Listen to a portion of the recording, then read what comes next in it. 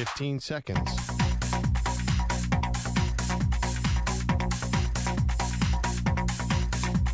Break ends in 5 seconds.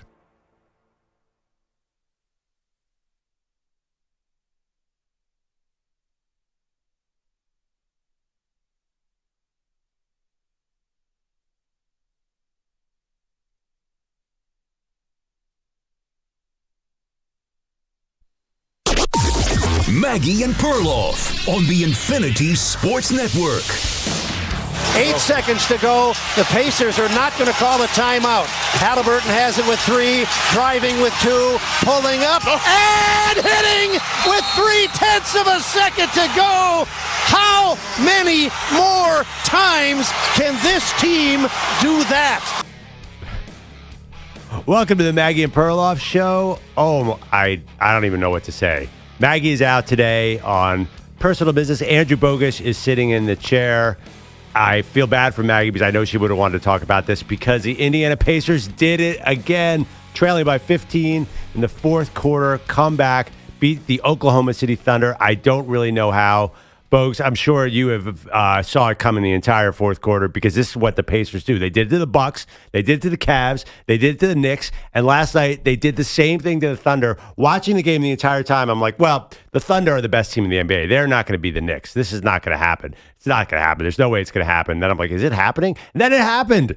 It happened. It makes sense after the fact that it happened, but it remains inexplicable in the moment because, I mean, that was... They should have apologized to us for that first half. I don't know how the Thunder weren't up by 30 at the break after all of those Pacer turnovers. But then even 19 turnovers in the first half, NBA Finals record. They averaged 12.5 per game in the postseason through 3 rounds. 12.5 turnovers per game. They have 19 in the first 24 minutes. But then even it's Thunder plus 15 early in the fourth, and then there's that one sequence late in the fourth where there's a block shot that leads to SGA scoring in transition, and they're up by 5 with 90 seconds left. And I go, okay, fine. They're going to survive this. Yeah, never mind. No. I mean, listen, the Pacers formula is simple. You get a bank shot from a spot where you should not be able to bank a shot, a three-pointer from Miles Turner, of course.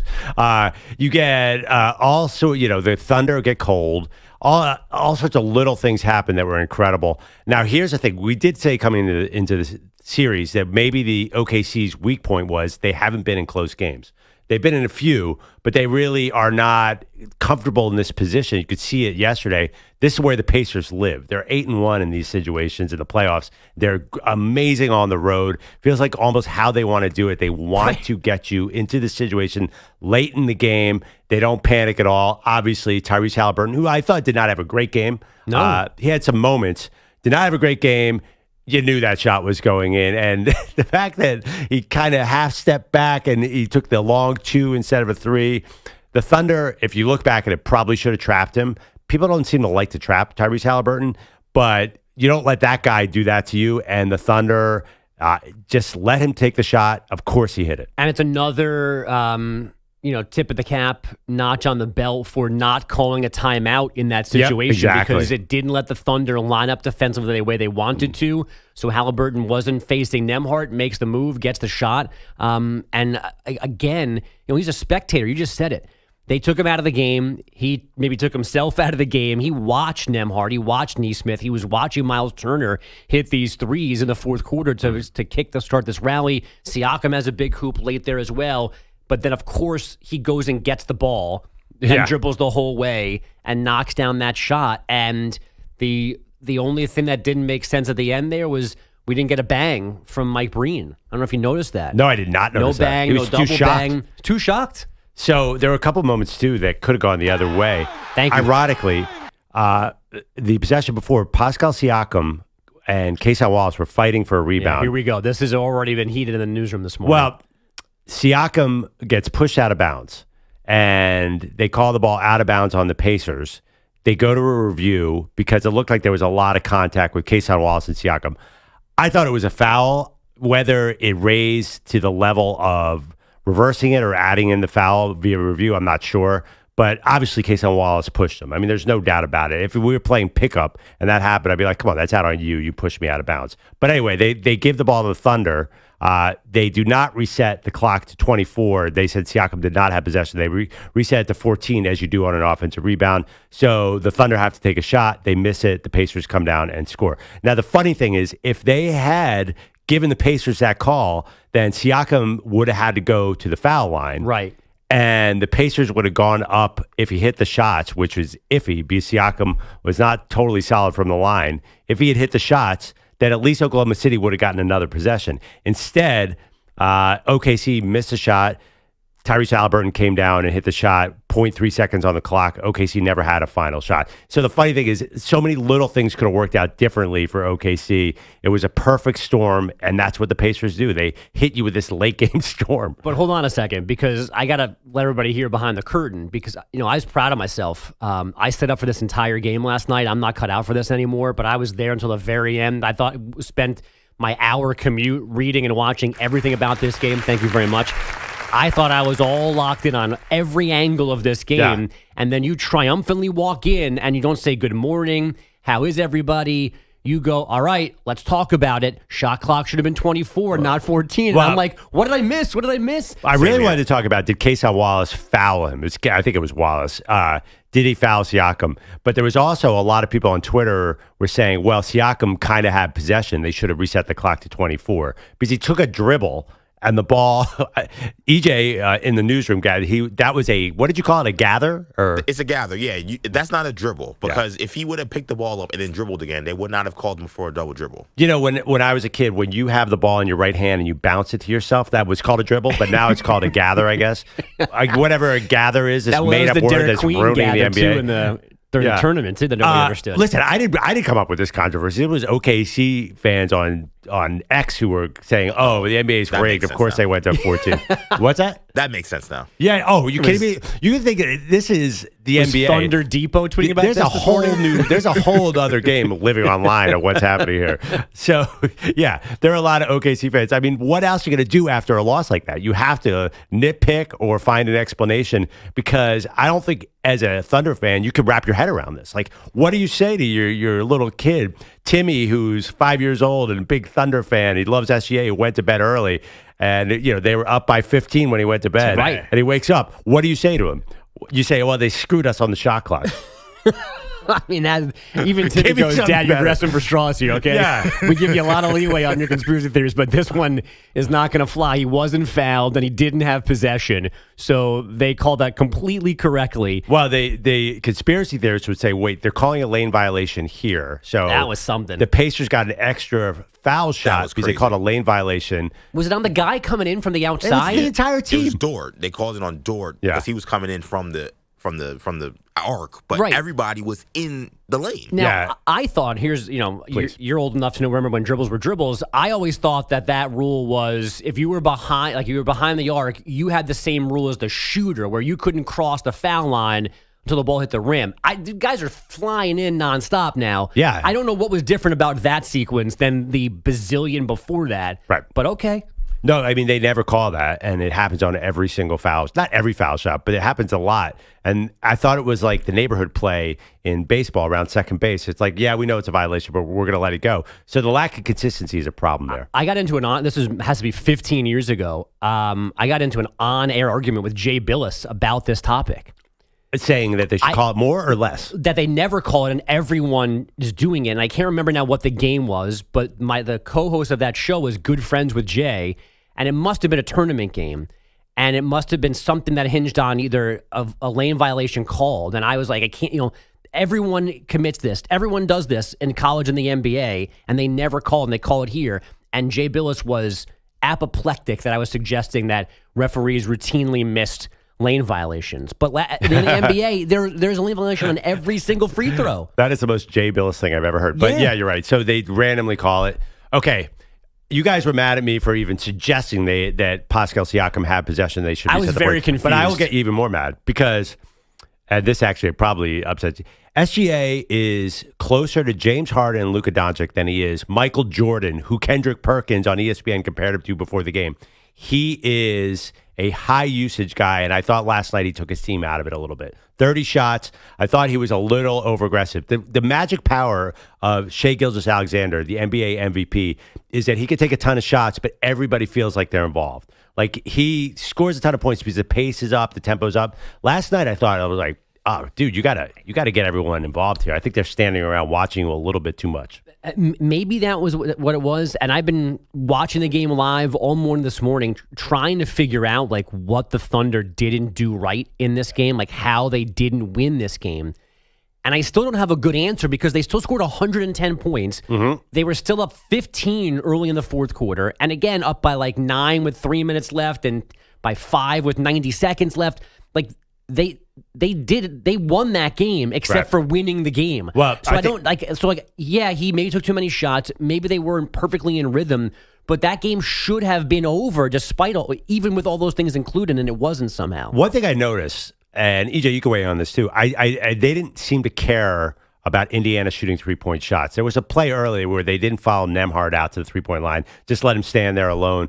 They are so aggressive anywhere near the rim, like they are going to swipe at the ball, but they're like, we're going to give you the 3-point shot. And the Pacers hit 46.2% of them, kept them in the game, kept it from being a total blowout with all those turnovers. Well, I wonder if Mark Daigneault's going to be like, you got to chase that 3-point line. So, I mean, they were +7 in threes made, the Pacers. The Thunder didn't hit 1 3 in the fourth. And EJ, maybe you've seen the advanced numbers, but I think it was Doris Burke at one point in the second half.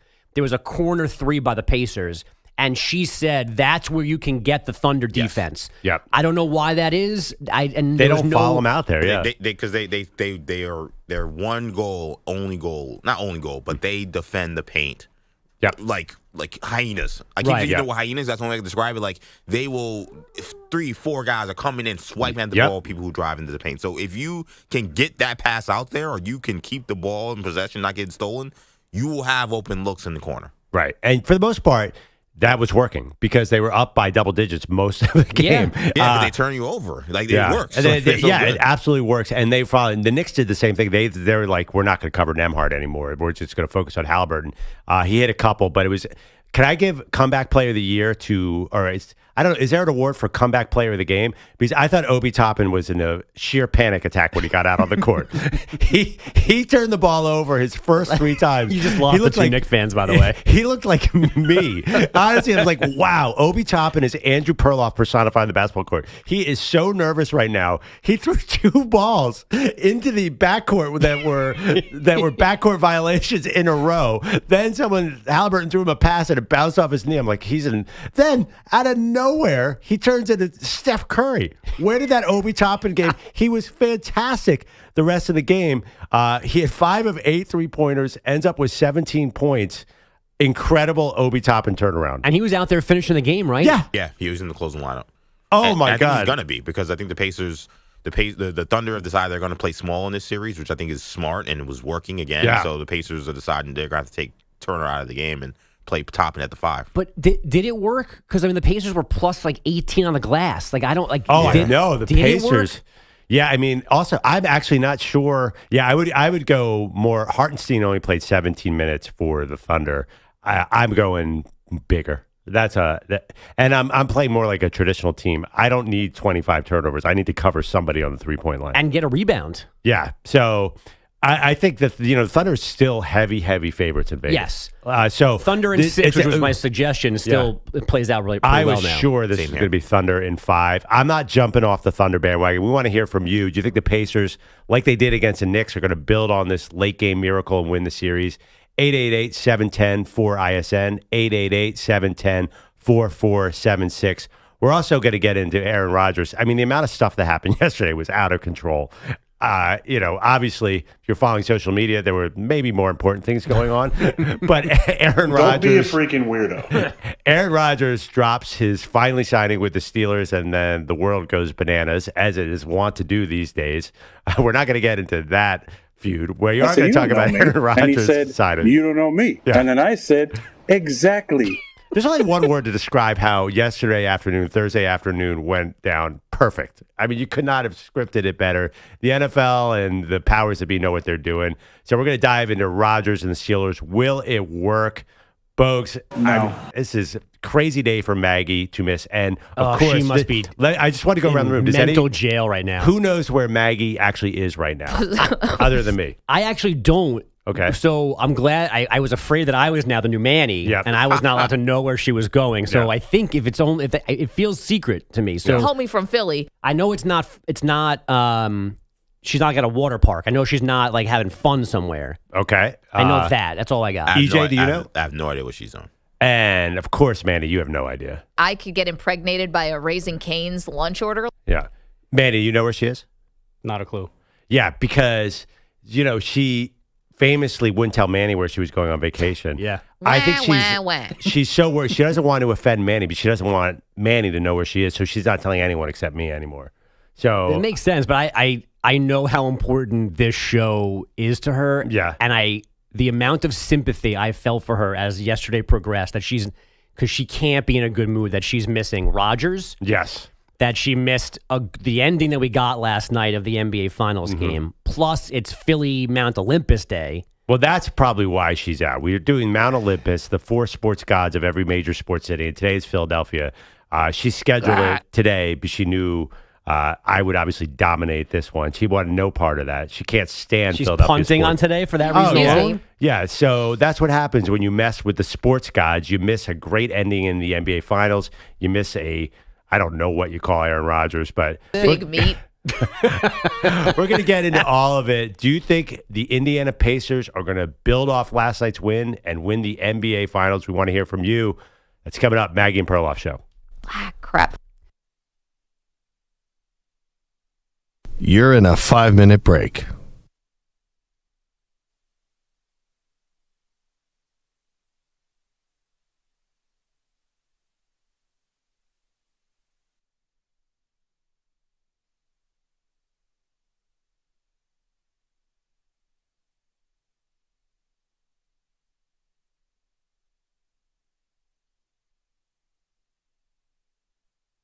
Four minutes, 30 seconds remaining.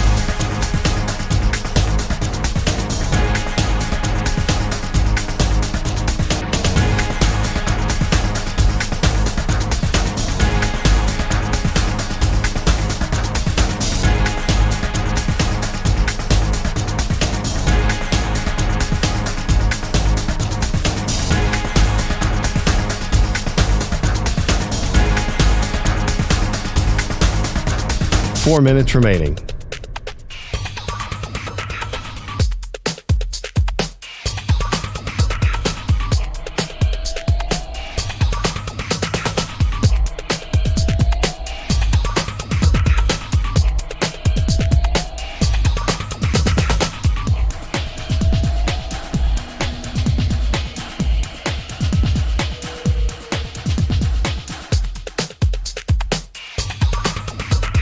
Three minutes, 30 seconds remaining.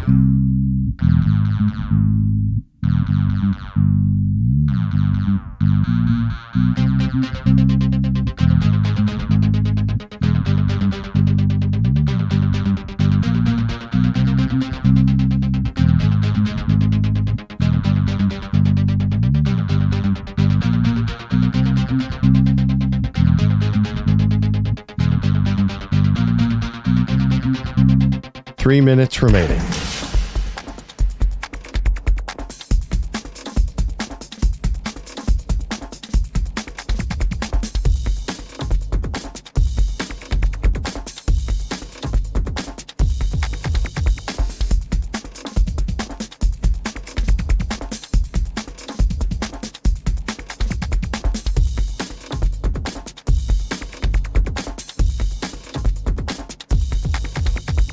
Two minutes, 30 seconds remaining.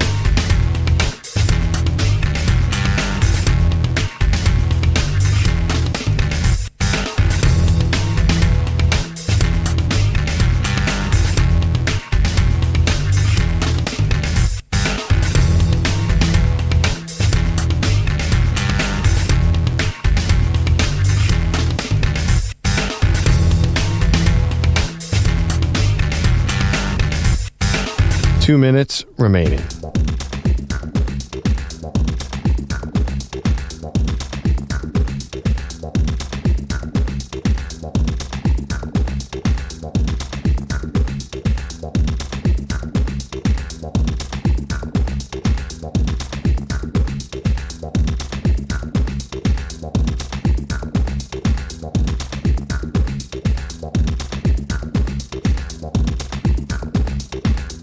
1 minute, 30 seconds remaining.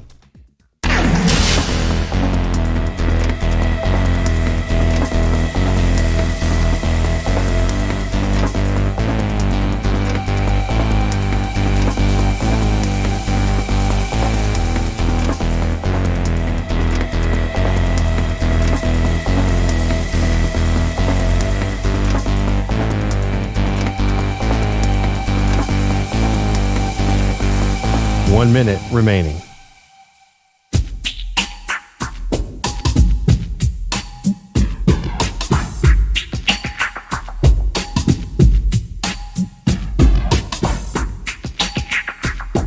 .45 seconds remaining.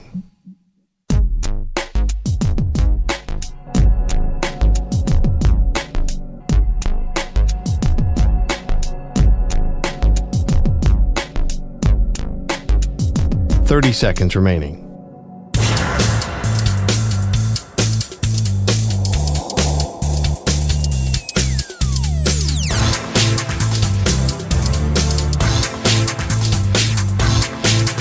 .15 seconds.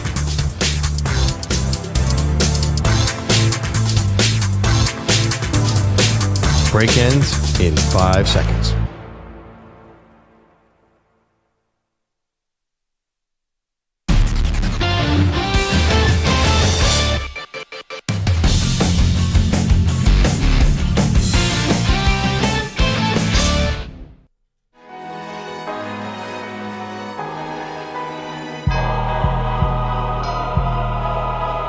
Back on Maggie and Perloff. Wild, wild day, wild night on Thursday. Unfortunately, Maggie Gray had to miss the show, so it's Andrew Perloff and Andrew Bogusch, the two Andrews, coming at you to try to figure out what the heck happened to the Oklahoma City Thunder last night. I actually had thoughts during the game. I'm like, oh, this series is over. I thought the series is over. Never count out the Indiana Pacers. Never count out the state of Indiana because it's on fire. Let's go to Jay in Nashville. Jay, explain to me what happened. You know what? I didn't watch the game because I thought, Oklahoma City was just going to walk away with it and just, run them into the ground. But nope. So I see it's the game now, so I'm going to start watching. But wait a minute. Andrew and Andrew, that sounds like a podcast in the making right there. The two Andrews? Andrew squared? Nah, that's square right there, man. Yeah. Come on, man. Andrew and Andrew, that sounds like a podcast. But I got your poll question the other day. Yes. How likely is it that the Indiana Pacers and the Indiana Fever win the chip in the same calendar year, same city, same calendar year, same sport? Wait, Jay, can we add that the Indiana Hoosiers actually made the college football playoff, which is by tenfold the biggest miracle for? Wow, you going for the parlay right there? Is God is shining on the state of Indiana like never before? You got Pat McAfee must have something to do with this. There's something going on with Indianapolis, Jay. I think you nailed it. Is it just one of those years? It's the McAfee magic, I think. The McAfee magic. You got to call it that. All right, thank you, Jay. The Colts still playing Indiana, right? Yeah. By the way, I understand what Jay is saying. I think a lot of people were not engaged in the series because they thought Oklahoma City was going to run away with it. Biggest win differential between the Western Conference and the Eastern Conference is 1981.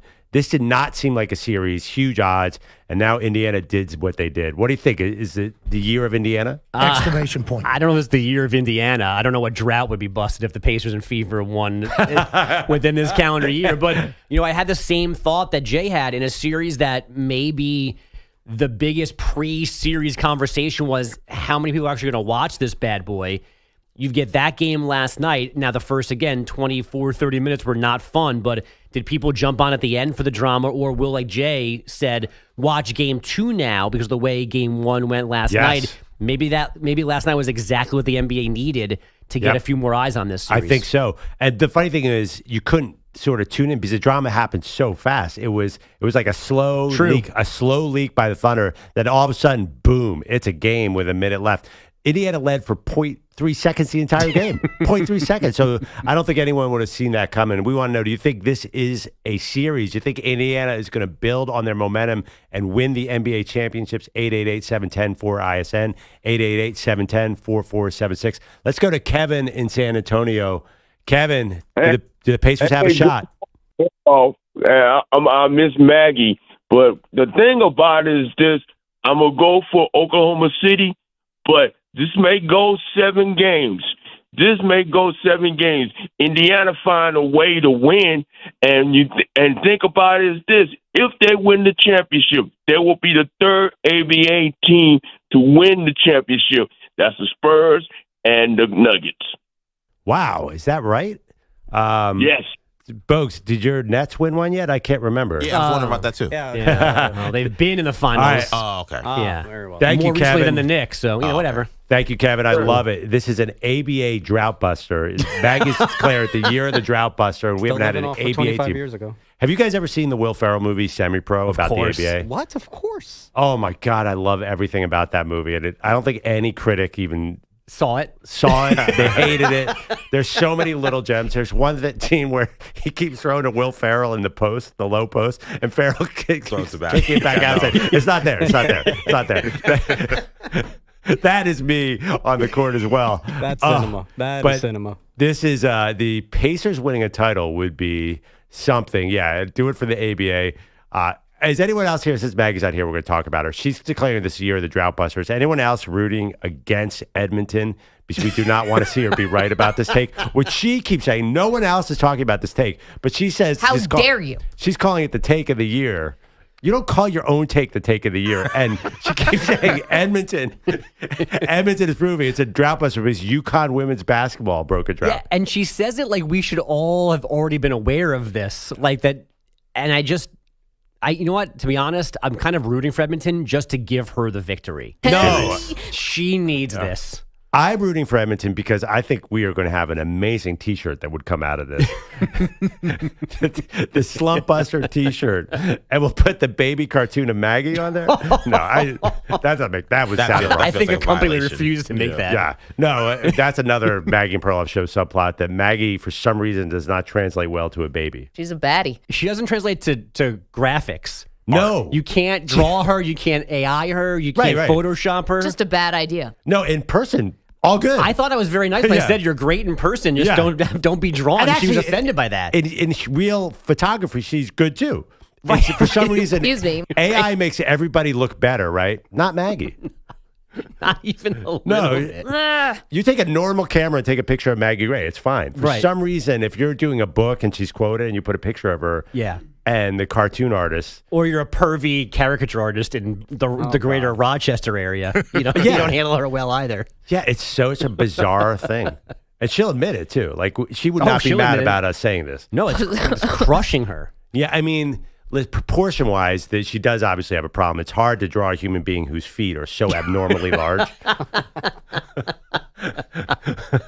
And I still can't believe that this is a decades-long issue for her. I think we moved off that fact too quick the other day, that this has plagued her since she was tiny. The funny thing is she's in this book, and it's really cool, and she has this great passage about her, but she can't get past the fact that they did a caricature of her at the top of the chapter. It's a really good book. I saw a copy of it. But her concerns were legitimate. I mean, it was almost breathtaking when she when she showed us the picture of her. I don't think it's that bad. I completely understand her hesitation with that being published. It would have bothered me in the same way. I guess. I'm trying to think if it was me. I guess it would, but again, that artist was going for a look. So that was because all the characters in the book did kind of look like that. That weird looking, So like, I don't know. Maybe this is my dad being an artist coming in. The guy was going for or person, whoever it was, going for a look. I'm not saying I loved the look, but that was the look they were going for with all the characters. But actually, the content of the book was more serious. It didn't really was fit. Weird. Yeah. Because like, why does she look like a PBS character in a book that's supposed to be serious? What did you keep saying, Caillou? Yeah, she looks like Caillou. Very much so. She looks like Very Caillou. much and so. I know the audience knows exactly what I'm talking about. And yes, I'm not saying I would want to be drawn like Caillou, but if everyone's drawn like Caillou, then can you really complain? It's a very cool chapter, by the way. And we'll get over the drawing. So somebody's got to, Manny, defend Maggie here. I'm good. I did notice we're all right. As long as we're piling on, can I say one more thing? Please. So yesterday we're doing a thing this offseason. We're going to write the NFL script and make predictions. And Maggie predicted that Jackson Dart would entered the in the first quarter of the season for the Giants. Jackson Dart 0 for 3 in OTAs, 1 interception yesterday. I think it was 2 interceptions, right? Was it 1? Was it 2? I think it was 2. Apparently, Jackson Dart throws a very catchable ball by the cornerback. But it was QB 2. He did get promoted for yesterday. So he'll get the bumped back timing down. Yeah, and then he got demoted. Anyway, it was like take your kid to work day. I was laughing like she would have appreciated that. We're saying we obviously love Maggie, and she would appreciate that we're having fun here. Because, I have no sympathy for men. Okay. Do we think she's awake yet listening? Definitely. Oh, she will definitely hear about all of this. Okay. She said the other day she keeps receipts. Yeah. Bogues, you were talking a lot of trash about the fact that I was killing her. We're doing the Mount Olympus of sports gods for every city. I was killing her early on. She's made a comeback, so she's rallied. Not Poor like the Valis. Pacers yet, but she has rallied. I think the last 2 days have gone in her favor. At least she's been competitive the last 2 days because she's done what we accidentally told her to do. I know was to go more mainstream with her choices. No, she's actually won, but her choices have become less interesting. We like, don't you want to win? We screwed up. No, so we're going to do that later. Mount Olympus today is Philadelphia of all days. Should have been Indiana. Did you see my shirt, by the way? Yes. You're wearing a Palestra shirt. I'm wearing a Palestra shirt because it's Philly Day. Yep, the famous old arena in West Philadelphia. I'm wearing an Allen Iverson shirt. Will he be on my Mount Olympus? We'll see. But first, let's go to CeeLo for updates. CeeLo, you can't like this Philadelphia sports Mount Olympus thing. An interesting day for me to be here while you're doing Philly. But I assume you are not a massive Philadelphia sports fan. I am not, even though I live in what I call central New Jersey, and a lot of people would tell you there is no such thing. That a thing? That's a whole nother debate. But are you surrounded by some Eagles fans? I'm not. That's why I push back on you're in South Jersey. I'm not. I'm not in Philadelphia, Eagles, Phillies, Sixers, Flyers territory. I'm still New York City, greater metro area. He doesn't live in Camden, is what he's saying. That's right. Yeah. So there's no temptation to climb a fire pole and do the kinds of things Eagles fans do? None whatsoever. Absolutely not. So, fair. Yeah, I can't really help you out much with the Philadelphia thing. Can you give us some news? I can, yes. And we can give you a riddle sponsored by Progressive Insurance. What do your home and auto have in common? Progressive protects them both. That was an easy riddle. Learn more at progressive.com. And I'm a slut for meats and cheeses. What we have learned about the Indy, no reaction from Bogues there. I love that. He's just kind of like, okay, I'm not sure what that was all about. I don't know how many did that. He was talking to me and he played that. I had double audio on my earphones. You're mean. He's I was responding to you. Many talents. Oh yeah, you're right. Yeah. Multitasking. That is true though. Andrew Bogues is mean. There's no doubt about that. I never thought of Bogues as no. Stick around. CeeLo, hang out more. We got 4 hours. Fine by me. He's What the hell is Central Jersey? He hangs out down the hall Keep clinging to that. All right. We've learned about the Pacers this postseason. They are never dead until the game clock hits all zeros. Proved yet again. Game 1 of the NBA Finals after trailing by 15 points with under 10 minutes left to play. Rebound, Indiana. 8 seconds to go. The Pacers are not going to call the timeout. Haliburton has it with 3, driving with 2, pulling up, and hitting with 0.3 of a second to go. How many more times can this team do that? Mark Boyle, Pacers Radio, the dagger from Tyrese Haliburton to complete the comeback. 111-110 Pacers in Oklahoma City. Indiana now has double-digit fourth-quarter comebacks in each round of these playoffs. The Bucks, Cavaliers, Knicks, and now the Thunder. And just as fast as Haliburton's voice changes mid-answer, so did the momentum of this game. Nothing new for these Pacers. I think we're just a really resilient group. We just do a great job of just, sticking in and just, settling into the game. High at the beginning, right into the baritone that he has that he'll show off there. People say that all the time. That's all Manny has these days. I'm tired of being a loser. I hate this guy. Wait, who do you hate more, him or his dad, John Haliburton? No, definitely Tyrese. Okay. What has John ever done for me? Yeah, Giannis hates John. Yeah, because he kind of stayed out of the Knicks series. 6'11" Greek guy. Did you see he was hanging out with Shai Gilgeous-Alexander's dad before the game? I did see that. What happened to that generation? I thought you guys were supposed to be, that's the rival right now. I'm not going to be buddy with him, and they're over there, hugging each other. Cuddling. What's going on? I don't know. I mean, NBA dads, to me, the ultimate NBA dad thing is that John Morant's dad looks like Usher. That one is, and they did a photo together. But this is getting up there. John Haliburton's a character. I mean, there's not a lot of characters in this series. I'd say he might be the number one That's rough. Him or Obi Toppin's actual game. Or Tyrese Haliburton's voice. Tyrese Haliburton's voice. His two voices. Yeah.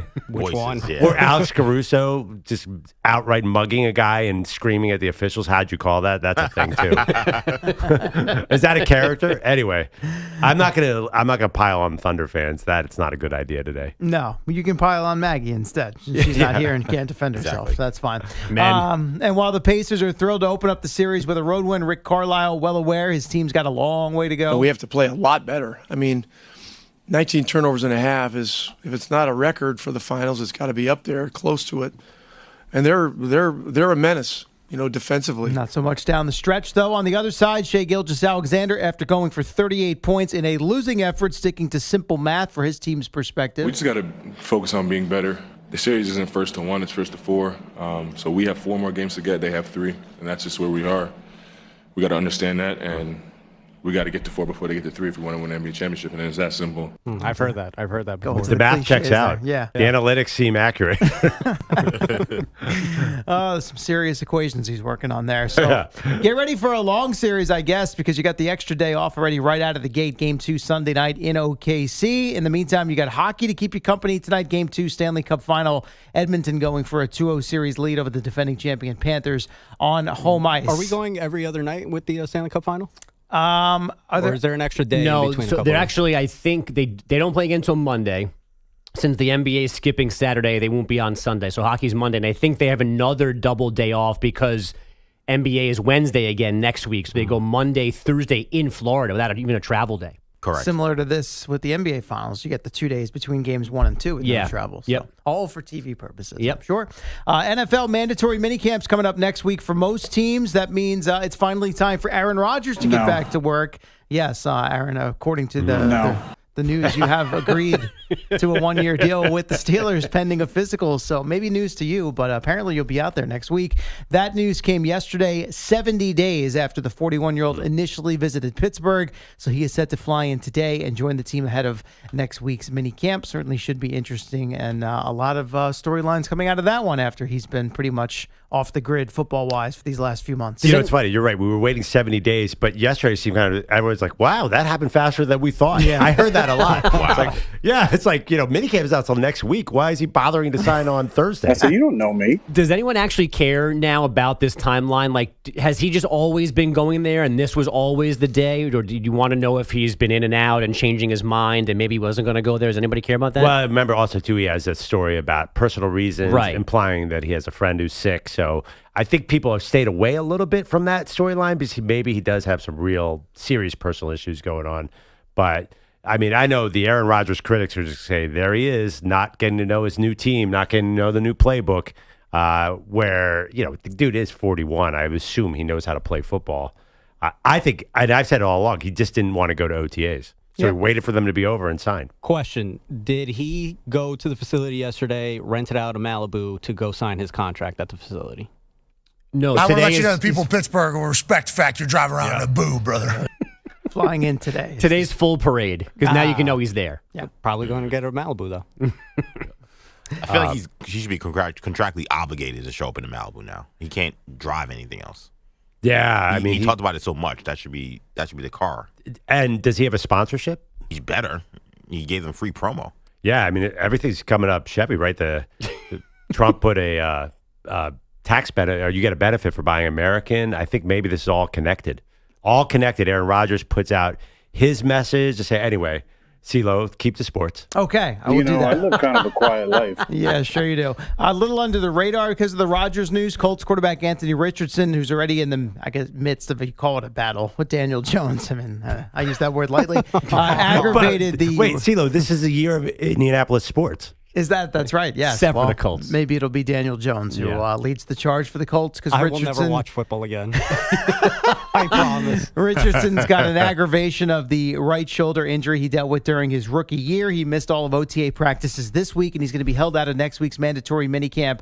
Head coach Shane Steichen non-committal when asked if Richardson would be ready for the start of training camp, which is still well over a month away, July 22nd, as doctors determined he's got an aggravation of the AC joint. Now, the previous previous injury required season-ending surgery. This one won't, apparently, according to Steichen, but Richardson needs rest. So we'll see what happens with him over the course of these next, let's call it 6 weeks or so. I mean, this is not shaping up exactly how you want it to go. I don't think there's any NFL expert who likes this quarterback battle who said, oh, man, this is great. Anthony Richardson is one of the most inaccurate quarterbacks in NFL history, and you bring in Daniel Jones as competition. I don't even know where to begin. I mean, this is like maybe the silver lining is if Richardson's hurt, then it's just Daniel Jones's job. Yeah, and then like you almost have to stop paying attention to production because they have no other choice than to play him. But it's not reassuring when Steichen yesterday is asked if this type of soreness is normal post surgery, and he goes, "I don't know." Oof. Oh, so man. That's not great. Well, I think a lot of people want Jones to win that job anyway. Wants a stretch. That's an air quotes use of want. Have settled with Daniel Jones winning that. Gun to your head situation. Has anybody done a welfare check on Ryan Hickey? Oh, my God. Noted Colts fan Ryan Hickey. I have not, no. That's By the way, we all say this about the Colts, but they are a team that tends to float around 8-9, 9-8, and be in Week 17. There is actually we'll get into this later, but there's a lot of talent on that roster. I was all in on them last year. No thanks. All right, CeeLo, thanks. We're going to dive more into a lot of NFL storylines yesterday, not just Aaron Rodgers and Anthony Richardson. There's another key injury that might shake up the NFC. We'll do that next. Maggie and Perloff Show. That's a big llama. You're in a 5-minute break.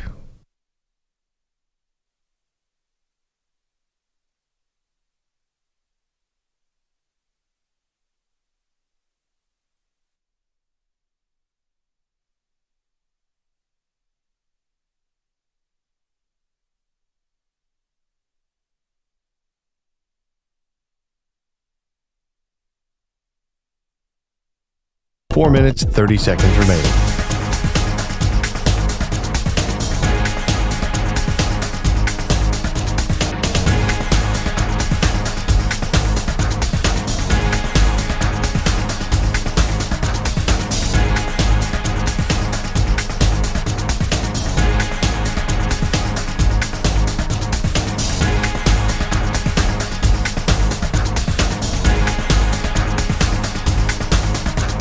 Four minutes remaining.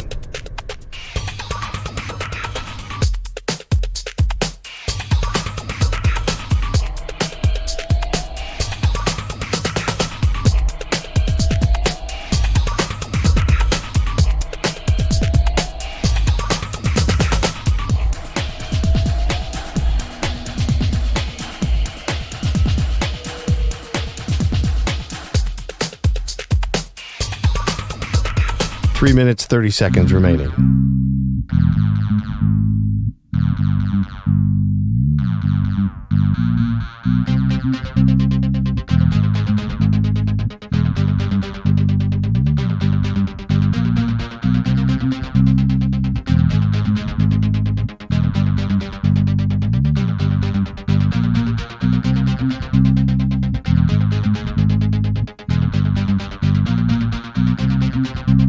Three minutes remaining.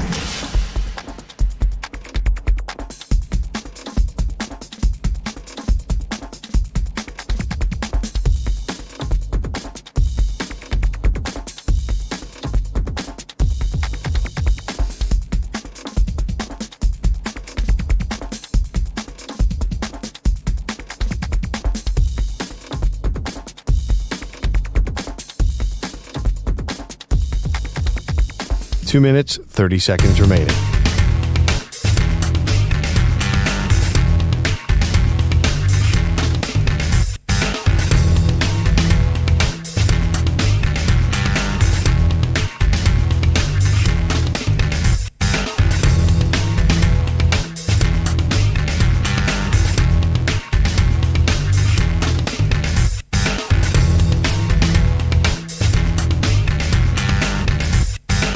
Two minutes remaining.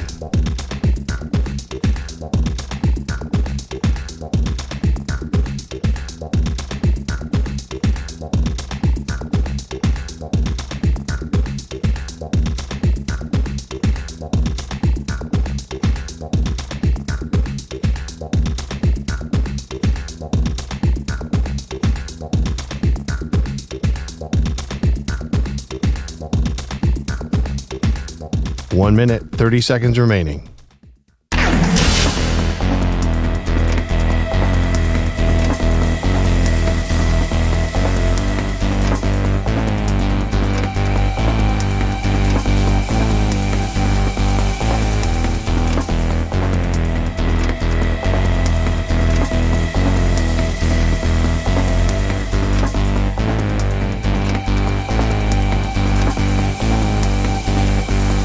One minute remaining.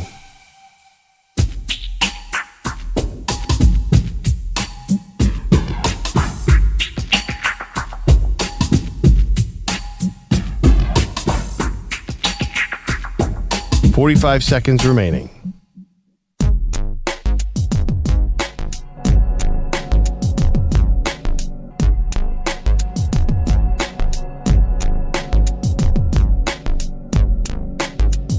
$30 seconds remaining.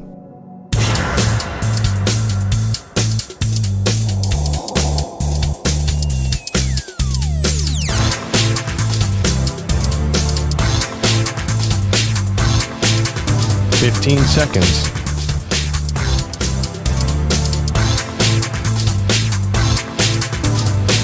Break ends in 5 seconds.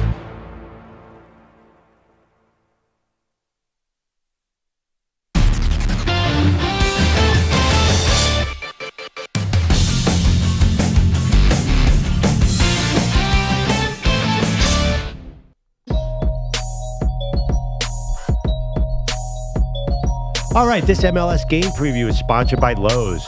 Craftsman Days are live at Lowe's. Get free tools with select purchases. Check out the full line of Craftsman tools at your nearest Lowe's today. By the way, I have a Lowe's trip in my future this weekend. Manny, what do you got? Well, we've got a derby on Sunday night, guys. The Vancouver Whitecaps, they're on the road to take on the Seattle Sounders at Lumen Field. Vancouver, they sit atop of the Western Conference standings with 32 points. Seattle is tied for fourth place with 26. And funny enough, those 26 points tied with a mutual local rival in Portland Timbers.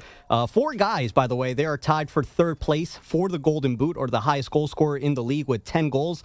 Among them are Lionel Messi, but also Brian White of the Vancouver Whitecaps. He is right there. A cherished rivalry in the Pacific Northwest is renewed. Caps Sounders kickoff is slated for Sunday, 9 p.m. Eastern, 6 p.m. Pacific. And if you're curious about Messi and Inter Miami, well, they're on a league break right now as they'll participate in the Club World Cup. They'll play Al Ahly of Egypt next week to start group play. Can I tack something onto that game? Yeah. The Whitecaps and Sounders game? Of course, please. Do you know that there's a chance that that game doesn't happen on Sunday? Oh, why? How come? Because, Manny, the Vancouver Whitecaps just played a game in Mexico. That's right. In the CONCACAF Champions Cup final. Yeah, that's right. And upon returning home, 26 of the 33 people in the traveling party have severe stomach issues. Oh, no. So they're not sure. Plus, there are 9 guys away from the team because of the Gold Cup. Yes. So the Whitecaps are unsure if they will have enough players to play this game on Sunday. Oh, man. They're going to have to push it back then. Yeah. Or are they going to have to get a 3-0? Nah, they can't get the 3-0 forfeit. Will No. They? No. Can I? That's crazy. They must have had the water in Mexico City. That's what you get for playing Cruz Azul. Can I top that with a little MLS? Yeah. Has anyone here, except for me, been to a Portland Timbers game? No. I have a Portland Timbers jersey, though. Nope. I went to a Portland Timbers game and sat in the owner's box with Grant Paulson, whose father, Hank Paulson, went to Dartmouth like me. And remember that 2008 financial crisis? It was his fault? That was us, Yeah. That was mostly Dartmouth grads. Mostly, that was his work. And his son owned the Timbers. I think he doesn't own it anymore. I know they sold it recently. So But not Grant Paulson from DC Radio? Different Grant Paulson. Oh, okay. I think his name is Grant, although I might be calling him Grant because of Grant Paulson. Okay. But his dad. So you guys were tight. Hank. No, I got to sit in the owner's box. It was great. They love soccer in Portland. Oh my God, it's really one of the best atmospheres of any game I've ever been to. Should have thrown Diego Valeri into the Portland Mount Olympus. Yeah, and there's a big lumberjack theme going on there, and of course, if you're listening on radio, I look like a lumberjack in person. True. If you're watching on YouTube, heard Infinity Sports Radio Network YouTube, then I do not look like a lumberjack. And Andrew Bogus, who's sitting in for Maggie today, you look closer to a lumberjack than me. Of course, you're a doppelganger for Quinn Ewers. Yeah, we're so similar. You guys are just missing the red and black flannels and whatnot. It happened again to me the other day. I was throwing a ball in the park and somebody walked by. I was like, why is Quinn Ewers on Long Island? Like, thank you for thinking that. But, by the way, I don't even remember where Quinn Ewers got drafted. 7th round, right? Was it? It was not Indianapolis. No, it's Miami. Miami? Yeah. Oh, man. I saw him in high school at a quarterback camp when he had the mullet. That's what he could sling it anywhere on the field. Incredible arm. Then he cut his hair, lost his superpowers, fell to 7th round. It happened. You should grow a mullet. Oh, my God. Has anyone ever had close to a mullet? No. Yeah, during COVID, I had a lot of hair. Black people don't get mullets. So no. I mean, I can be honest, or I can just play along, but that question was not for EJ, y'all. You could be a groundbreaker, EJ. A pioneer. Trailblazing. I'm sure if Cap, our social media guys, listen, can you do a version of EJ with a mullet? That would be perfect. Yes, please, Cap. EJ Stewart, breaking barriers. Jackie Robinson, EJ Stewart. Larry Doby, EJ Stewart. There is nothing about your personality, EJ, that says mullet to me. I take that as a compliment. Thank you. But you did kind of grow up in the country a little bit. No, I grew up in the city. But you spent a lot of time in Lehigh Valley. Yeah, that was like I was an adult by then, though. Yeah, but you in the Poconos, you probably saw some mullets. Yes, definitely mullets in PA. Definitely in that area. Not area of my hair or anyone in my household, but yes. You know who doesn't have a mullet as well? Transition. Daniel Jones. That dude looks like what a move. Investment banker. Yeah, I know. I have no idea. If only they played quarterback as well as you segue. Really thought you were going to say Amon-Ra St. Brown. I was going to be like, well, that's also true. And he has the same problem I have. Amon-Ra St. Brown. He was next on the rundown. Yeah. No, I want to go back to Indianapolis for a second because it is the year of Indianapolis sports, as our caller Jay in Nashville said. The Indiana Pacers up 1-0 in the finals. Incredible. The Indiana Fever and Caitlin Clark, when she gets back, feel like they are destined for great things. Indiana Hoosiers football, of all things, is in the college football playoff. So I'm tired of being a loser. People are down on the Anthony Richardson, Daniel Jones quarterback battle. I don't know why.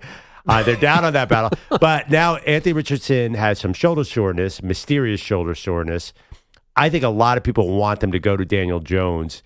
They actually have a lot of talent around whoever the quarterback is. They have look at their receivers. Michael Pittman, he's probably not a 1A, but he's a 1B. Alec Pierce, great downfield threat. Josh Downs is about to take the next step.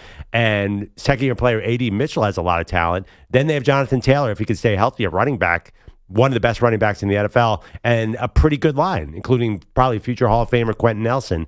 So somebody should be able to play quarterback there. I don't think this is a terrible team. I'm not doing this again. I did this a year ago, trying to be clever, trying to find somebody to break kind of an AFC logjam, and I thought they could do it, and then they didn't. So I certainly cannot do it I couldn't do it again this year no matter what, but I can't do it extra because of this quarterback situation, and I don't know why this is what they settled on. What do you mean? They should have brought in somebody else? Something other than Daniel Jones versus Anthony Richardson. Yeah, would you have, I mean, he's in the news. Would you have wanted, say, an Aaron Rodgers, an old guy? They tried Phillip Rivers. Remember that was... Yeah, I know. They tried Matt Ryan. That was terrible. Options are always limited. They had Flacco. Yeah, I get maybe Joe Flacco. Maybe Joe Flacco. They didn't want Joe Flacco because they thought he was too dangerous for Anthony Richardson. Did they have Wasn't Flacco? that the argument? But that's why they didn't keep him. So... it's so funny because it's a very similar argument to the Steelers with Aaron Rodgers. If you can't get bad, it's hard to get your franchise quarterback. So they had one shot at number 4. That's why they jumped on Anthony Richardson in that draft. It was the Bryce Young 1, C.J. Stroud 2, and then Richardson 4. But you just don't get a lot of shots.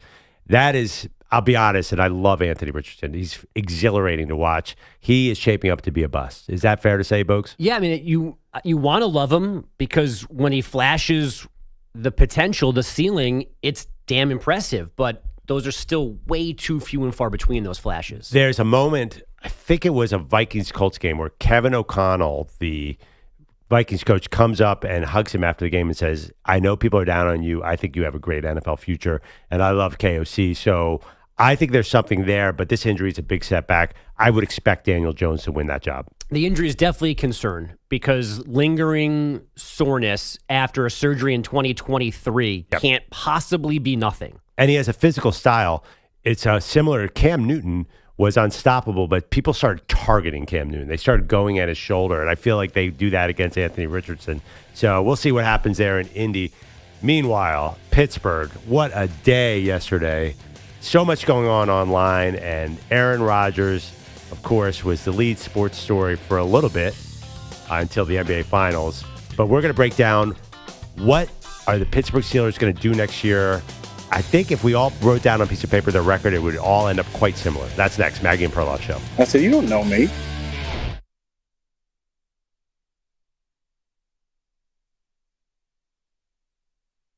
You're in a 5-minute break.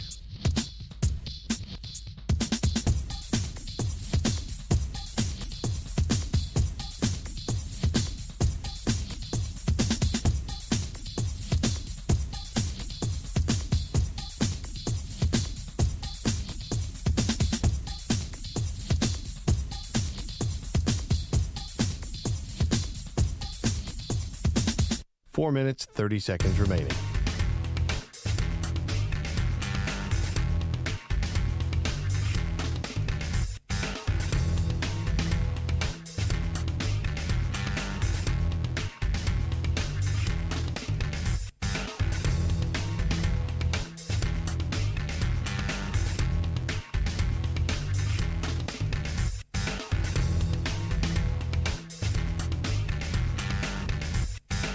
Four minutes remaining.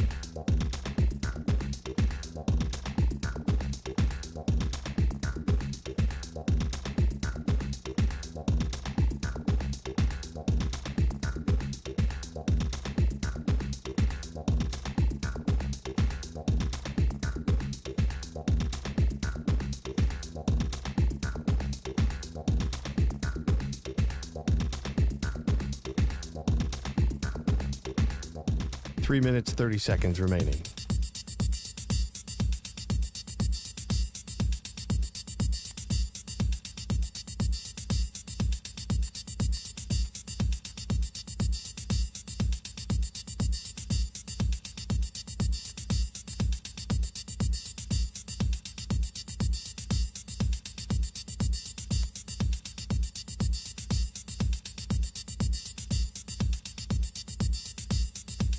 Three minutes remaining.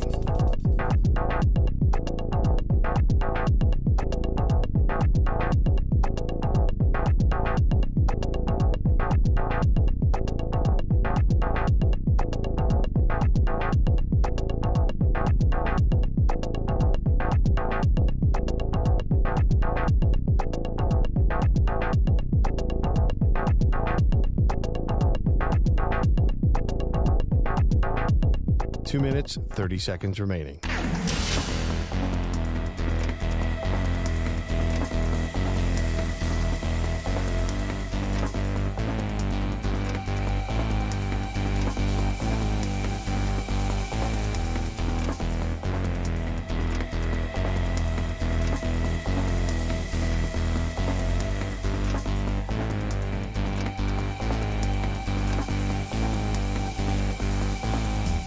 Two minutes remaining.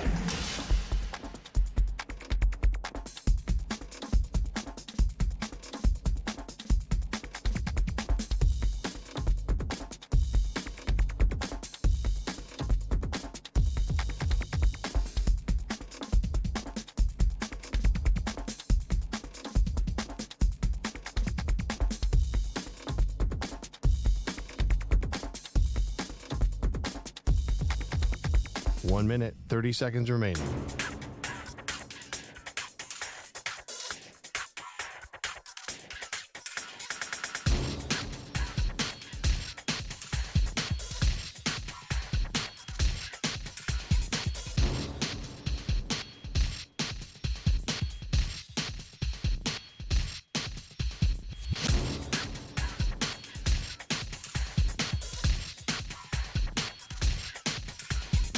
One minute remaining.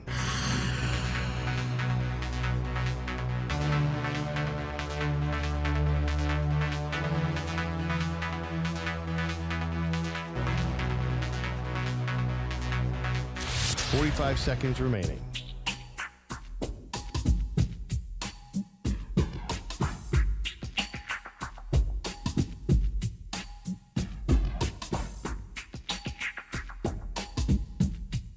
30 seconds remaining.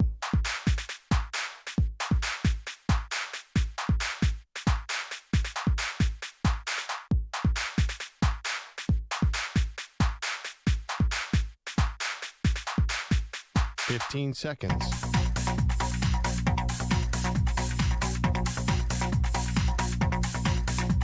Break ends in 5 seconds.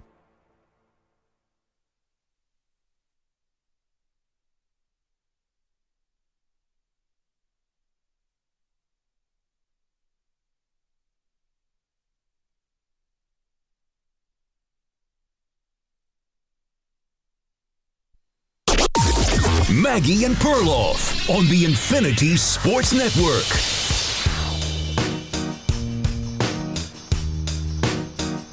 All right, you got Perloff. You don't have Maggie today. Unfortunately, she is taking a personal day. Andrew Bogusch is sitting in. And as you said earlier, Bogues, Maggie is probably pretty upset that she's not here because it was a thrilling day in sports, starting off with Aaron Rodgers signing with the Steelers, and then later at night with what's going to be a classic NBA Finals game. The Pacers come back to beat the Thunder. We're going to get into all that, but we got to break down this Rodgers news.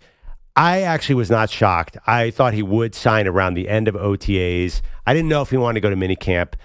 At this point of his career, we know Aaron Rodgers does not like spring workouts. He got in trouble for leaving the Jets last year to go to Egypt. He did not want to cause a controversy by signing with the Steelers and then not being at a voluntary workout. So I think that makes sense. I think the big question is, we're in June. Is this enough time for him to get to know the offense, to get to know his receivers? Is this going to work out? Andrew Bogusch, I turn to you because I don't think even the most faithful Steelers fans are sure right now. No, they shouldn't be, because you've got a handful of reasons to be excited or optimistic, and then another handful to be the opposite of those things. But I'm mad at myself to begin with. When we were sitting in the newsroom yesterday, like 20 hours ago, thinking what we could be talking about this morning other than game one of the finals and Mount Olympus Day, in my head, I was like, we get a Rodgers signing. I wish I had said that out loud. I would have been a genius, because 3 hours later, we had a Rodgers signing. I'm not going to give you that one. I don't know. It's fine. This has kind of always felt inevitable. So here we are finally. And to answer your question, yes, I think this is enough time. I still think, because I think it was you and I sitting here at one point earlier in the offseason, I just couldn't wrap my head around the idea that the Steelers were okay with their quarterback situation. Like, they had to know that they were getting Aaron Rodgers to do nothing else of significance at that spot. So I wouldn't be surprised if we find out that Rodgers has already had his nose in that playbook for weeks, and that he's not showing up as a complete stranger today and introducing himself to people on Monday. I mean, we've seen him throw to DK Metcalf. We know he was at the facility once. Like, I think this has always been the way it was going to go. So I don't think he is starting his Steeler prep now. The issue just is, what can he do on the field when we get to September? Yeah, I mean, I would like to come out here and say, the Steelers are going to contend for a Super Bowl, or that this is going to be a complete implosion. But this is Mike Tomlin's Pittsburgh Steelers. And Mike Tomlin's Pittsburgh Steelers for the last 6 or 7 years have been in this NFL limbo where they're good enough to make the playoffs or come a game away from making the playoffs, but they're not good enough to contend for a Super Bowl. And I think it's obvious. Nothing has changed here. Anybody who says Aaron Rodgers is the missing piece to a Super Bowl team is way too optimistic, because he doesn't have that kind of talent around him on that offense. Well, what's changed, though, is DK Metcalf. That's not enough. Well, no. But it is change. It's not what they did before that. But they've had big, fast, tall receivers in this run. They had George Pickens, who they didn't want to use. No, but they haven't traded for a guy and then paid him what they paid DK Metcalf. And he is a proven commodity. You can draft somebody, but you don't know what they're going to become. You know what you're getting in DK Metcalf. They don't do this. He's by leaps and bounds the most expensive outside offensive player in franchise history. So, but look at the rest of the depth chart. They have DK Metcalf, wide receiver 2, Robert Woods, Calvin Austin. They hope Roman Wilson takes the next step, the Michigan receiver. But that's not a lot, folks. The rest of the offense is so limited that rumors of trading for Dolphins tight end Jonnu Smith have been on the front page of ESPN.com as if Jonnu Smith is like Gronkowski plus Shockey plus Travis Kelce. Well, and the funny thing is that's the one spot where the Steelers are okay because Freiermuth is really good. When they catch the ball and they go moo, and I think they're booing. I'm like, why are they booing that dude? It's a moo. And they have that huge guy, Darnell Washington, still there, I believe. So that's what they don't need Jonnu Smith. I do like Jonnu Smith, but they are limited offensively. And they had Gabe Davis in yesterday, right? Right. Gabe Davis has been floating around. By the way, Gabe Davis would cost them the minimum because I think he's still getting paid on his old contract. That would be a good addition. But here's the other problem. Their offensive coordinator is Arthur Smith, who plays to the middle in the sense that you could have DK Metcalf and 2 Pro Bowl receivers. Yeah. Arthur Smith is not going to use them. No. He was in Atlanta with all kinds of talent and did not want to emphasize Bijan Robinson, Drake London, Kyle Pitts. So he is a conservative play caller. And I blame Mike Tomlin for that because Mike Tomlin wants a conservative game at this point of his career. I think Mike Tomlin still wants to beat the Ravens 19-13. And that, to me, does not scream Aaron Rodgers. But the one thing I'll say, care. And we'll get to EJ in a second, I know, because the Jets fan in the building, I know, has a lot of issues with Aaron Rodgers. But Aaron Rodgers is going to be better he's going to be better this year than he was last year because he's 2 years off the Achilles tear. He's going to have more confidence in that leg. So he's going to be a different quarterback. Can he move? Absolutely not. But it's going to look better. And you saw even at the end of last year, he looked better moving. I'm not going to buy his numbers got really good. Those were false numbers. I'll give you that. But he definitely is going to be closer to Aaron Rodgers than what we actually saw last year. Better than he was last year. Better than Russell Wilson was for the Steelers. Yep. But that only takes them that far. Like, this is not, and I would have signed him 100, like, all things considered, I cannot critique them for signing him. The question is, how much better are they today with him on their roster than yesterday? And I think the answer is not that much better. 10%. Mason Rudolph, by the way, has an over 500 record when he starts in Pittsburgh. No, whatever. No, I mean, you said that before, and I couldn't care less. He's about a high-end backup. He's a high-end backup. Here's the other issue. Don't forget what happened in the playoffs. They got run all over by the Baltimore Ravens. The esteemed Steelers defense did not look like the Steelers defense. They still have this issue with TJ Watt wants to get paid. They reportedly made him an offer. So there's a lot of stuff going on with this defense as well. They tried to draft to fix the run problem. We'll see if that works. So I asked everyone here to write down what they think the Pittsburgh Steelers record will be next year with Aaron Rodgers. Let's go around the room. Start with you, Andrew Bogusch, filling in for Maggie today.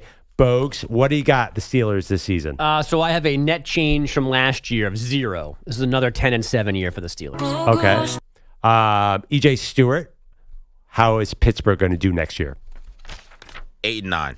Whoa. Okay. Which will be poetic justice that Mike Tomlin, who embarrassed the organization by going on this stupid pursuit of Aaron Rodgers, would then lose his streak of winning records by just one game with Aaron Rodgers as his quarterback. Way to be objective. Okay. Manny, how's Pittsburgh going to do next year? Bartender, I will also have another 8-9.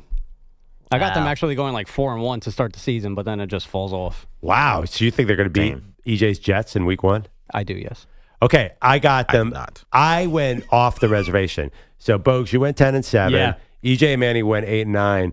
I go 9-8. Okay. So congrats. Mike Tomlin and Omar Khan, you did a good job. There's a 2-game difference between all of us right now. Yeah. I mean, that sucked. In this industry, you're supposed to go hot take and make extreme things. I mean, this is Mike Tomlin. He's coming between. He's Jeff Fisher. Is that what you're saying? 8 and 10. Oh, yeah, they do. And they are built to be just good enough to have a winning record, but not good enough to contend for a Super Bowl. But 9-8 would be a step back. I don't think that's going to make the playoffs. It's going to be tough. Also, they're in a hard division, or it used to be a hard division. You know, to me, I don't know if the schedule makers knew. They put the Jets in week 1. They knew. But they put it at 1 o'clock. If they knew, why would they put that later in the day? Because they didn't know 100%. And much like the NBA draft lottery fix, you can't be that obvious. You can't make it Sunday Night Football or Monday Night Football in week 1, because then we know you know. But if you just line them up 1 o'clock, we can go, okay, they knew, but maybe they didn't, but they knew. So Rodgers, last time he had an opening game at New York, he tore his What Achilles, happened? right? Oh, yeah. So Is that I'm right? wondering about this game. But what happened on the Jets side is they won that game with Zach Wilson, and the rest of the season fell apart. So I don't even know. Week one's a weird Thanks week. for that reminder. Didn't know that happened. Yeah, I just wanted to point that out so EJ can't do a victory lap if Aaron Rodgers falls apart. But we want to hear from you. The Mets lost yesterday too, EJ, just to put it out I there. know that too. Yeah, thanks. Any other bad news you guys got for me? No, that's like Obi Toppin, Aaron Rodgers, the Tyrese Mets. Haliburton. Do you remember Tyrese Haliburton hit another game winner? another Did that one, remind right. you of anything? It reminded me a little bit of when he beat the Knicks. Remember Which that? game? We won the Really one of the mostly- four. I wish I could remember a game that Haliburton beat the Sixers, but it happened so long ago because the games were so irrelevant. It doesn't matter. Moving on. It was a Tuesday in December. Does anyone out there disagree with us? We have the Steelers winning between 8 and 10 games with Aaron Rodgers. Can they win more? Will it totally implode? Give us a call, 888-710-4ISN, 888-710-4476. I'm telling you, the Colts should have gone in on Aaron Rodgers because it is the year of Indiana sports. I can't even wrap my head around the fact that this Indiana Pacers team with 50 wins could be the NBA champion, Bogues. I mean, first of all, can we've got enough drought busting, slump busting conversation. Are we really going to roll with this now year of Indiana as well? Yeah, the year of Indiana. Well, I got to match Best take of the Maggie's. year. Maggie has to take of the year. This actually was Jay in Nashville's take. True. But, So you're not even original. No. It's a year of the Hoosier. The thing is, it really would be something. If Indiana won this, the last team with this few wins to win an NBA title was the Houston Rockets in their second title in the 90s when they were heavy favorites. It is really unprecedented. Like, they're 8-1 in clutch games. Tyrese Haliburton didn't play well at all last night, but turns into a combination of Magic Johnson and Michael Jordan in the final minute. It's, to me, setting up, as Maggie said yesterday, one of the most unlikely possible championships we've ever seen, not only in NBA history. This is a gigantic dark horse to win the whole thing. Yeah, I mean, not to get that too far ahead of ourselves, but the Thunder also in similar fashion lost game one of the Western Conference Finals of the Nuggets. I think they were up 11 mid-fourth quarter in that one, and they lost that game, and then they won the series. Now, it took 7 games. It wasn't like they rolled off the next 4 and were on cruise control, but they've done this particular thing once before. But in the Pacers' defense, I thought they could push this series to 6 games because I thought people were underestimating them because, yes, they have come kind of out of nowhere. They benefited from the Celtics doing whatever in round 2 against the Knicks, and they took the Cavs out directly. But there's a lot of the underlying numbers that should be telling people that they're better than we think they are. They do have the second best record in the NBA inside 2025. They play better defense than you think they do. They protect the basketball. The way they play has translated. They protect the basketball? What are you talking about? Before last night, they normally did. they do. Yeah, normally they do. Oh wait, okay, right. And like the way they play by scoring whatever what the numbers like, they're ridiculous once they cross 110 points in a game. Their pace, their depth, they keep doing the things that we thought maybe weren't going to translate well into the postseason when the game changed a little bit. Instead, they keep playing that way. They're forcing their opposition, the game, to play. I mean, the Thunder did it last night before the series even started. The Thunder changed their lineup to match what Indiana does. This team is better than we were giving them credit for, especially in the postseason. Like, we should not be surprised anymore that this is happening. I don't know that it's a direct skill to fall behind and be crap into the third quarter and then somehow rally when it's almost mathematically impossible, but they've done it now more than any other team, than all teams combined in NBA history. So they're here. It's up to the Thunder now to make their response on Sunday night.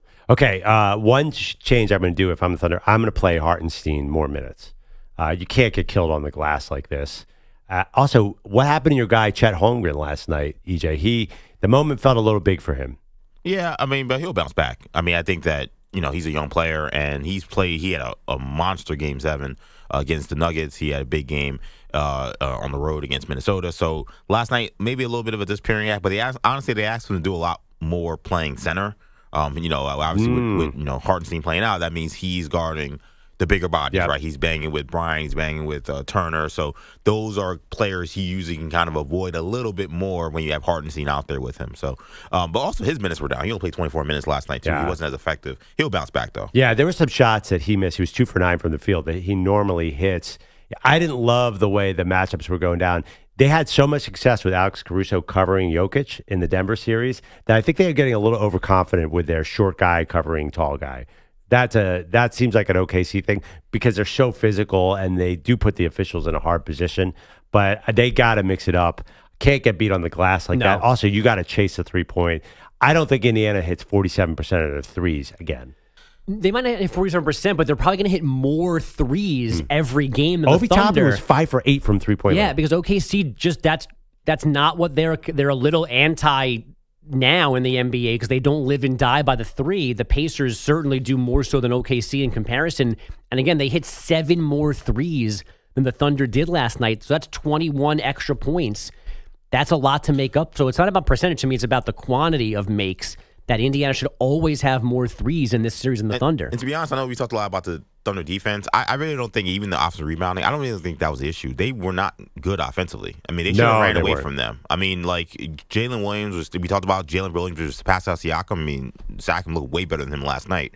Chet Holmgren, you mentioned, struggle. Kason Wallace could not make a shot. It seemed like Lou Dort was the only guy offensively who showed up besides Shai Gilgeous-Alexander. Like, they scored 100. They shot 39%. They scored 110 points on what was, I think, like a C minus offensive game. Like, they got to shoot the ball much better. And I think they was it 9 points off the 19 first half turnovers. Yeah. They couldn't even capitalize on the turnovers that were happening. But they were dead ball turnovers, most of them. A lot of them. They kept calling that illegal pick on the Pacers. So they weren't live ball turnovers. They weren't steals. Some of them were, though. Yeah. I mean, but a huge chunk of them were dead balls, so they had to check the ball. There was a lot of deflected passes, strips. A lot of guys were getting ripped. I mean, you keep saying that. I mean, I'm just trying to think about the plays I remember. Guys just losing the ball, guys deflecting passes, going into the paint. Like, they had their opportunities. They didn't execute. Yeah, I mean, that was a point that Jefferson made a couple times on the broadcast, that it wasn't as many live ball turnovers as they usually get. That kind of hurt them. The game did slow down. Again, I still think they should go hard this time because that'll help. You have a great point. That'll help Chet. But here's the bottom line. Jalen Williams got tight. Like, he was not ready for that final 2 minutes of the game. They beat their opponents by an NBA record 13 points a game this year. They do not have the experience playing in close games that Indiana did, and I think mentally they weren't ready for it last night. It was also basically everybody's first finals game. Yeah, of course. So, I guess there's something to that, too, that maybe they all, the Pacers had their issues in the first half, looking to be a little overwhelmed by the moment, and maybe the Thunder felt, oh, crap, Game 1 finals in the second half, and it just was the wrong time to have those issues. Yeah, and by the way, Knicks fans aren't the only ones who were upset about last night. As a Sixers fan, I had to watch T.J. McConnell have the NBA Finals game of his life. We are going to do the Philadelphia Mount Olympus later in the show. Of course, Maggie's not here today, but she did not want to hear my hometown, the 4 sports gods. We're doing every sports city, and she happens to miss Philly. This can't be an accident, Andrew Bogus. I mean, you said that. I thought maybe we had demoted her to AAA of Mount Olympus because she was struggling so much. Yeah. We sent her down for some seasoning to come back next week, stronger and better. But this is your fault. It's my fault. Yeah, you made too much fun of her because she had a couple out-of-the-box ideas, and now she's going pure chalk. I have to be honest. I'm way too... It's definitely a negative. It's definitely something I should work on. I am too beholden to rules. I need structure. Including Eugene and Corvallis in the Portland debate threw me for like a 36-hour loop. Corvallis. I still can't accept that. I cannot accept... And even Maggie then was starting to say it's the Mount Olympus of Oregon, but it's not. It was Portland. She was even trying to backdoor rationalize it. I could not, on a technicality, I can't accept Gary Payton being involved in that conversation. So that's where a lot of my angst came from. So today is Philadelphia. Can I do Penn State football? You cannot. No, that's too much. You can't. 2.5 hours away. Nope. 2.5 hours. I think it's a little more than that. It doesn't matter. It just doesn't count. Station? No, it depends how fast you drive. State College. Don't look up College Station. Yeah, That's in Texas. That'll be a lot longer. That's like Houston. There's not that much difference in this argument. Aggies and Nittany Lions. Neither one of them belong in the Philadelphia Mount Olympus conversation. You're not wrong. Thank you. But he's not wrong. He's not wrong. Yeah, no. You cannot, that's Center County, Pennsylvania. That does not count. That's it's not 193 miles away. Here's the thing. It's the state school of Philadelphia. Nope. It's the one school that you aspire to get into.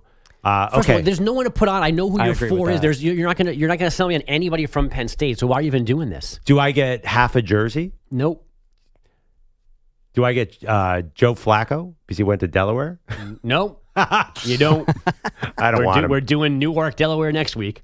Do I get the Biden family? Dr. Jill Biden was at every Eagles game. She's from Delaware. Nope. You don't get Bradley Cooper in this either. Joe Flacco. I did have a caller. Actually, it was Big Friendly who was upset that this was not just a pure Mount Olympus anything. Like he wanted it to be beyond sports. Oh, like cities. Yeah, Oh. he was like, "Can I just name a bunch of people?" I forgot what city we were doing, and I was just like, "None of those people were sports people." He's like, "Oh, this is sports." I'm like, "Yeah, it's a sports show, Big Friendly." Yeah, like we did Kansas. What you could do He talks to us all the time. next summer, we could do sports fans, celebrity fans. Because KC we did yesterday would have Paul Rudd. Yeah, that would beat out a lot of people. But Philly's strong in the celebrity fan. I agree. Mm-hmm. I mean, Kevin Hart, Bradley Cooper, Weather guy Mike Trout. Yep, Anne Hathaway, for some reason. Yeah, Philly's always had Meek Mill, like very strong celebrity presence. Now, New York, your team, EJ and Manny, that got out of control. That was too much. What do you mean? There was just too much attention on the celebrities during the Knicks Pacers series. Well, whose fault is that? That's no, not our fault. that's not ESPN, New Yorkers. that's New York TNT's wasn't about fault. that, but the rest of the world was like, I don't even want to watch the game. I want to see who is showing up sitting next to Timothy Chalamet. I'll be honest. Like I talked to my who's sitting fiance. next to That's Timmy. the number one thing she wants to know anytime I'm watching a Knicks home game. She's like, "Who's there?" It doesn't even matter what the score is. That's the first question. This is a thing for people. Oh, absolutely.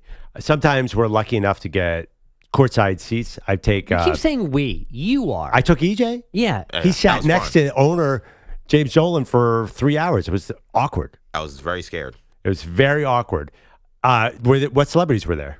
We didn't have an A game. We had what's the name? Morrell. Sam Morrell was there. Yeah, he goes. A comedian goes He to a lot goes of there a games. bunch. We had you kept thinking Bad Bunny was there, but it was not Bad Bunny. It was some other. Some other Latin American Yeah. artist. You got to that I do probably like me should've and just say Bad Bunny was at one game. I was at a Yeah, he was positive. at a Laker game we went to. I didn't go to that game. Yeah, because Bad Bunny does go to a lot of games. I sat next to Chalamet one Chris time. DeStefano, the other comedian, was also there when we Usually were there. with Sam, they're together. Yeah, they were there. They were hanging out. I noticed that they got bumped to like a suite during the playoffs. Like they couldn't get the courtside club. I've been noticing the pictures they're posting, and like it's very awkward to see. They Farther put all away. the people who are sitting courtside, and then you got like someone taking a picture from like what has to be The Pepsi deck. thousands of feet away from the court, and I'm like, why are they taking pictures so far away? Oh, they didn't get a seat. Yep, they got demoted for the playoff They're in a games. suite. Wow. I've seen a lot of Edie Valco, a lot of Law and Order. And Obviously, Susie Essman, right, from Curb. that's kind of new. I've never seen her there before. She goes a lot. She does go a lot, Yeah. but she doesn't usually get as much attention. She got a lot of attention because she was sitting next to Larry David. But EJ, it sounds like because the NBA and the Knicks always put out like the scoreboard when they introduce everybody, and she gets a loud applause of almost anybody. Like, is she deep into like Nick Nation? No, I don't think it's anything Nick related. I just think that Curb is it's just a Curb thing? I think Curb is just that Interesting. iconic, especially among New Yorkers. By the way, one guy that the Knicks stole somehow, Miles Teller, is a huge Philadelphia sports fan. And he was at the finals, which is kind of ridiculous. I don't know what he was doing. Was he cheering for the Knicks? He was sitting next to Chalamet. I don't know. He probably got into it a little bit. A fraud, huh? Yeah, but I mean, little did he know it's a year of Indianapolis sports. All right, we got to take a break. Little does Indiana know as well. We got to take a break. Coming up next, the one thing you're not thinking about with the Aaron Rodgers signing with Pittsburgh. That's next. Maggie and Perloff Show. You're in a 5-minute break.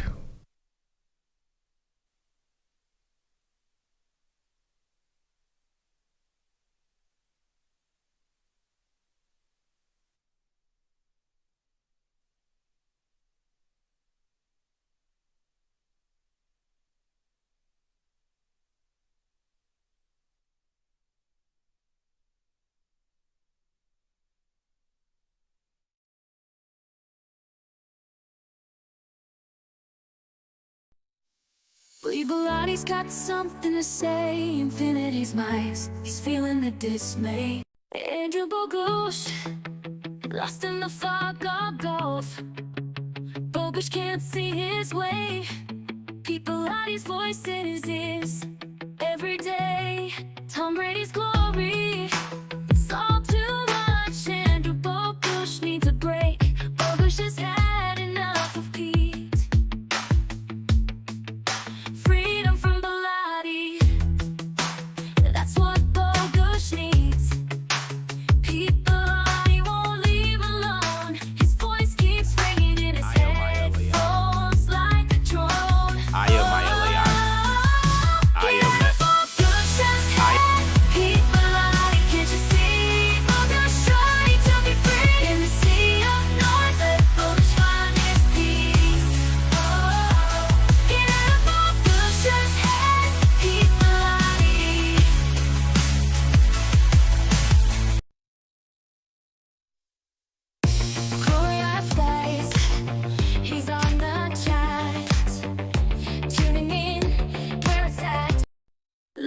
life in 20-second views. Scrolling through, he's got no time to lose. Maggie and Perloff, Daly's keeping score. YouTube's his love. He's begging for more. Double tap, clicking on that video. From sunrise to sunset, he never lets it go.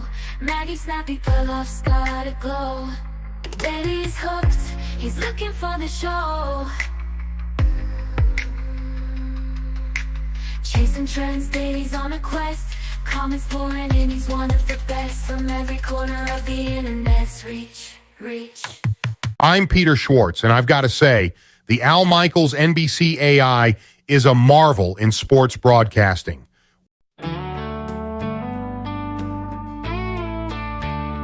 In the world of sports talk, under digital skies, lives a fan named Ostrich Eyes 87. Andrew Bogusch had a plan on a sunny afternoon. Grabbed a bat and took the field under the summer moon. He said, Jack, let's show him how the Bogusch boys can play. But little did they know he had whiskey in his sway. Oh, Andrew Bogusch swaying side to side with a bottle in his hand. He gave it a good try, swinging at the pitches, stumbling on his feet, drunk on the diamond in the summer heat.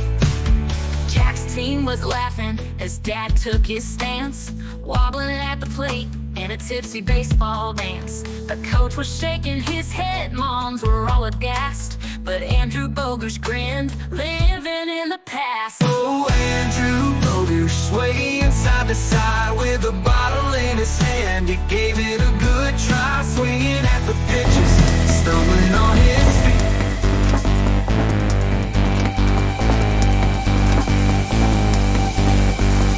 1 minute remaining.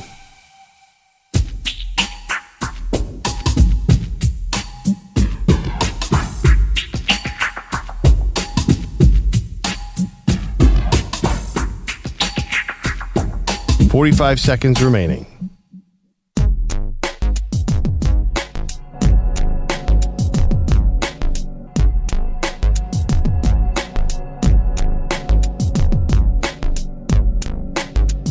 $30 seconds remaining.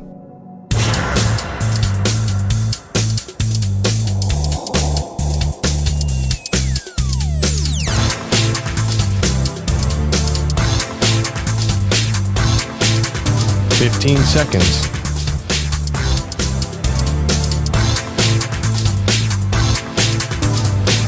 Break ends in 5 seconds.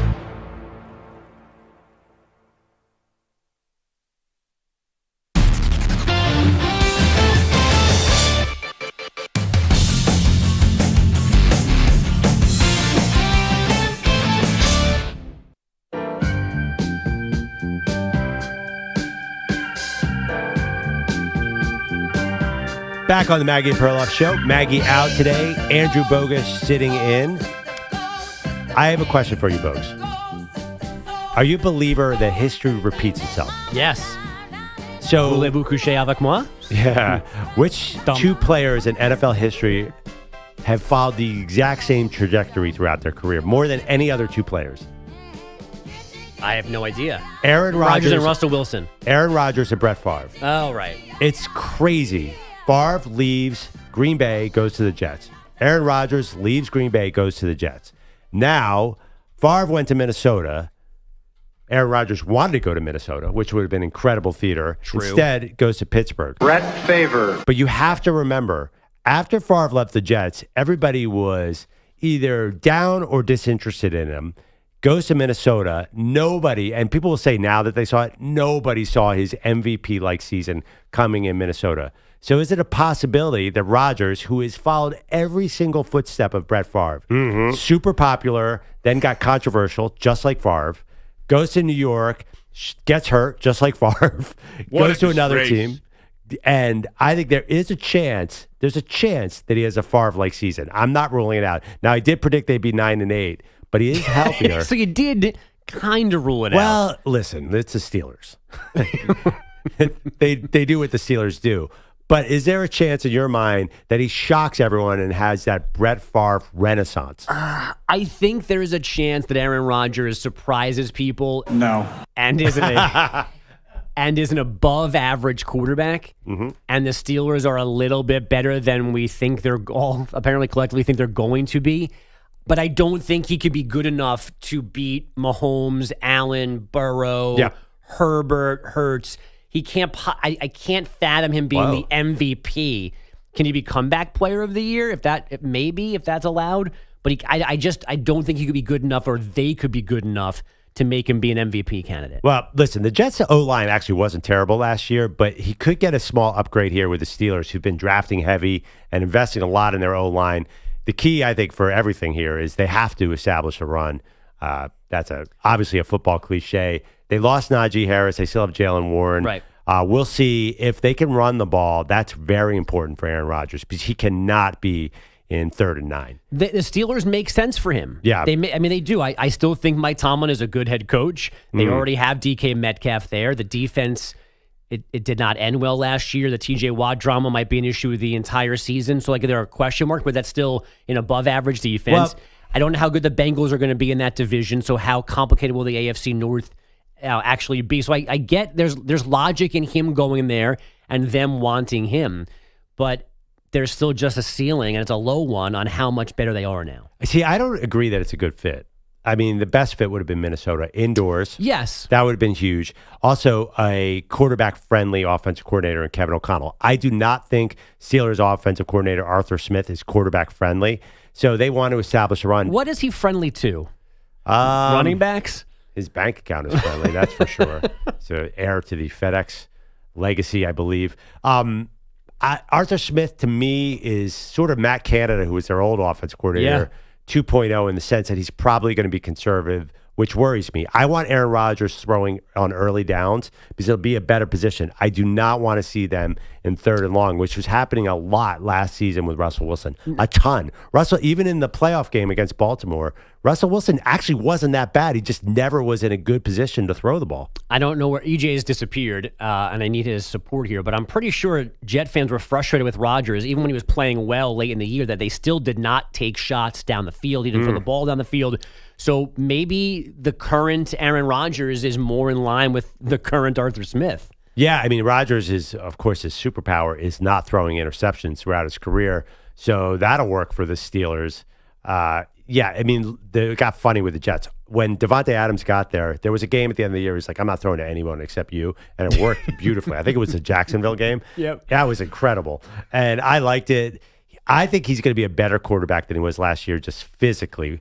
The problem is you cannot have that guy sitting back there when the pass rush knows they're passing the ball. So that's the key to me. All right, CeeLo, let's go to some updates. A lot going on in the sports world. Yes, and let me set the stage for you here. So let's play the role. You're a diehard Pacers fan. You're living in the Fort Wayne, Indiana media market, and you've stuck with Game 1 of the NBA Finals, and you've watched your team chip away what was a 15-point deficit with under 10 minutes remaining. I heard this one. It's now down to 3 with just over a minute left, and the drama is building in Mike Breen's voice on ABC, specifically their Fort Wayne affiliate, WPTA.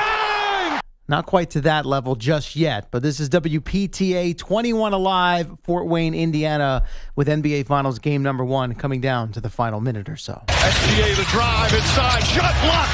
Siakam throws it back. Next on 21 Alive News, the man who was brutally beaten at Pike's Pub last week has come forward.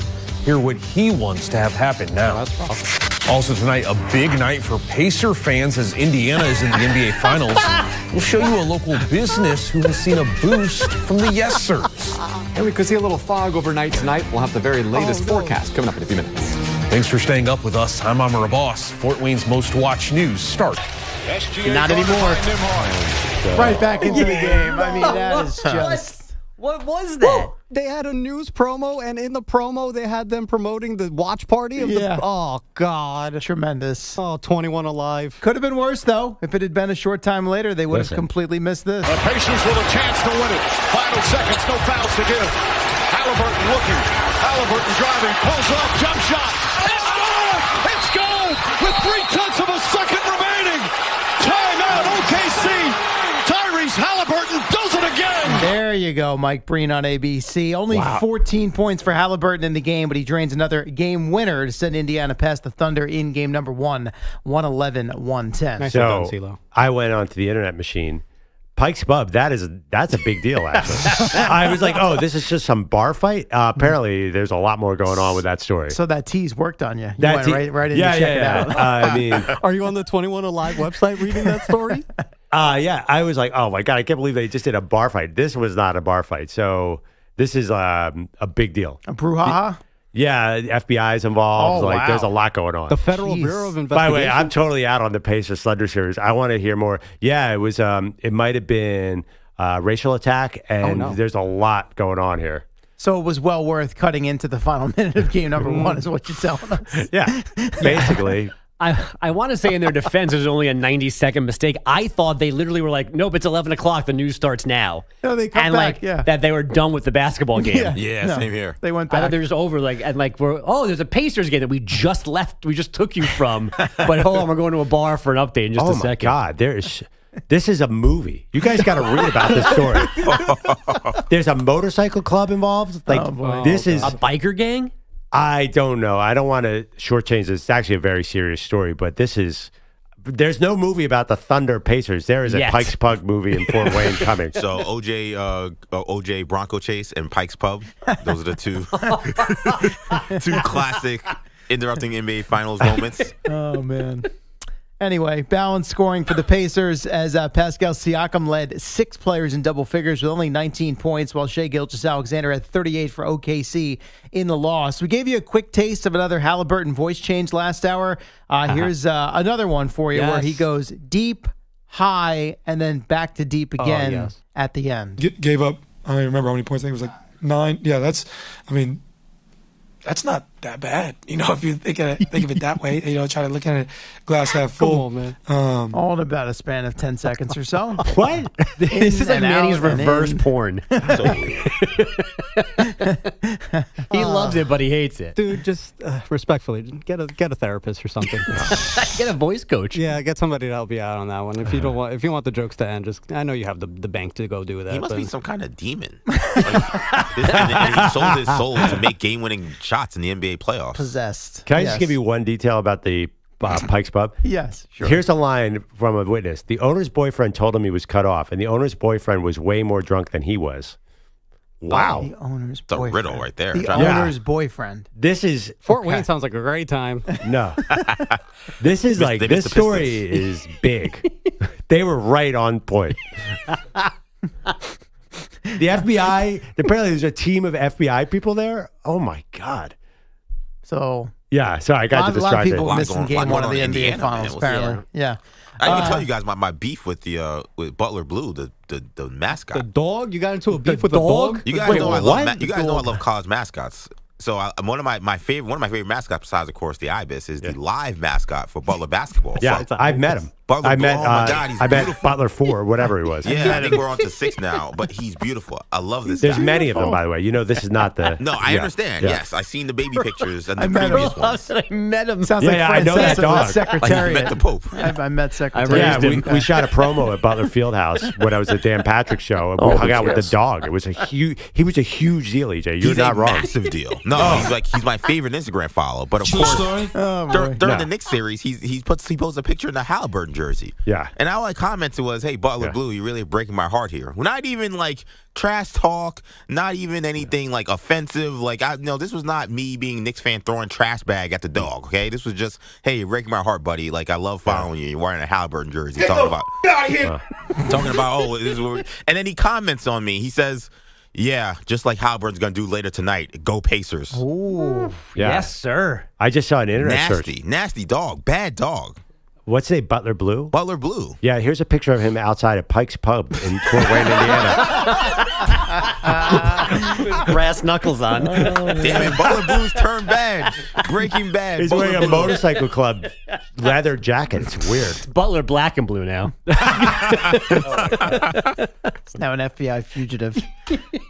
Game 2 of the series will be Sunday night in OKC. This evening, Game 2 Stanley Cup final. Edmonton going for a 2-0 series lead over the Panthers on home ice. NFL, Aaron Rodgers makes up his mind, officially agreeing to a one-year deal with the Steelers, pending a physical expected to arrive in Pittsburgh today to get that We do not care. done.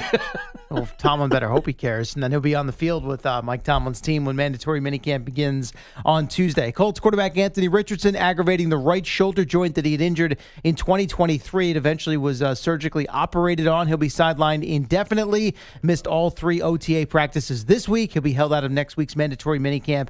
And Shane Steichen, the head coach, was non-committal when asked if Richardson would be ready for the start of training camp July 22nd. Now, at Browns OTA, Shedeur Sanders apparently looking the part as part of a crowded QB group for Cleveland, which includes 40-year-old Joe Flacco back with the team after spending last year with the Colts. So Shedeur is 23. You got a 17-year age gap between the two. It led to this exchange quickly with Flacco mic'd up. You ever hit that bench? What's that? Definitely not. I don't know if I've ever hit a public dance move in my life. Which is very, very on brand for Flacco. So Shedeur's asking him if he hit I don't know what dance it was, and Flacco's, it doesn't really matter. I don't dance in public. I love this. Some people are criticizing people say, Shedeur's just thinking about being in the club. Forget that. That's ridiculous. I need a sitcom of Shedeur Sanders and Joe Flacco hanging out. That. It'd be amazing. Yeah. What's your title? Give me a title for the plot. For Joe, like Shedeur and Friends. I'm not sure. Like, they'd be a great character. Joe Flacco is a sitcom character, right? Yeah. Do you have one, man? They'd definitely be like a good buddy comedy. It's called Don't Forget Shiloh. Of course. I mean, and let's not forget Shiloh. Shiloh's the wacky neighbor. Obviously, Deion Jr. is filming the whole thing. Sanders Production is they're listening to this. He's the cameraman. He's the camera op. I was about to get mad at you there too, CeeLo. Why is that? Because nothing is making me madder right now than Cleveland Browns OTA stats. Oh, yeah, no, I wasn't going there. They are the most ridiculous thing in sports history. And there were some of them that came out. All OTA stats are ridiculous. Cleveland, because they're idiots. Yeah, but Shedeur is like playing against assistant coaches to fill out like the 7th guy. Like he's the 4th-string quarterback, and there are a lot of people who are saying he's earning the starting job in these OTAs. Wait till minicamp at least, or wait till training camp. But you did go in a good direction. Yeah, I only brought it up to have some fun with the audio. So okay, thank you, CeeLo. We learned a lot there. We learned that Manny is obsessed with Butler Blue's Instagram feed. Manny? Manny, EJ, sorry. We learned that Manny is obsessed with Tyrese feed. Yeah. That Manny's obsessed with Tyrese Haliburton's voice changes. I think you are too, CeeLo. Yeah, I enjoy it. Yeah. When your voice changes like that, it's very actually concerning, and I wonder why it happens to him. We learned that the Fort Wayne news station has a strange set of priorities on NBA Finals Night 1. But this is journalism. And I learned a lot about the Pike's Pub hearing. All right. You're going to get called to jury duty. Yeah. All right. I want to get a little more into Shedeur Sanders next. It's not on the rundown, but I am actually angry about Shedeur Sanders. I don't know. I'm the only person in the country. I do want to see him in a sitcom with Joe Flacco, but there's one thing I do not want to hear out of Cleveland anymore. That's next. Maggie and Perloff Show. I'm going to hug him. You're in a 5-minute break.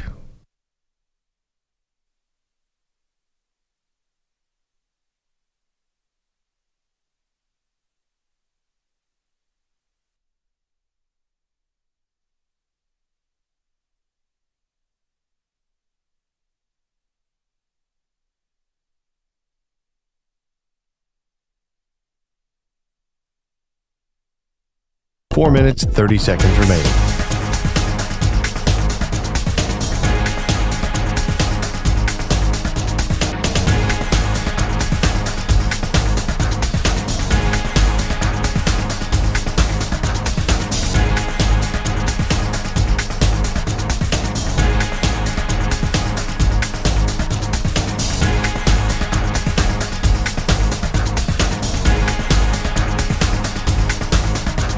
Four minutes remaining.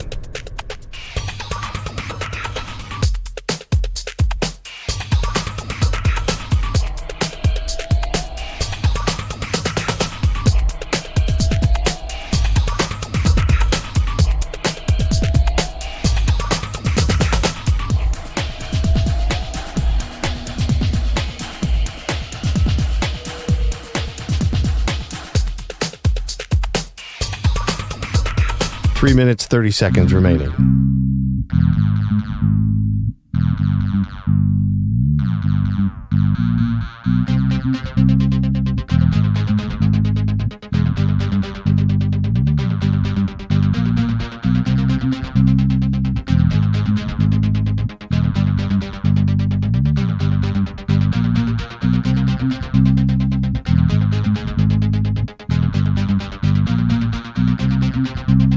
Three minutes remaining.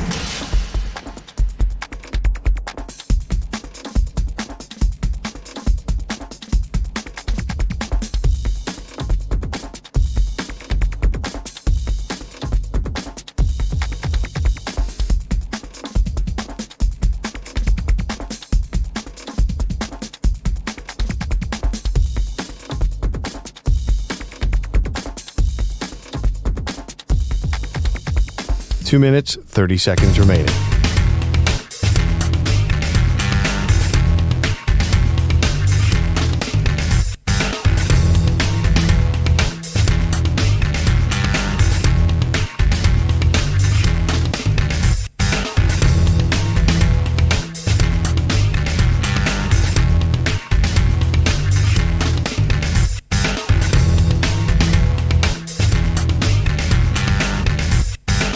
Two minutes remaining.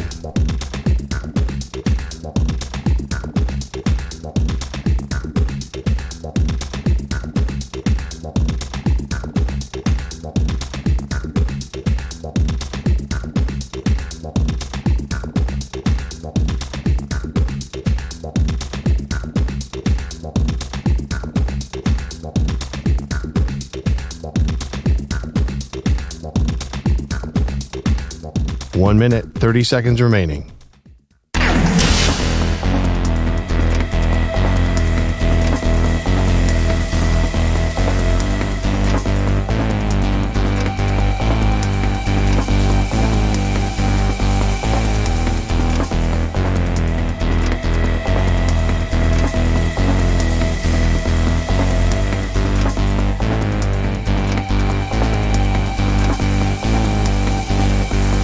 One minute remaining.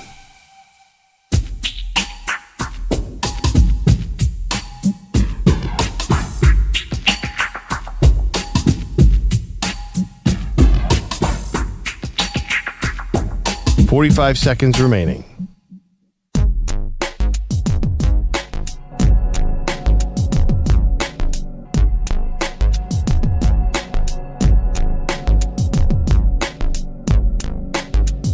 $30 seconds remaining.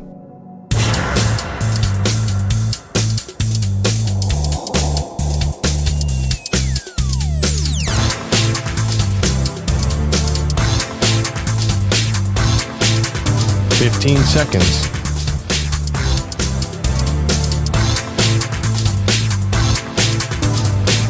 Break ends in 5 seconds.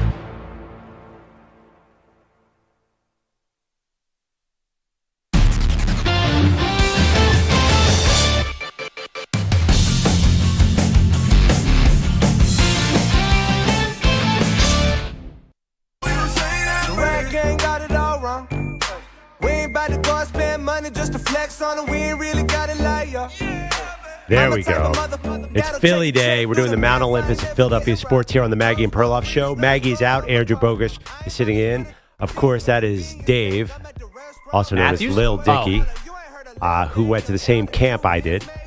Philadelphia suburb native. At the same time? No, he's younger than me. He's the coolest, though. He's seriously hysterical. I don't know. I can't evaluate his rap skills. I think they're pretty good. He's not bad at rhyming stuff. Yeah. It's for a comedian. Comedic funny. It's comedic rap, but it's actually catchy. It's good. I like it. Yeah, he has a show on Hulu, I believe, called Dave, FX Hulu, that is hysterical. And he's a gigantic Philadelphia sports fan, goes to a lot of 76ers game. But today is not about Philadelphia. It's about Indiana. It's the year of the Indiana Hoosiers. I'm out, bro. All right, it's also about Cleveland because there's a lot going on the old social media. There's obviously some bigger picture things that we're not going to talk about today. But one thing is he's sort of breathless reports on Shedeur Sanders killing it at Browns camp. And that is exactly why, to me, Shedeur Sanders fell to the 5th round. And I blame you, Andrew Bogusch. This is the second thing you're blaming me for this morning, and I don't accept either. Teams did not remember the first. They did not want the hype of Shedeur Sanders and Deion Sanders in their building. So what do we do? People are going crazy for these mini camp throws that are basically, I compared it to a layup line in bad. It's like keeping stats of the layup line before a game. They don't mean anything. He's throwing a 6-yard pass to a running back in the flat who's uncovered and he's wearing shorts, and people are keeping stats on them. Nobody mentions in these stats that he's 4th string. He's barely ever working out an 11-11. There's no contact. There's no, even if there, forget all that. Flacco and Pickett apparently were taking almost all of the real team reps. This is not shaping up to me to be Shedeur's team, but I get a different vibe. I think there's such a desire to talk about Shedeur Sanders that the media is almost trying to force him upon the Browns. And we've already gotten Dylan Gabriel takedowns too, right? That he's they been hate terrible. Dylan Gabriel. Hate Yes. him. Why? Why would you do that? He was the 30th pick in the 3rd round. If Shedeur Sanders did not get drafted in Cleveland, nobody would be talking about Dylan Gabriel. He is drafted to be a backup quarterback, and all of a sudden this poor little guy out of Central Florida and Oregon and Hawaii is getting killed. Don't forget Oklahoma. Let's not forget shallow. He's going to be on multiple Mount Olympus, isn't he? Oh, my God. I forgot about Oklahoma. Yeah. I was just doing my Deion Sanders impression. Let's not forget about Oklahoma. And let's not forget shallow. EJ, you have to admit, it's kind of hard with college quarterbacks these days. Yeah. Like, I saw Keaton Slovis is on a depth chart the other day. You got like 5 out of the 6. I was really impressed. I was like, is he going to rattle all of them off? I was like, I figured out Oklahoma. Can you give me Keaton Slovis? Definitely not. USC's in there, and good luck with the rest. Did he do anything? Yeah, he did. Okay. Didn't he end up wherever Lane was for a second? He definitely did Pittsburgh. I remember that because there was a lot of hope for that. But where he ended, nobody here can guess because it's totally immemorable. I thought he went to like Florida Atlantic. So didn't somebody follow or Clay Helton? Where did Clay Helton coach or is coaching? He ended at BYU. Oh, whatever. I buy anyone here lunch, if they can name every JT Daniels team, of course, JT Daniels, former USC quarterback who was supposed to be a thing. USC, Georgia, West Virginia, and Rice. New Rice. I think JT Daniels was the top 3 recruit in the country. He was a big deal. I like Rice. Anyway, got sidetracked there. Bogusch. Will you admit that there's too much hype around Shedeur and this meaningless minicamp stuff? So I think that it's sort of proving the other 31 teams right. You have this Tim Tebow kind of character in the sense that everything he does is front page news. NFL teams have no interest in that in their backup quarterback. And we've also had Deion, I think, on a podcast talking about, dismissing all the reasons why or trying to explain why Shedeur fell in the draft. So, yeah, this is a never-ending story for a guy that may never be your starting quarterback. It's exactly why he was picked where he was picked. This is the problem. And Manny? You forgot. And let's not forget shallow. Thank you. Exactly. Let's not forget all OTAs. Zach Rosenblatt does a great job covering the Jets for The Athletic. Tweeted this week that he didn't go on his honeymoon because he had to cover Jet OTAs this week. Oh, that's pathetic. So the overall importance of these workouts and the stats that come out of them is a league-wide problem. Well, it's interesting. Aaron Rodgers did not want to go to the voluntary minicamps and waited to sign, but he'll be at the mandatory minicamp next week in Pittsburgh. We have a lot to break down. We'll get more into what that means for the Steelers. We all kind of think it means another 9-8 season for Mike Tomlin. I think there are a lot of people out there who believe that this is going to finally be the implosion for the Steelers. You can weigh in 888-710-4ISN, 888-710-4476. Also breaking down the incredible ending to last night's Pacers-Thunder series. Pacers up 1-0. Oklahoma City still a major favorite, but there is no doubt in my mind that the Thunder have to be nervous. If the game is close with a minute left, I am just scared of Tyrese Haliburton and the Pacers. Like, they have to win these games big because I think in clutch situations, Pacers have a big advantage. I guess so, but I still have more confidence in the Thunder not being in this situation too many more times in this series. We also have the Mount Olympus of sports gods. We're doing it for every major sports city this summer. Today is Philadelphia. Weird that Maggie Gray is off today when my hometown is in the spotlight. A lot of pressure on you to get this right, Philly boy. I know. Maggie's beaten me a couple days. We do a poll on who's got a better Mount Olympus. She's on a hot streak. I should be able to take her with Philadelphia, but I'm nervous because I know she's going to go with a fan favorite and not get the real right name. We also have a great guest coming on the Philly Mount Olympus later in the show. Tons going on here. Come on back, Maggie Perloff. Let's not forget Shallow.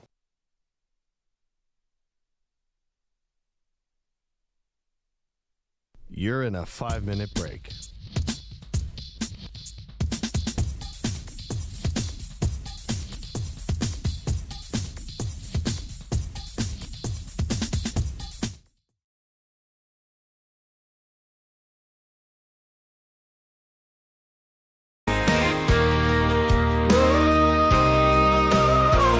Maggie's got some giant feet, they're the talk of the town. When she walks the sidewalk cracks, she's bringing buildings down. She tried to buy some shoes, but they said no way. Now she's wearing boat sails just to get through the day. Maggie's giant feet, they're a real big deal. Stepping on puddles, creating lakes for real. Maggie's giant feet, they make a mighty thud. But Maggie just laughs, hey, it's all in good fun. She went to a dance, cleared out the floor. Her feet made the music, folks yelled for more. At the beach she's a hit, making giant sand castles. Her footprint's so big, they're like dinosaur battles. She went to a dance, cleared out the floor. Her feet made the music, folks yelled for more. At the beach she's a hit, making giant sand castles. Her footprint's so big, they're like dinosaur battles. Maggie's giant feet, they're a real big deal. Stepping on puddles, creating lakes for real. Maggie's giant feet, they make a mighty thud. But Maggie just laughs, hey, it's all in good fun. She went to a dance, cleared out the floor.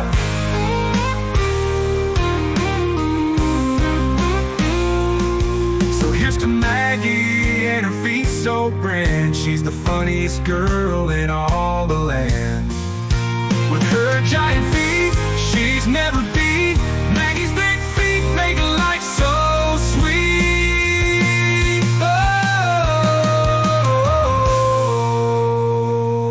Maggie's big feet make life so sweet.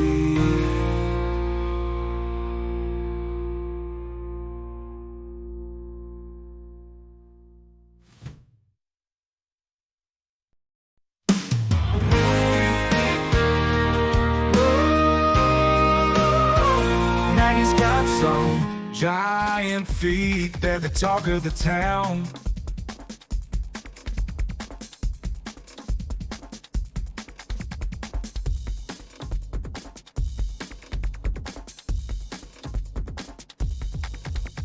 One minute, 30 seconds remaining.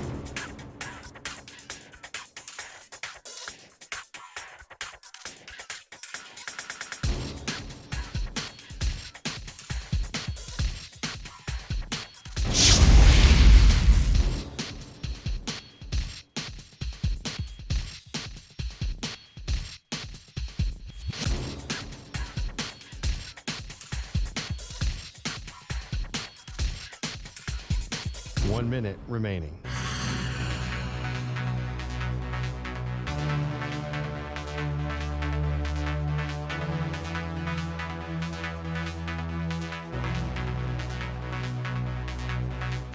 $45 seconds remaining.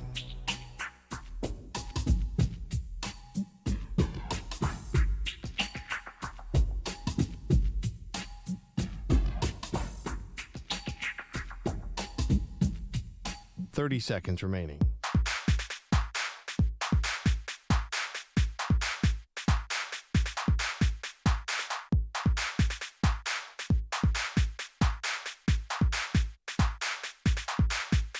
15 seconds.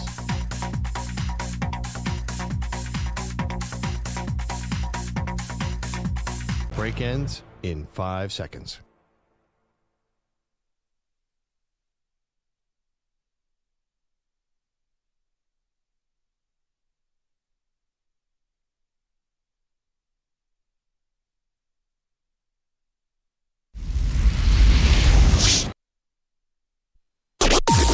Maggie and Perloff on the Infinity Sports Network.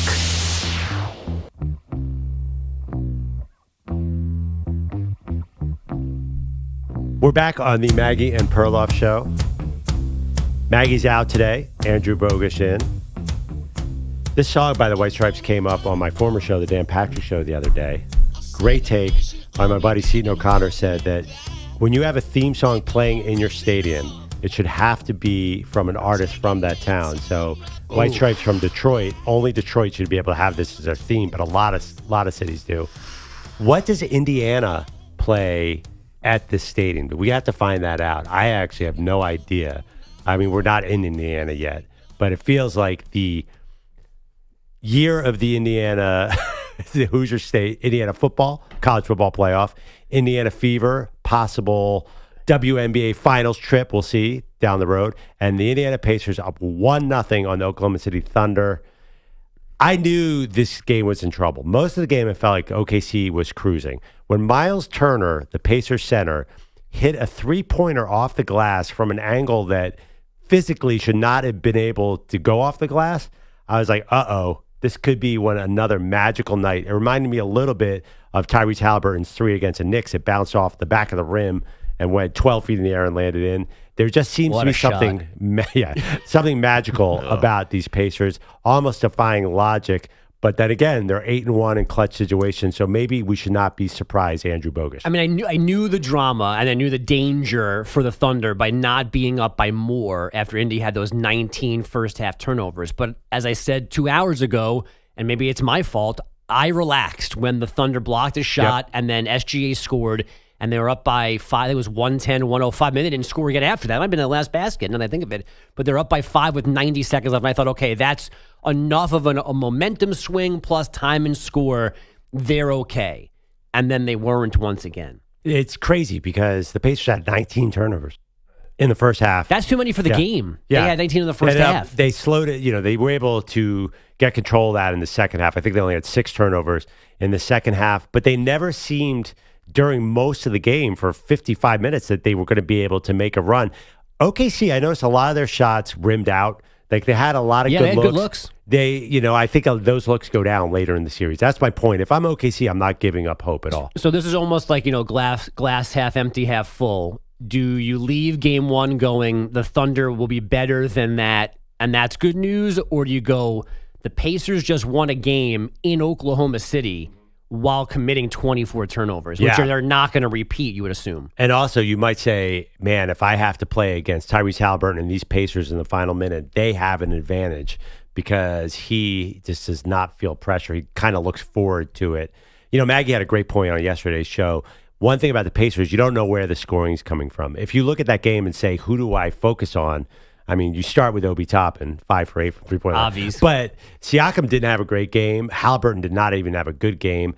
Nemhart was hot and cold, got hot at the right moment. He was great down the stretch. Yeah, he was great down the stretch. Yeah. But overall, I think you can let that guy shoot. He's not going to. I'm just saying, if you're OKC and you're looking at the Pacers and you say, how do I adjust my defense? Where do I put my attention? There's no easy answer because if you stop one guy, another guy can step up. That's what makes the Pacers kind of confusing. And I know a lot of most coaches don't like facing teams like that because the plan is not simple. But then on the flip side, though, I also like the security of knowing if I give it to one guy, he's going to go get me a basket here. Sometimes it's a negative when it's almost like having, what's the line? If you have 2 quarterbacks, you have 0. Yep. If you've got 6 13-point scorers, you have no 20-point scorers. So there are times where you want you want someone to be like SGA's with the Thunder. Yeah. You want that guy.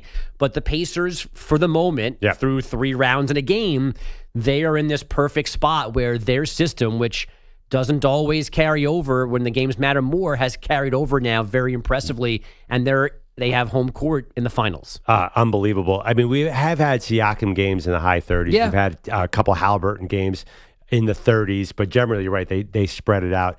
I was very, very surprised at how they covered Shai Gilgeous-Alexander to start the game. You saw them and correct me if I'm wrong, Knicks fans, they were picking up Jalen Brunson full court, and they pressured him. Then the Thunder were picking up Anthony Edwards from the bus coming into the stadium. Yeah. Now, meanwhile, the Pacers just let Shai Gilgeous-Alexander wander into the lane at will. They were not trapping him. They were laying off him, saying, we'll give you the outside shot. So Shai Gilgeous-Alexander just went to town. He went wherever he wanted on the court, got every possible look. They were trying not to foul him. But at a certain point, I was like, you got to trap him. You got to make life uncomfortable for him. I thought he was too comfortable, and the Thunder were going to win off of that. Yeah, I thought, although there were times late where they started to double, because there was that one time where Haliburton knocked the ball away from behind, and he was the help defender. Yeah, and that should have been a foul, but yeah. It was, no, that one was a foul. Oh, yeah, right. Because I didn't realize that if he hit his left arm and knocked the ball out, the whistle was oddly late on that play. It was really late, yeah. It was one of those things where it was almost they were deciding who was going to have the ball after it was loose, and they maybe not call it a foul. So I think they did change it, but but their general philosophy was not everybody pay attention to SGA. But you also thought that maybe it lured SGA into taking too many shots and keeping the rest of the Thunder off rhythm. Well, they would close on him when he got to the lane, but they were not doubling him outside, so he could move freely around the three-point. There was even one play where Ben Shepherd left him to cover Jalen Williams to double team. I was like, are you kidding me? And of course Shai scored. You cannot give him space. No. He is unbelievable. You know, one thing came up before the game. Kendrick Perkins, again, doubled down on the Michael Jordan comparison.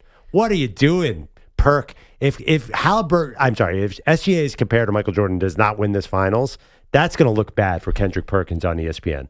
Why do we have to do this? Yeah, I don't know. He's not Michael Jordan. No, he's his own guy. He's incredible. He's not Kobe Bryant either. He's a different style a little bit. Yeah, I didn't understand the Kobe. He's got this mid-range game that Kobe had. But Kobe did some other things too. So that's and maybe things will change. There's a lethalness to Kobe that no one else has, that Mamba SGA mentality. doesn't have. Yep. Yep. So I don't see the Kobe one, but at least the Kobe one there is because of the mid range and the smoothness, and I guess there's similar body types. But I don't even when he doesn't look like Kobe when he's playing basketball. So but there's at least some thought in there that the Jordan thing is just a waste of time.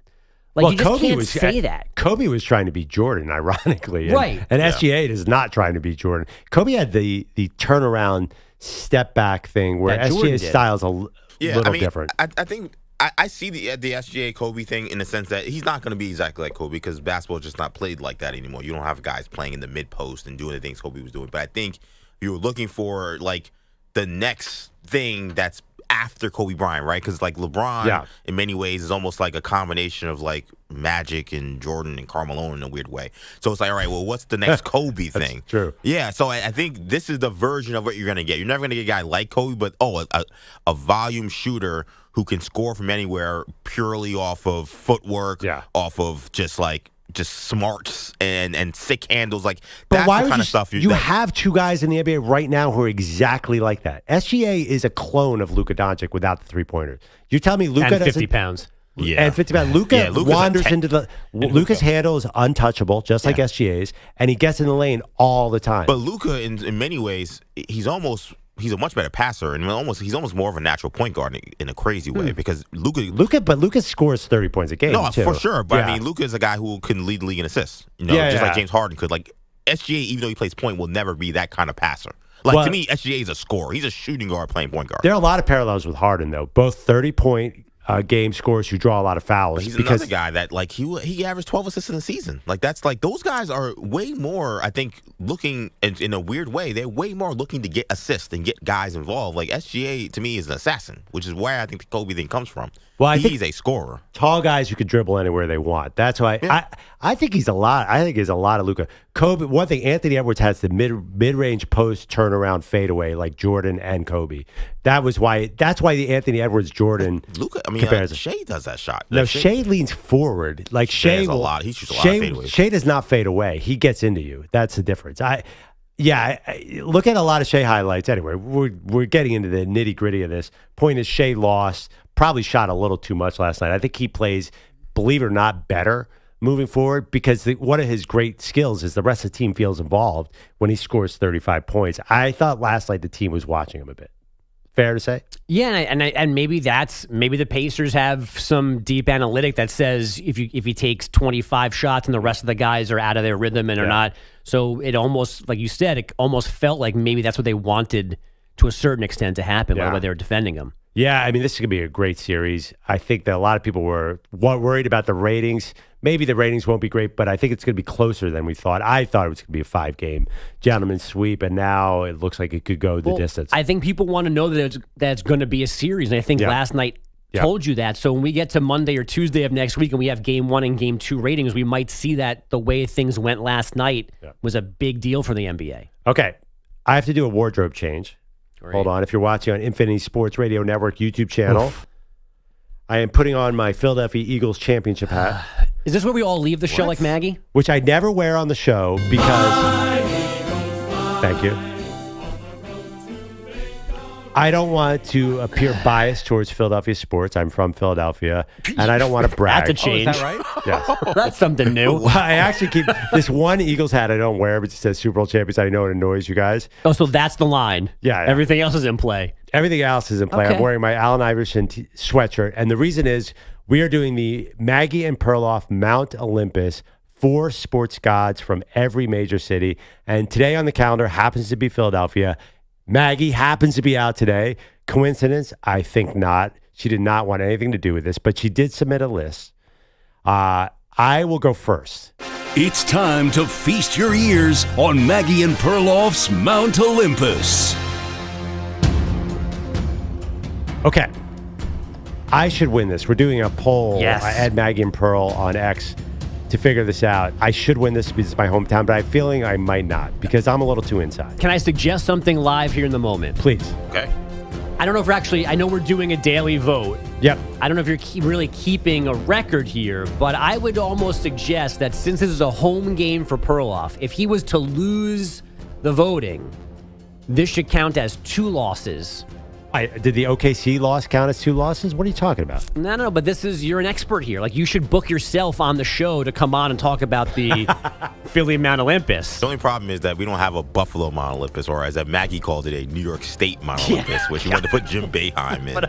What a terrible idea. That's not even Western New York. It's Central New York. Exactly. So that's the only issue. All right. Maggie wouldn't have a... But you have to win. You cannot lose this one to the girl who put Gary Payton in the Portland But one. if you guys notice a trend that it seems like Maggie is following my picks a little bit, I'm just going to say. I've seen it.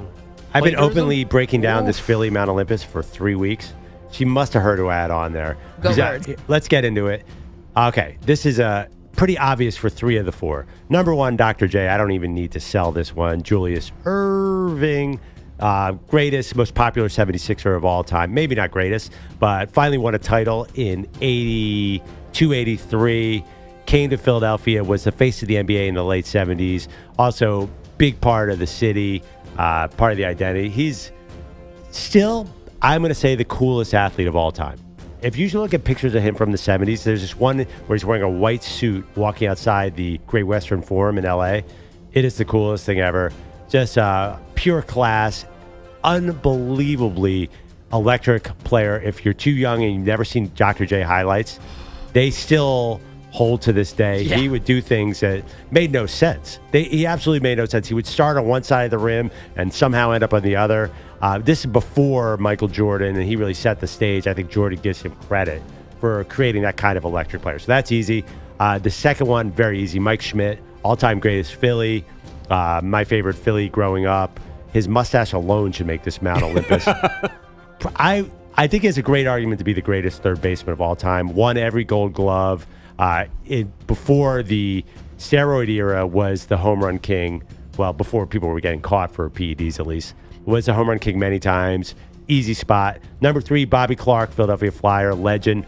Never played anywhere else in the NHL, unlike Gretzky. Then he became the GM, got in the finals a couple times. Hockey fans know all about him. But what's that? TVY? Played for them, helped them win. Went to the front office. Oh, yeah, right. Better No, than I'm not Gordie saying that. But there is like Flyers are a big deal in Philadelphia, but Bobby Clark's like so iconic. If you're doing a list of greatest Flyers, you really start at number 2 because Bobby Clark was the man. So the 4th spot is where the controversy is. This is where I might lose the poll on my home turf. I looked at Allen Iverson, the great AI. The man on your shirt today. Man on my shirt, very popular. Wait, you didn't pick AI? He's on your chest. Wait. I looked at Charles Barkley, my favorite. Mount Olympus of sports personalities for sure. Come on, man. But I went with Wilt Chamberlain, and I probably made a fatal flaw here. That guy, the fact that he's from Overbrook, Philadelphia, he is a Philly guy through and through, played here a long time, both with the Warriors and the 76ers, won a title, scored 100 points in a game. AI never did that. Barkley never did that.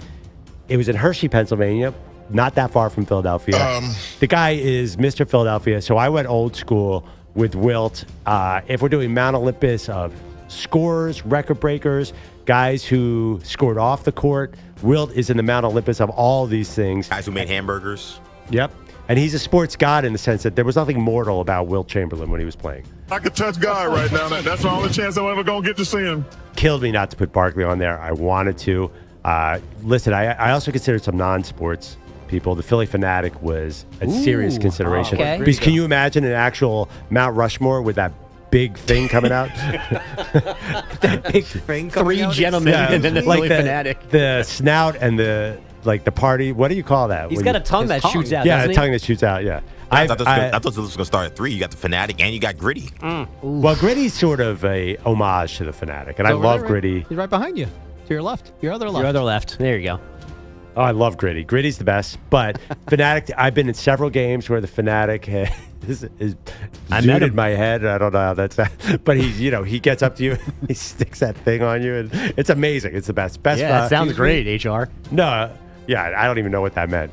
But it's a Philly Fanatic. Like Philly puts Fanatic, that thing on you. Philly Fanatic can do anything he wants. You go to a game that you can't tell anybody about. Philly Fanatic's uncancelable. I might be cancelable, but Philly Fanatic is uncancelable.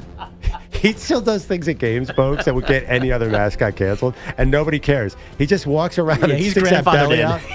And again, I'm sorry, I know we're running out of time. If you ever want to see a funny video, him fighting Tommy Lasorda, the Dodgers manager, Tommy Lasorda, no joke at all, cursing out. He's like, "You big green bleep in this," chasing him around.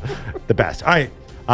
Now, EJ, I understand you have Maggie's nominees. What do you got? Okay, so Maggie's list here, very interesting. So there's a lot of dissension here. Wow. This is the most dissension we've had. There's 3 different picks. That's impossible. So Maggie's already out. So number 1, Julius Erving. Okay, well, she's in because he's the one guy who's got. Okay, so number 2, the answer, Allen Iverson. We're talking about practice. We ain't talking about the game. We're talking about practice, man. Iverson makes the list. Number 3, Weapon X, Brian Dawkins. The jersey you see the most in Philadelphia, that's Brian Dawkins.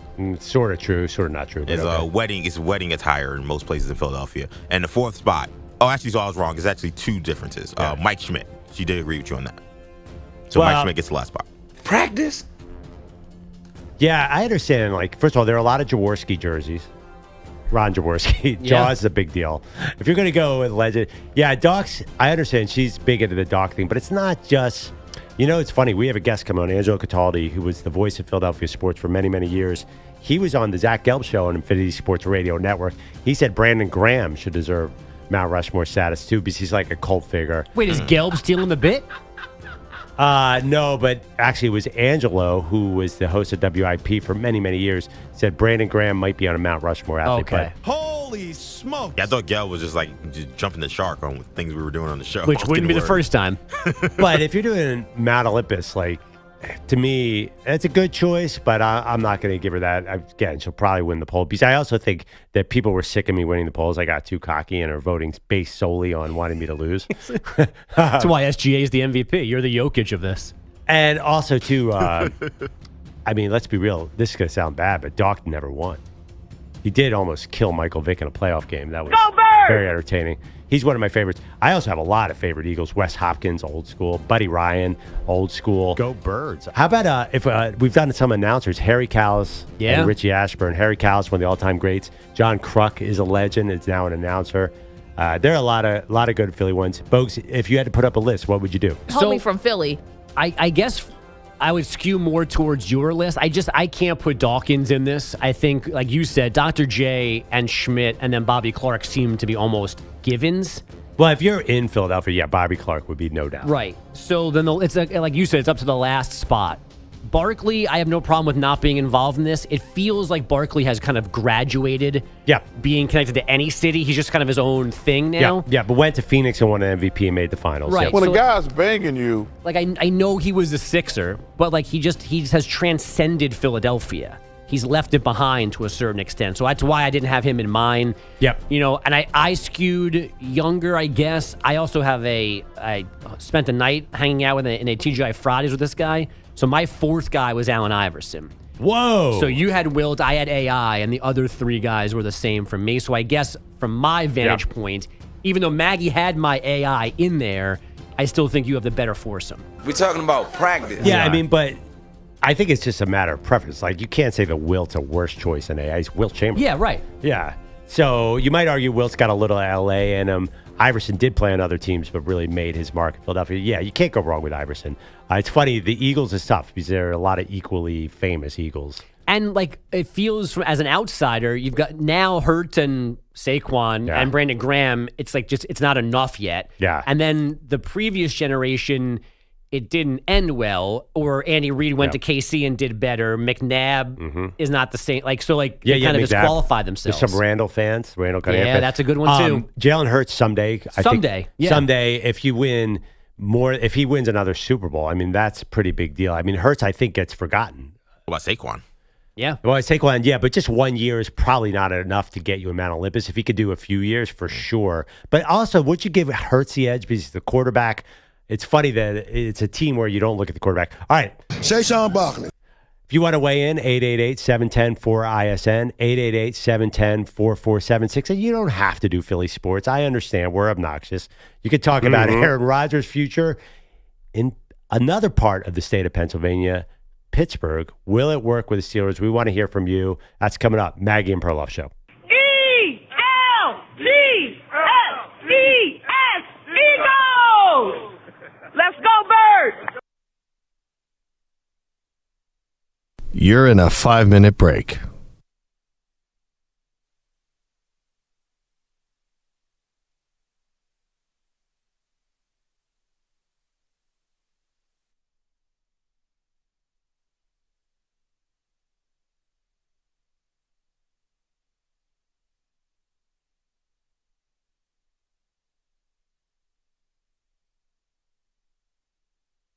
Four minutes, 30 seconds remaining.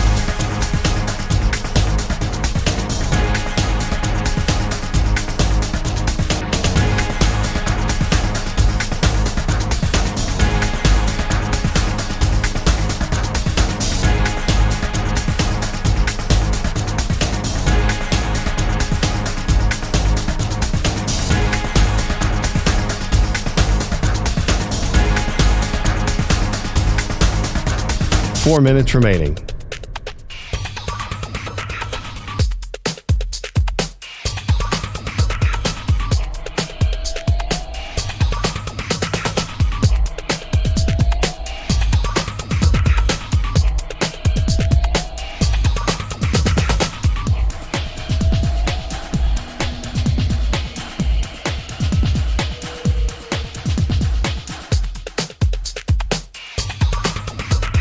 Three minutes, 30 seconds remaining.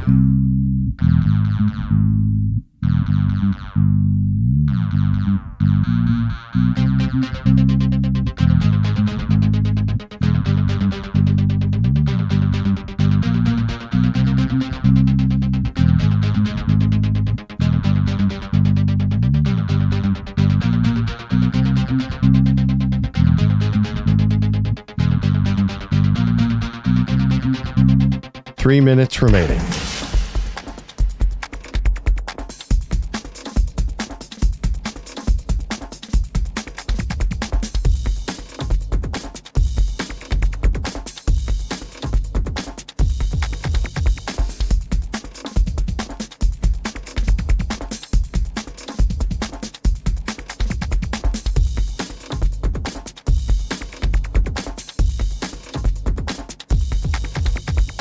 2 minutes, 30 seconds remaining.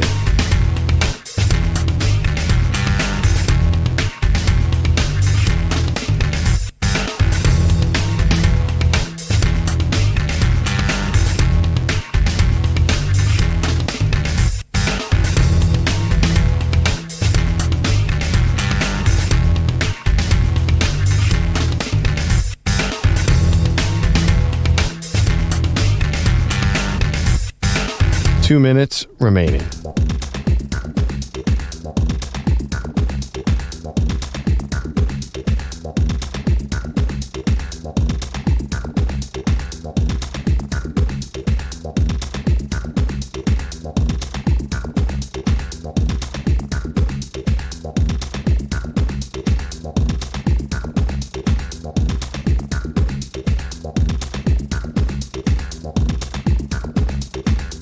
One minute, 30 seconds remaining.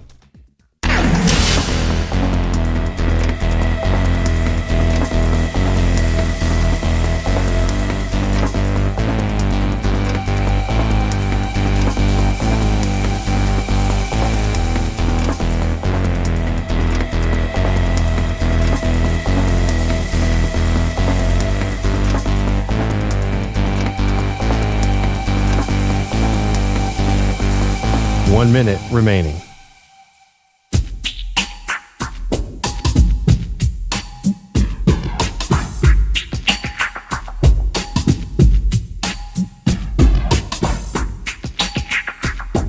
$45 seconds remaining.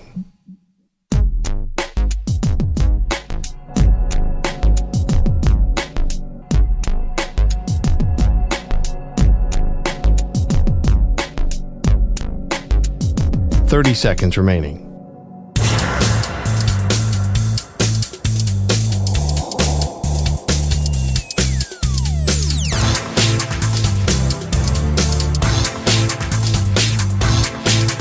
$15 seconds.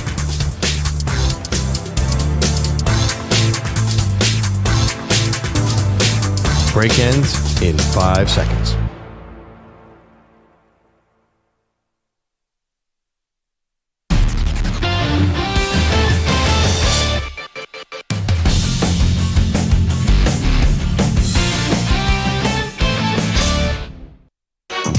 In West Philadelphia, born and raised on the playground is where I spend most of my days. Chilling out, maxing, relaxing, all cool and all shooting some b-ball outside of the school. When a couple of guys who were up to no good started making trouble in my neighborhood. I got in one little fight and my mom got scared and said, "You're moving with your auntie and uncle in Bel Air." I begged and pleaded with her. How long are we going to let this play? Welcome back, Maggie Perloff Show. No way. You're the host. Yeah, I know. Even I'm channeling Maggie. Like, Maggie's not here today. Andrew Boga's sitting in because we're doing the Mount Olympus of Philadelphia sports gods. Just happens to be today. I know it's all about Indiana and Pittsburgh. Of course, Aaron Rodgers signing with the Steelers. But the calendar fell. It's Philly today. Will Smith from Overbrook, like my fourth choice on my Mount Olympus, Will Chamberlain. Again, Will Smith, this is a flex. After he hit it big, he bought a house. He didn't even hit it big. He bought a house about 5 minutes from where my parents currently live. Help me in from Lower Philly. Marion. And my friend in high school moved into his house after he left. So I've been in Will Smith's house. Oh, that's cool. Yeah, he had a recording studio in the basement. Awesome, big Philadelphia presence. We forgot a couple names. So I went with Dr. J, Bobby Clark, Mike Schmidt, and Will Chamberlain. Maggie went with Mike Schmidt. Dr. J went with Brian Dawkins and Allen Iverson. Practice. We left off. There are some just Philly sports guys. Jason Kelsey, I think, that's a good one. He's not the greatest player. I think he's a Hall of Famer. will put you in that trash can over there. But he is hangs out down the Jersey Shore, just does all the Philly things. John Kruk is a big one because he does the color for them. He's a very popular figure. Of course, if I'd gone with Philly Fanatic, I think I would have won this poll easily. Because who does not love the Fanatic? Tommy Lasorda. Let's go to the phone lines. Okay, I need some support on this. Mike, what do you got? Do you like my top 4 sports gods of Philadelphia? Well, Perloff, I liked your top 3. I think you can't go wrong with that. For the 4th, there's a big debate. Do you want to stick in Raleigh Massimino? Maybe Jay Wright to get the ladies interested? Best dressed Mount Olympus for sure. You got Eric Lindros. You know, bit of a disappointment. Not too bad on the ice. But I think nothing speaks Philadelphia sports more than Santa Claus being pelted by snowballs. Yeah. Just that would have been great. A fan with a snowball in his hand, targeting Santa Claus. Maybe a D-cell battery stuffed into one of them. Yeah, for JD Drew. Yeah. Now listen, Mike. I would try to defend my city, but I can't in this. I learned about alcohol at Veterans Stadium in Philadelphia in section 727. When you were 7? It was. I literally was. The guy next to me is like, "You want to hit a peach schnapps?" I'm like, "What's peach schnapps, Daddy?" It's what you drink trying to your watch. dad offered you this? No. It was the guy next to me, and it's like what you drink after Lawrence Taylor hammers Ron Jaworski is a shot of peach schnapps. This is part of the Philadelphia culture. South Philadelphia. Everyone thinks it's an insult that they boot Santa Claus. They love it, of course. It's a great thing. What's that? Or the bailiff from the jail and at the bottom of the vat. Yeah, no, good call. Thank you, Mike. There's a lot of lore around the Philadelphia sports fan. That would have been a good one, but people hate the Philadelphia sports fans. Weapons was your fourth choice? Yeah. Okay. No, I mean, I'll take Dr. J, Mike Schmidt, Bobby Clark, and violence. As everyone in Philadelphia says, it was a crappy Santa Claus. Let's go to Sean in Oregon. Sean, what do you think of my Mount Olympus for Philadelphia? Hey, I love it. I hope you do good. Thank you. Sounds like a festive section. You know, that's when you run out of all your alcohol and all you got left is peach schnapps. Yeah, peach schnapps. There was a guy, and this is my memory, pretended he was in a wheelchair and had a beer ball. Remember beer balls? Underneath the wheelchair, and he really could walk, but it was a way to sneak in beer. I'm not kidding at all. All right, Sean, what else you got? And I want to hear your thoughts on Aaron Rodgers as well. Well, I'm going to be a little bit of a curmudgeon on that. I'm going to have eyebrow up because this season's going to be, this is really going to test the locker room, and it's going to test the whole Steelers organization because, you know, Mike Tomlin, it seems like every year he's kind of on the hot seat. You know, everyone's always ready. Oh, is Mike Tomlin ready to go? Is Mike Tomlin ready to go? And then, you know, if I was Arthur Smith, I'd be already having my defense mechanisms up. Yeah. Because I'm telling you, yep, this guy, he's going to go in there just like he does every place, and people around him get fired. That's what happens with Aaron Rodgers. Aaron Rodgers does not like to take blame. He does not like to be a good leader and be held accountable. And this is what happens. And I'm not looking forward to this year. I hear what you're saying, and thank you for the call, Sean. I mean, he didn't really get people fired in Green Bay for a long time, but he definitely did in New York. I think he got Saleh fired. Arthur Smith is under some pressure here. He's got to make it work. Bugs, you were, I think, mentioning earlier, there were a lot of leaders already in Pittsburgh. Is it possible the Steelers have enough leaders to absorb the Aaron Rodgers effect? So this came from Connor Orr at SI writing about this, that this will be the first time that Rodgers goes to a place that doesn't need him to set the tone, doesn't need to be like the chemistry creator, which at face value does make sense because of TJ Watt, because of Cam Hayward, because of Mike Tomlin, because of the organization. Yep. But to say that, you're assuming that Rodgers will not try to create chemistry or set a tone, and I can't make that assumption. He's just going to show up there and be a guy in Pittsburgh. He can't not be Aaron Rodgers. I think it's a little different. I think the fact that he's coming in so late, I think that he's coming off a real down cycle, and again, Favre did it, so I'm not counting out Rodgers in that sense. I worry more about actual football things and not locker room things in this team. Do they have the run game? Do they have the receivers? Is Rodgers going to be comfortable there? Can he move? I'm not as worried about attitude. The other thing, too, the TJ Watt is not signed. That is a big deal. That is a major problem because he wants the full Myles Garrett deal. And I think Pittsburgh is worried that he's declining already at 30. So that's a bit of a mess. Let's go to Big Friendly in California. Big Friendly, how'd I do on my Mount Olympus 4 sports gods for Philadelphia? Go Birds. You did good, Daddy Cool. But real quick, 411. From Albany to AP Defensive Player of the Year. Talk about it. Jared Verse. Are we still doing this, Big Friendly? I thought I apologized. No, I'm just saying I never got to tell you the day I asked you about that. You weren't in the room. So I'm just saying you're the man who watched him in Albany. Now you see him as Defensive Rookie of the Year.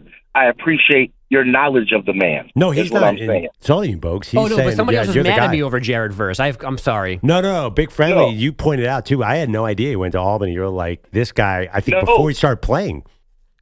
Bogey pointed out he went to Albany. Yeah. Bogey watched him in Albany before anybody. Okay, real quick. 4 greats.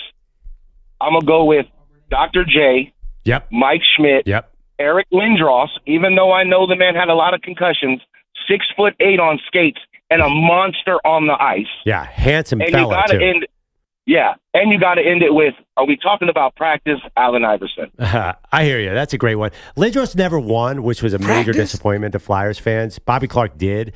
So I can't agree with you on that, Big Friendly, but I love the rest of your list and appreciate the call. Eric Lindros, by the way, you guys are too young for this. It's the greatest moment in Philadelphia sports history was when we stole Eric Lindros from, I think it was the Islanders. Yeah. It was a massive NHL Not draft a great moment for controversy. Bogues, No. I'm a Ranger fan. That's fine. Oh, okay. It was the fact that he then was good as a Flyer against the Rangers and then wasn't the best Ranger. No. Yeah. Terrible Ranger. Oh, my God. He was the LeBron James of hockey. I'm not kidding. Like, he came in as the chosen one. Mm-hmm. He was he was supposed to take the reign from Gretzky, and it just didn't happen. Concussions, but it was more than just concussions. I'm not sure he had that killer instinct. I don't know. He was a badass when he was healthy, and he just couldn't stay healthy. That team was awful to play against. Him and Mark Recchi and John LeClaire, no thanks. Oh, LeClaire. I forgot about him. Reminds me a little bit of Connor McDavid in the sense that if McDavid wins this series, like Eric Lindros was the best player that could not win a title for a little bit, and McDavid is like that. But I think McDavid will get a but that's will where get a cup. that's where that comparison ends because Eric Lindros would floss his teeth with Connor McDavid. They play the game nowhere. They are not even close to being the same hockey player. Yeah. So that storyline exists. I but hear you. Lindros would stab Connor McDavid. But McDavid's not tiny though. He's not tiny, but they don't play the same way. Yeah. No. But I mean, as far as like the chosen one, and yes. To me, like Connor McDavid has to win cups. Otherwise, like, what are we doing here? Lindros was that guy. The fact that he couldn't get over the top was a major problem for Philadelphia. That's why I don't think he makes most people's Mount Olympus. Although he's been mentioned twice already. He has. And by the way, you got to start sweating this now. You're very much like the Thunder and Maggie's the Pacers from last night because you had the first 6 or 7 votes in your favor in this poll. And now it's basically 50-50, 35 votes in. Yeah, I'll be honest. I think you're going to get smoked in your own city here. I'm sorry. I mean, listen, you could put young names. Like I couldn't do what I thought would win the poll. I'm not going to do Allen Iverson. I'm going to go with the legends. I mean, listen, we're going to have Angelo Cataldi from Philadelphia Sports Radio legend on, and he will back me, I'm sure of it. All right. Where's Ben Simmons on the list, though? Remember, we were talking about the opposite of Mount Olympus. Hades. He is definitely on that list. Campaign, Landry Shamet. Landry Shamet, former Sixer. All right, CeeLo, what do you got? All right, let's check in with our guy Pat Boyle, opening his overnight program here on Infinity Sports Network in the aftermath of Pacers Thunder NBA Finals game number 1 last night. And sounds like Indiana's just pretty much broken him at this point. Welcome to the Pat Boyle Show on the Infinity Sports Network. I've had it with this team already! How do they do it again? I feel like Jesse Pinkman in Breaking Bad. He can't keep getting away with this.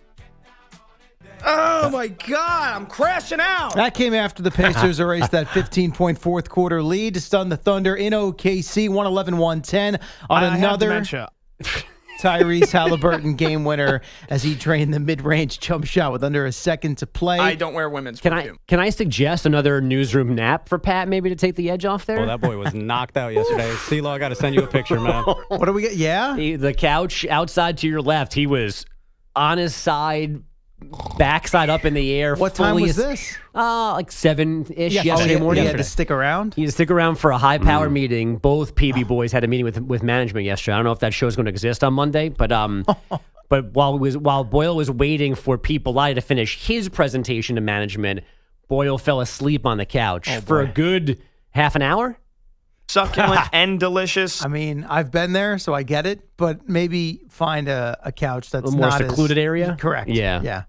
You put yourself in that spot out amongst coworkers, and anything is fair game. So it's unfortunate for him.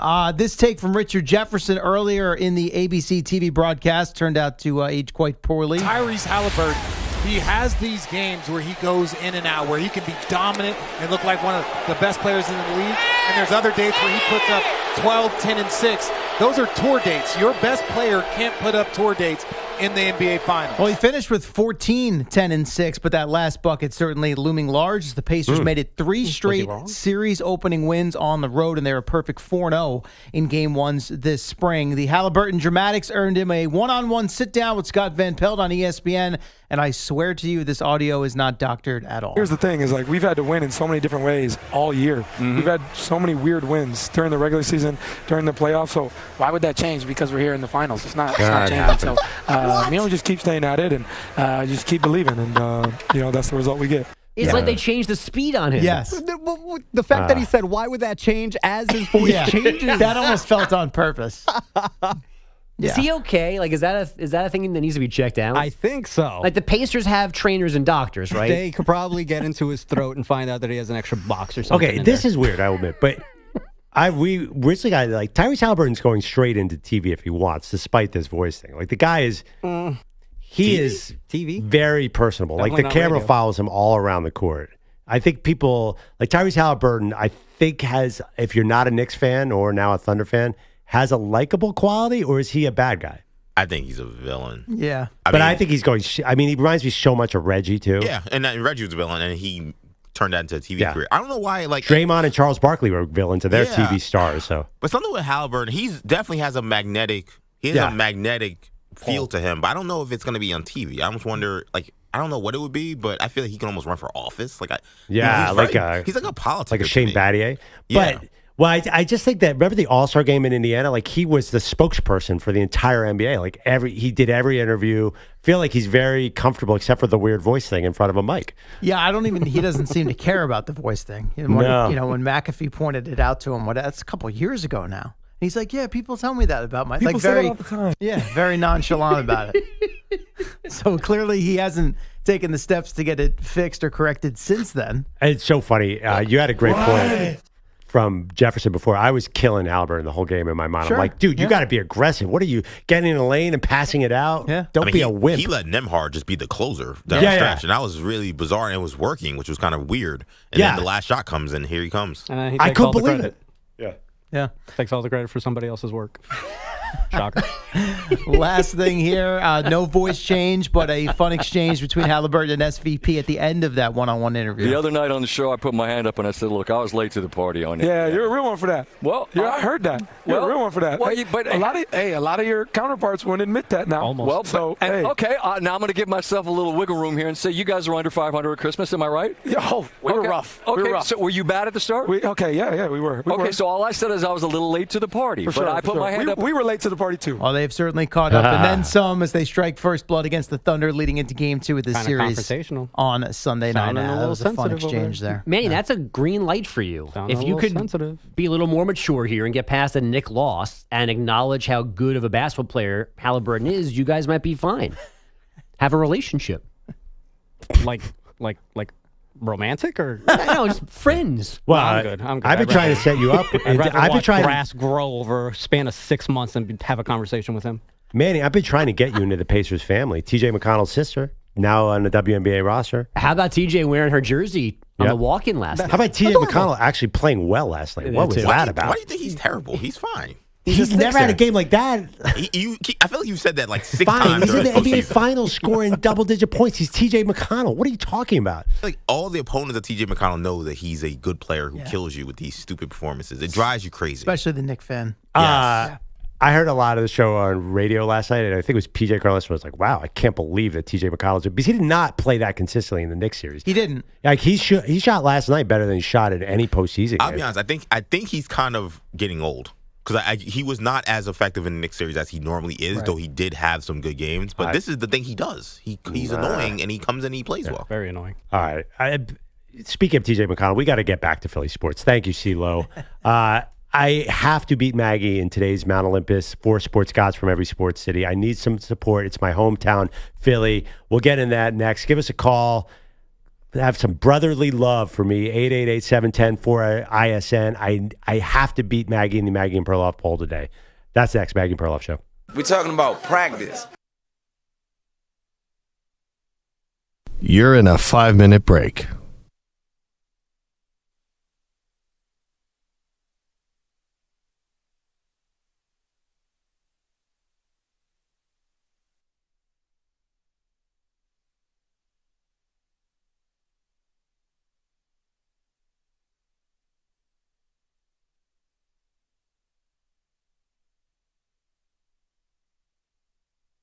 Four minutes, 30 seconds remaining.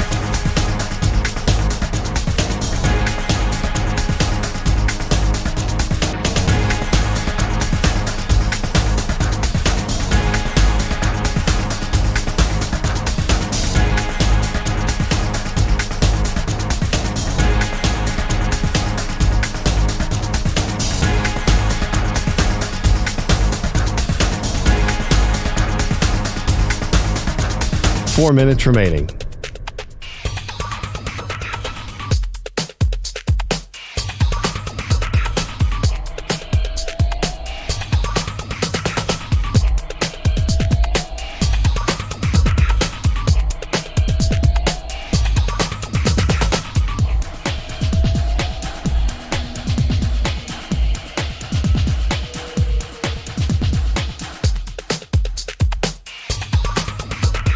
Three minutes, 30 seconds remaining.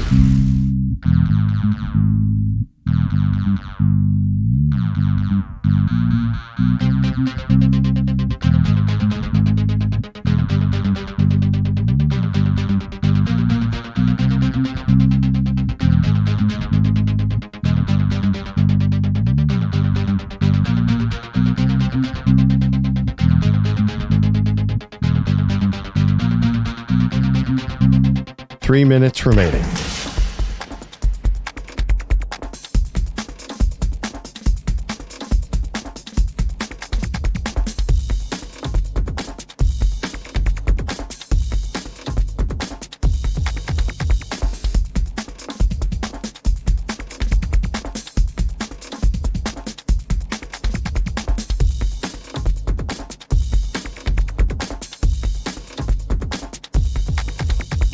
Two minutes, 30 seconds remaining.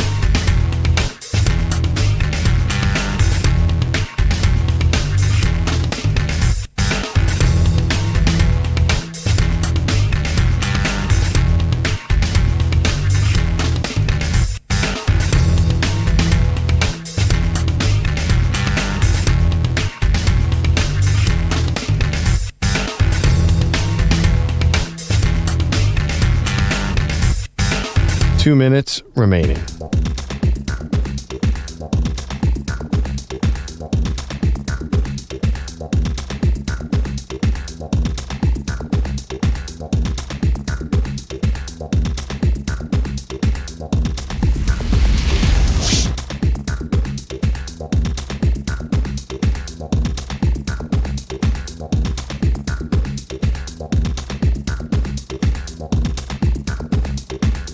One minute, 30 seconds remaining.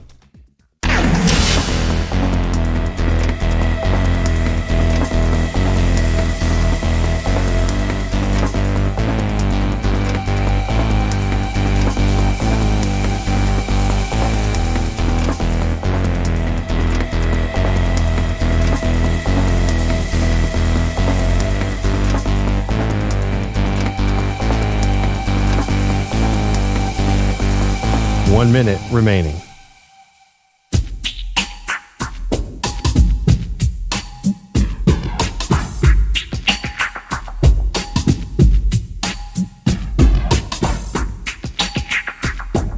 $45 seconds remaining.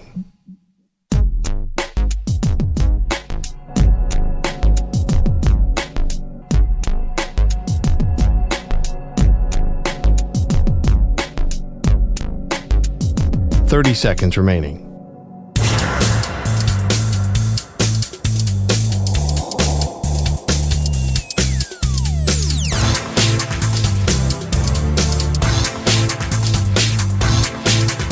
$15 seconds.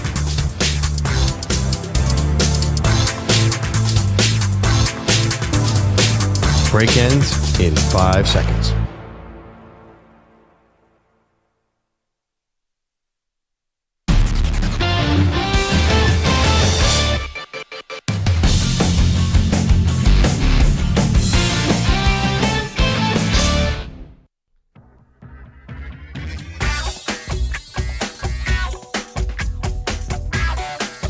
Welcome back, Maggie and Perloff show. That, according to Manny, is Pink, who is from the Philadelphia area, because we're doing the Mount Olympus, 4 sports gods from every major city. Today is Philadelphia.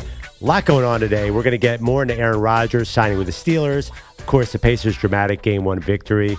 But my Philly Mount Olympus, Dr. J, Bobby Clark, Mike Schmidt, and Will Chamberlain. Maggie went with Dr. J and Mike Schmidt as well, but also Brian Dawkins and Allen Iverson. We want to hear from you. 888-710-4ISN, 888-710-4476. Who got it right? Let's go to Barry in South Jersey. Barry, who is closer to the accurate Mount Olympus for Philly sports? Good morning, Andrew. I told your producer when you picked up that, and I'll make it quick, that when I was on the debating teams in both high school and college, and if I embrace something, I was adamant to the nth degree. In this particular case, you should remain that way. Don't be bullied. Don't let Maggie bully you. Before you picked is the first team above the first team. Anybody else are second-tier choices. So you stick with your guns. You did the right thing. Thank you, Barry. Hey, Barry, would you I lost Barry, but I was wondering if he'd consider Barkley or AI. Let's go to Sam in Montana. Sam, I think you have a choice that I actually considered, but who would you add to the Mount Olympus of Philadelphia sports? Hey, good morning, y'all. Sam from Mini, Montana. Look, there's one athlete from Philly that could climb Mount Olympus, right? And I actually put another one in here too, and one quick thing, Barry, that's debatable.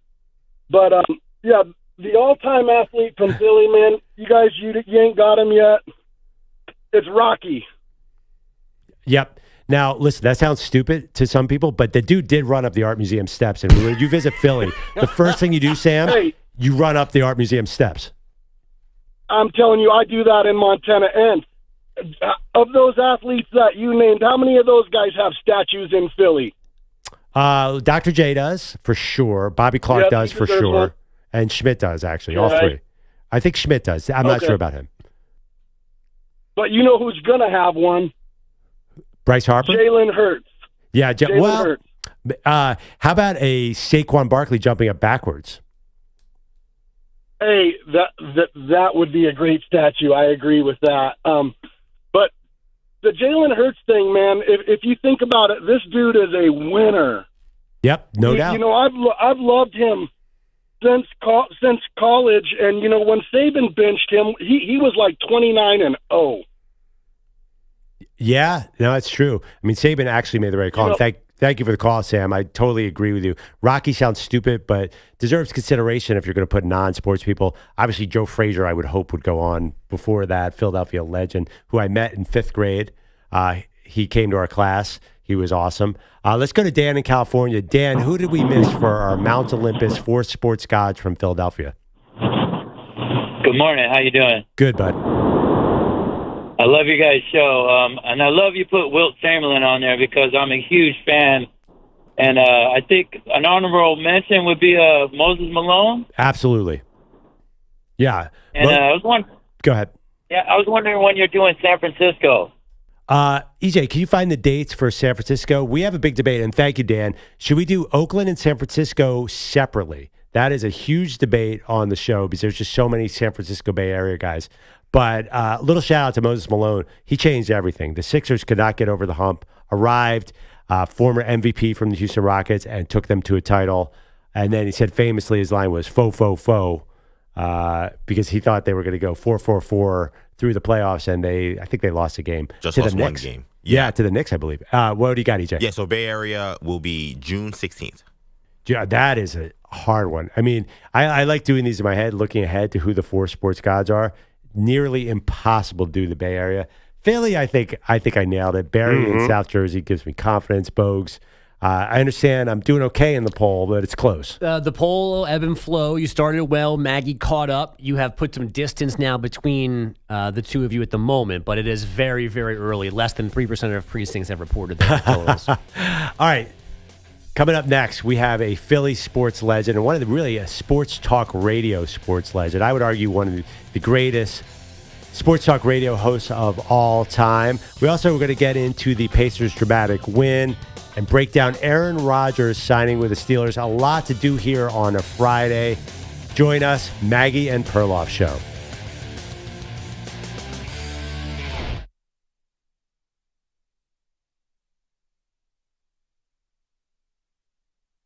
You're in a 5-minute break.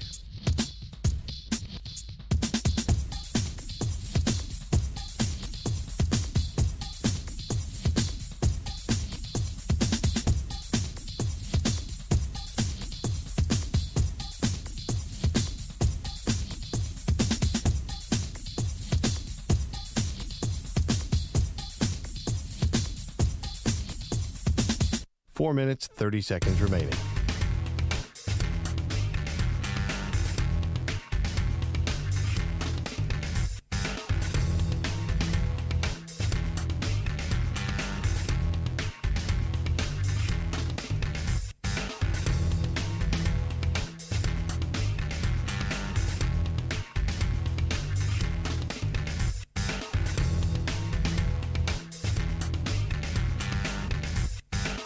Four minutes remaining.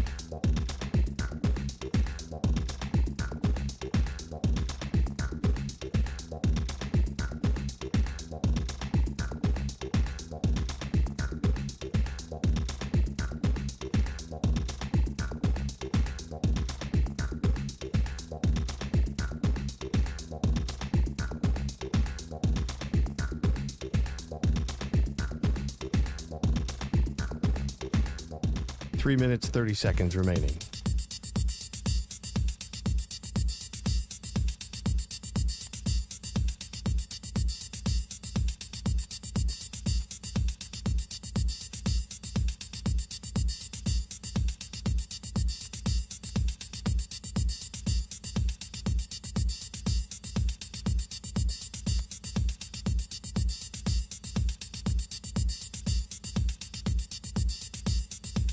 Three minutes remaining.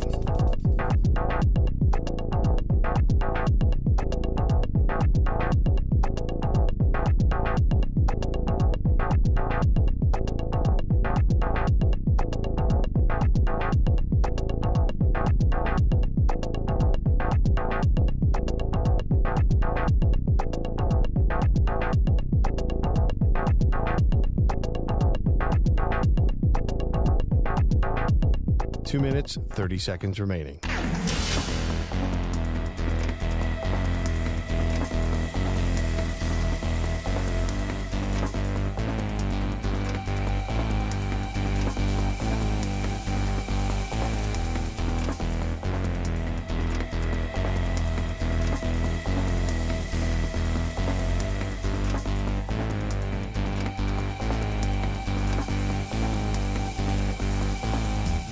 Two minutes remaining.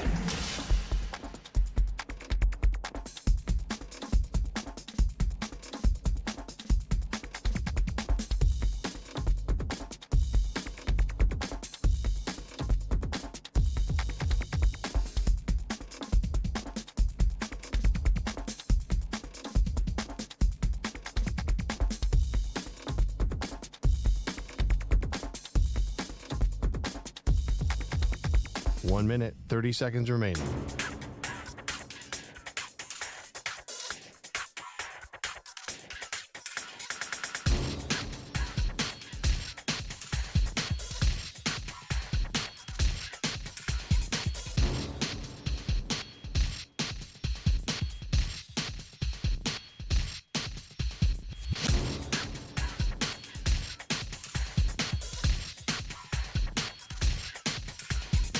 One minute remaining.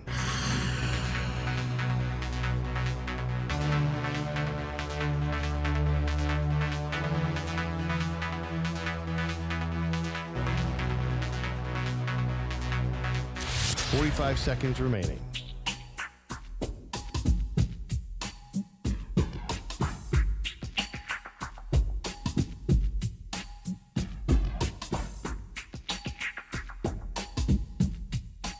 Seconds remaining.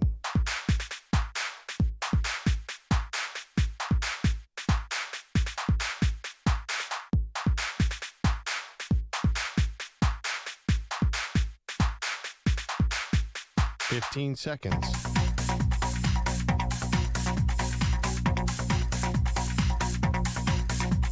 Break ends in 5 seconds.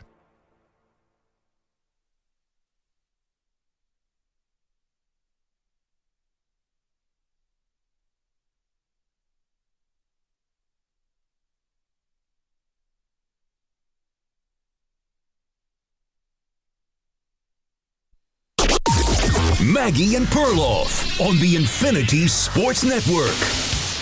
8 seconds to go. The Pacers are not going to call a timeout. Haliburton has it with 3, driving with 2, pulling up, and hitting with 0.3 of a second to go. How many more times can this team do that? Pacers did it again. Welcome back, Maggie and Perloff Show. Maggie's out today. Andrew Bogus sitting in. Bogues, Indiana now 8-1 in clutch situations. Oklahoma City Thunder had the game, blew it, incredible. We have a lot of Knicks fans here who thought they were experiencing deja vu. Did you see it coming last night? I mean, yes and no. It was dangerous, generally speaking, when a team doesn't capitalize and should have been up by more, like the Thunder should have been at halftime, that you leave yourself open to having the win stolen away from you. But I keep saying, I thought the sequence that was block and then SGA hoop for a 5-point lead with like 1:27 to go, I thought that was it. I thought it was momentum. It was a basket. The math again wasn't mathing in the Pacers' favor. I thought that was the end. Like, that was how they were going to survive, and then they didn't again. Yeah, I have the Thunder in 5. I've given up on trying to handicap these Indiana Pacers. Just glad I'm not a Knicks fan because, as you know, Bogues, I'm a Philadelphia sports fan, born and raised outside of Philadelphia. Well. Yes. So, and it happens today is the Mount Olympus of Philadelphia sports gods. We're doing every major sports city.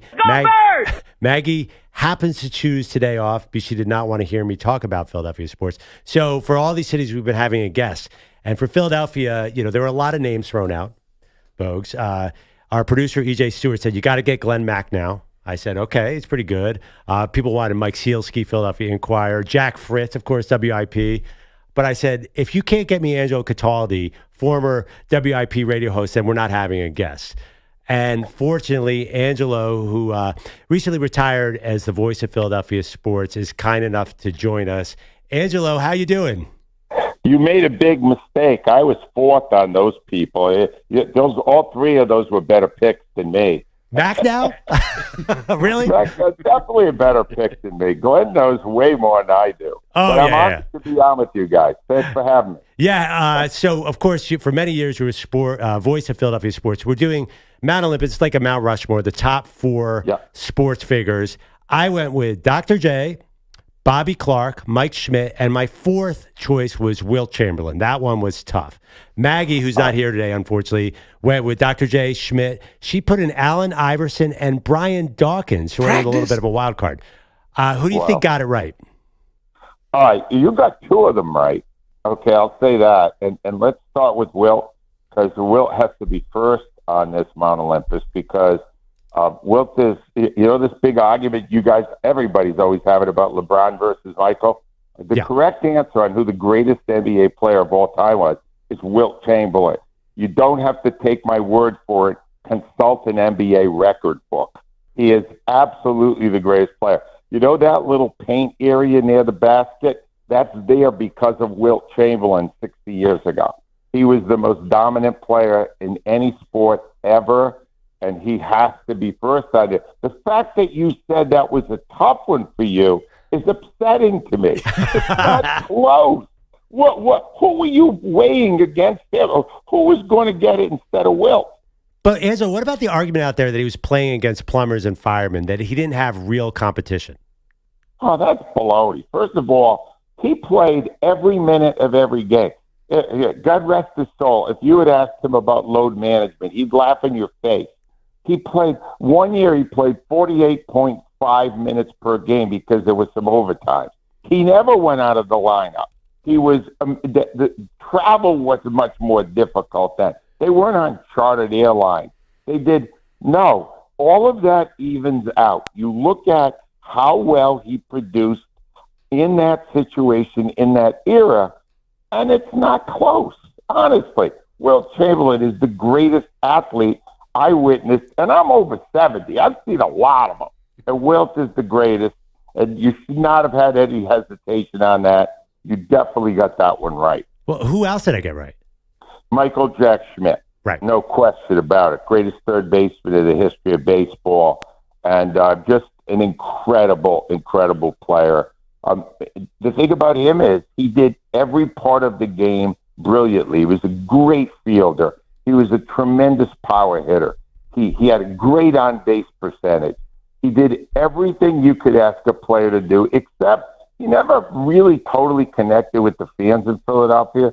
But you don't hold that against him when you're doing a Mount Olympus. He was an incredible player, and he has to be on there for sure. No doubt about it. All right, so who did I get wrong? Who are the other two? Who were your other two? So I had Bobby Clark and Dr. J. All right. This is going to be controversial. All right, first of all, I'm not giving anyone on the Flyers one of the spots. And the reason I'm not is because the Flyers are a minor sport in Philadelphia now, and they have been for generations. They're just not a big deal in our city anymore. Bobby Clark was a great player, and I'm sure there are still people around who want to honor him for what he did, half a century ago. No, I'm not giving the Flyers a spot at all on there, but I'm definitely putting the greatest Eagle of all time on there, Chuck Bednarik. Okay. Chuck Bednarik played every minute of every game. He played on both sides of the ball. He won 2 championships. He was an incredible force. He was physical. He embodied the spirit of Philadelphia. He's the greatest Eagle of all time, and he gets my third spot. Oh, wow. Okay, and one more spot. Who do you got? Well, see, I tried to weigh this because the Eagles are so much bigger now than any other sport in Philadelphia. And I wanted to represent the current era because this is a great, great time to be an Eagles fan. They won 2 championships in the last 7 years, and I wanted somebody who embodied that, somebody who did, personified what this great era has been. And this one guy who was there for both, won the first Super Bowl for them, and is also a tremendous ambassador for the fans of Philadelphia. My fourth spot goes to Brandon Graham. Wow. Brandon Graham, but he wasn't, I'm just to play devil's advocate, he wasn't the greatest Eagle of this era. The greatest winner of this era. Strip sack of Tom Brady. Could you make the same arguments for Kelsey, though? Yeah, I could, except Kelsey didn't win last year. He only won the one. Oh, you're right. You're absolutely Kelsey right. Probably would have gotten that spot if he were part of the team last season, but because he wasn't, and Graham comes back from a bicep tear, re-tears it, still plays the Super Bowl. That's the spirit I wanted to embody with one of these spots on Mount Olympus. So where does Allen Iverson then end up in your mind, Angelo? Most entertaining player I've ever watched in my life. I just love watching him play. He didn't win a championship. To me, you don't get up there without having at least one ring. So I can't give him a spot there, but I'll give him an honorable mention, and I'll thank him for entertaining us for so many years. He was a phenomenal player to watch. And Julius Erving, I feel like that one's, I think most people put him on there. Well, they would because they're too old to understand that if you're giving only one spot to the Sixers, it has to be Wilt. Dr. J, I'll tell you, the real argument would be to me Dr. J versus Allen Iverson. Okay. They were both so entertaining and it's so defining of their era and the way they played. I'd have a hard time picking between those two, but Wilt beats them easily. Wilt beats LeBron and Michael. I'm trying to get this word out. Wow. I'm not going to be here that much longer. I have to fight the fight. What about Charles Barkley? Charles Barkley, biggest personality. Yep. Biggest personality. I mean, if there's a Mount Olympus for that, great. He's a terrific player. Didn't win the championship, but he's probably the guy of all of these great players who went on to even greater success after his basketball career. So the fact that he went out and became a broadcasting icon, and no one else was able to do it the way Charles was. Angelo, what about moving forward of the guys right now in the city? Bryce Harper, Hurts, maybe even Saquon. Who's got the best chance at maybe forcing their way into this foursome in your mind? Hurts. No, I didn't have anything. Saquon had a phenomenal year, but Hurts is the backbone of that team. And Hurts has the personality for it. He has the commitment to it. He would definitely be. The problem with Harper is he's running out of time, and he hasn't won anything yet. They haven't even really gotten to the World Series except one time. Harper's running out of time. He's on the backside of 30 now. Hurts is 26, 27. He's still a kid. I'd say Hurts by far is the guy who could break through there. And, let's face it, recency bias. At some point, somebody's going to knock Chuck Bednarik off there. Nobody remembers him anymore but me. So I would think that Hurts is the guy. He's the next one. He's lying in wait for one of those spots.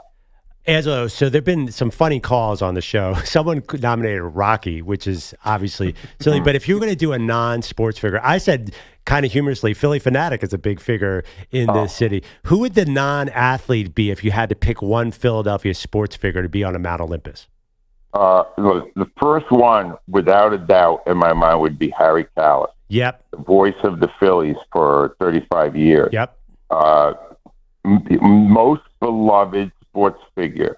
I did 33 years on WIP radio, and the most beloved sports figure in that tenure was not a player, but the broadcaster, the play-by-play guy, Harry Kalas. He would definitely be on there. The Fanatic, absolutely. I think he would be second, believe it or not, after that. And Rocky, you laughed at it. I drive by that Rocky statue all the time. There's always a long line of people waiting to look at a statue that my former boss, Tom Brookshire, said was a big heap of junk. I know. And what's the first thing you do when you visit Philadelphia? You run up the Art Museum steps. Yeah, it does. But Brookie went nuts about that. He went, it's just a movie prop. Please, give me a break. Yeah, and people are mad Joe Frazier doesn't get a statue, too. Have you ever heard that argument? Well, yeah, I actually thought of him because he was our greatest fighter, for sure. But he lost 2 of the 3 Ali fights. And Ali lived in our area for a while. And if you did a poll on who was more beloved in our city, Frazier or Ali, it would be close. Yep. I'm not sure who would win, but it would be close. So that kind of takes a little away from it. Joe Frazier was an incredible performer. Great. Angelo, what about coaches and managers? Who are the first names that come to mind? Yeah, I'll tell you the one I would not put in at gunpoint, and that's Andy the Fraud Reid. All right? No, he had 14 shots here. He didn't win anything. He needed Mahomes to cover up all of his time management issues. Not a chance he would get it. I would put in, honestly, the people, again, I got to go back to, I can't even think of the guy's name. Brooke used to tell me all the time, the guy that was their coach, Greasy Neal. Greasy Neal. Who's ever even named Greasy anymore? Like Curly Greasy Lambeau. Neal was a 2-time coaching champion. He probably would be one of the coaches that will go in. Certainly nobody right now. I'm not a big Sirianni fan either, to be honest with you. So I would say, Dallas Green. I love Dallas Green. I guess I'd give him one. Coaching and managing, we haven't been epic. You know what I'm saying? Yeah. Even our good ones leave after a few years. What if I said Buddy Ryan? What would your reaction be? Well, he had an insane impact on interest in the Eagles. Yep. And, I had my good moments with him, my bad moments with him, but I would not put him in because in Philadelphia, he won nothing. Not a single playoff game. You don't get consideration if you don't do stuff in the biggest games. Yep. I was at both the losses. Okay, Angelo, so you recently retired. I have a lot of friends, this is personal, who would want to hear your take first thing in the morning. What do you do when you wake up after a big game? Are you giving your sports stakes to the family dog, or how is retirement treating you? Bentley, my dog, does hear a lot of my thoughts. Yeah. And I do have a blog, AngeloCataldi.com. Okay. And on the blog, every Monday I write whatever I stored up that week that I would have said probably on the radio. And I'll tell you the truth, I'm sleeping so much later now that I do what I did that morning gig. Yeah. I don't really have any opinions anymore. Can I tell you one quick story to praise you? Yeah. I worked with Jim Cohen a little bit at NFL Network, with your former editor at Philadelphia Inquirer, and you did 33 years of radio. He always said Angelo Cataldi is the best sports reporter I ever worked with. When every reporter in the locker room went to one guy, Angelo would always go off the other way, and that's why you won a Pulitzer Prize as a reporter. So people think of you as I'll say a radio blowhard, but you have obviously all the credential as a sports reporter. Do people get surprised when they hear that?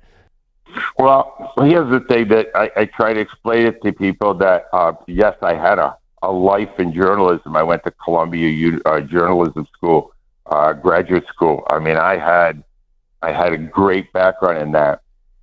But at the end of 20 years, I was making $55,000, and WIP came to me and offered me $75,000.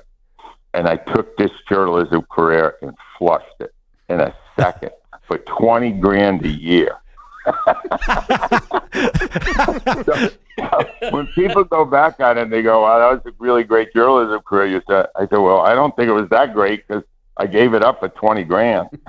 Thank you for that. Yes, that's almost like a previous life to me now. Yeah, young aspiring journalists out there, don't listen to Angelo.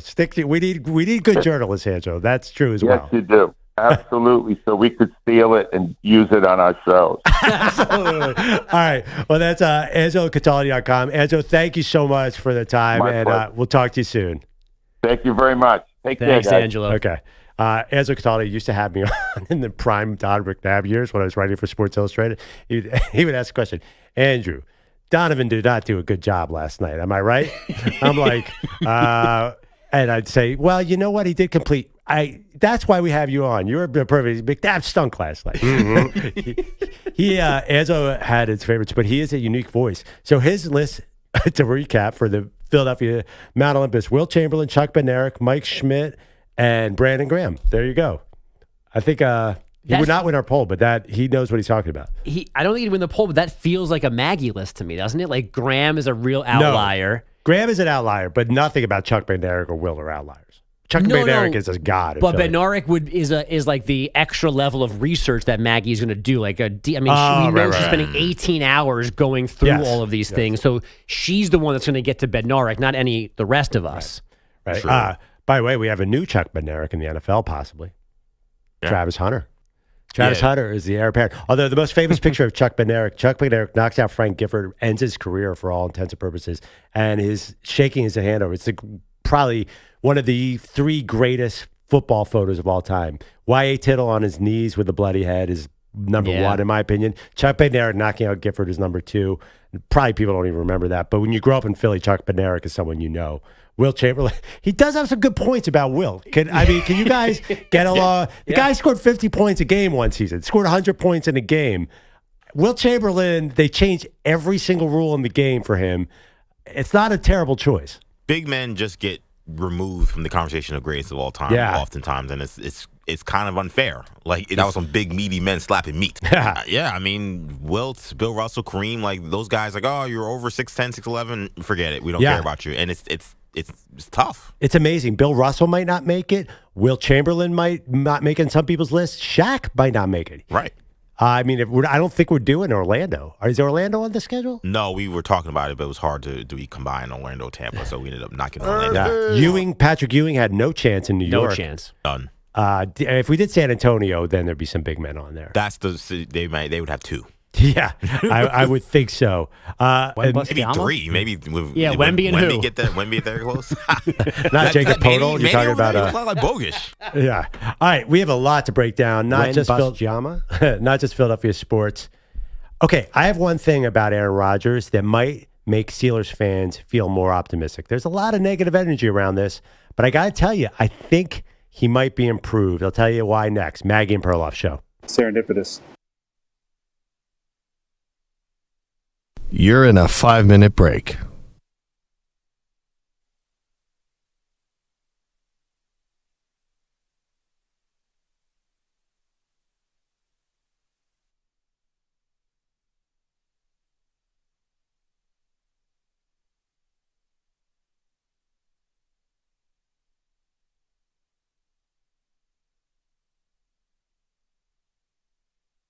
4 minutes, 30 seconds remaining.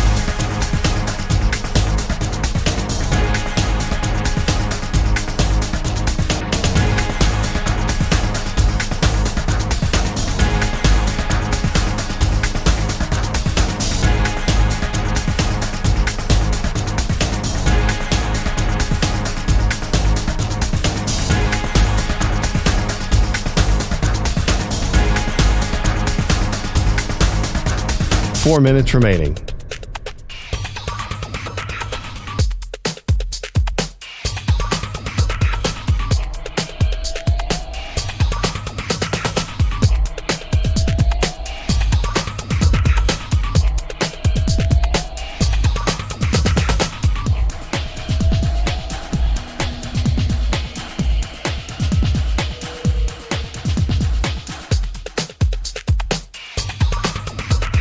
Three minutes, 30 seconds remaining.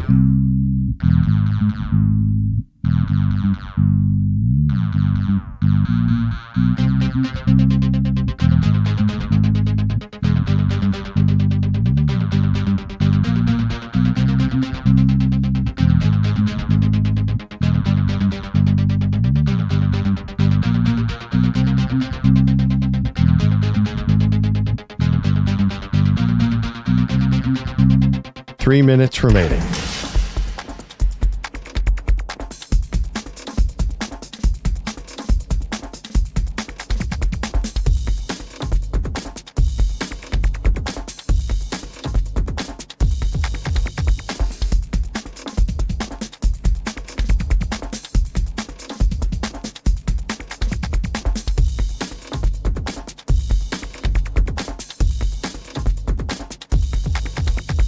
Two minutes, 30 seconds remaining.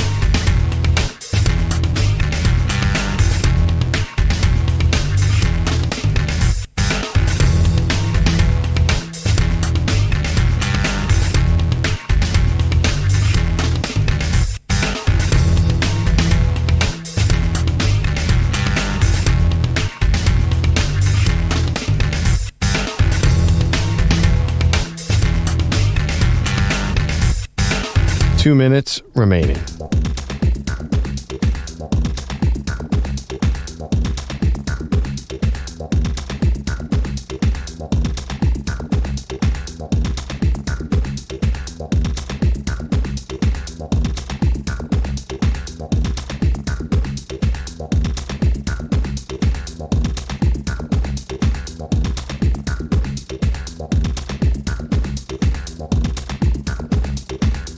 One minute, 30 seconds remaining.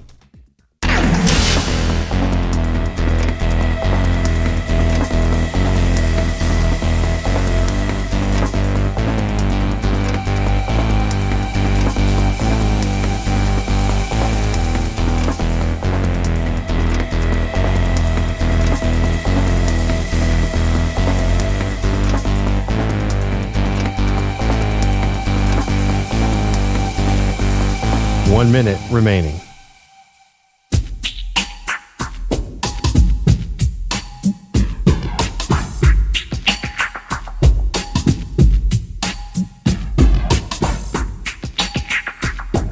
$45 seconds remaining.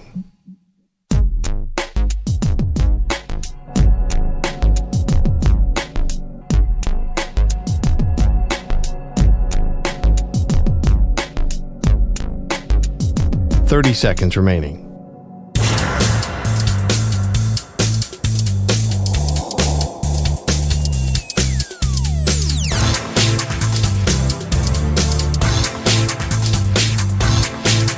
$15 seconds.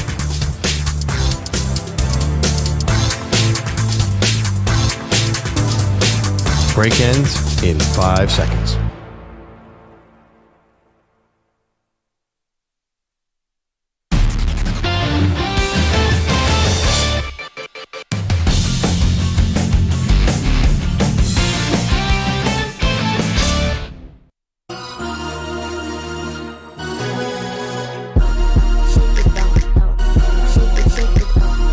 All right, this NASCAR race preview is sponsored by WeatherGuard Truck and Van Equipment. They're just as driven as the hardworking pros they serve. Manny Tires, what do you got? Guys, the NASCAR Cup Series is headed to Brooklyn. It's the Firekeepers Casino 400 from Michigan International Speedway in Brooklyn, Michigan. Ryan Blaney, he looks to go back-to-back after winning last week in Nashville. But last year's winner of this race, Tyler Reddick, he has fallen out of the top 5 in the standings, so watch out for number 45 for 2311 Racing to make up some ground this weekend. The top 5 is as follows. Chase Elliott in at number 5. Denny Hamlin soars up 2 spots to number 4 with Christopher Bell in front of the veteran at number 3. Kyle Larson sits at 2nd. All those men are behind William Byron. He's your standings leader as we head into our first full weekend of June. It's the Firekeepers Casino 400 from Michigan International Speedway. The Green Flag Wave Sunday at 2 p.m. Eastern.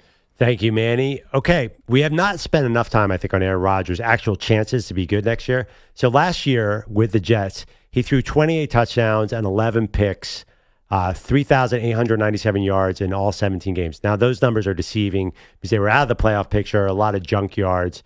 But I got to tell you, if he gets healthier on that torn Achilles and increases that by 10%, he could have a big stat year in Pittsburgh.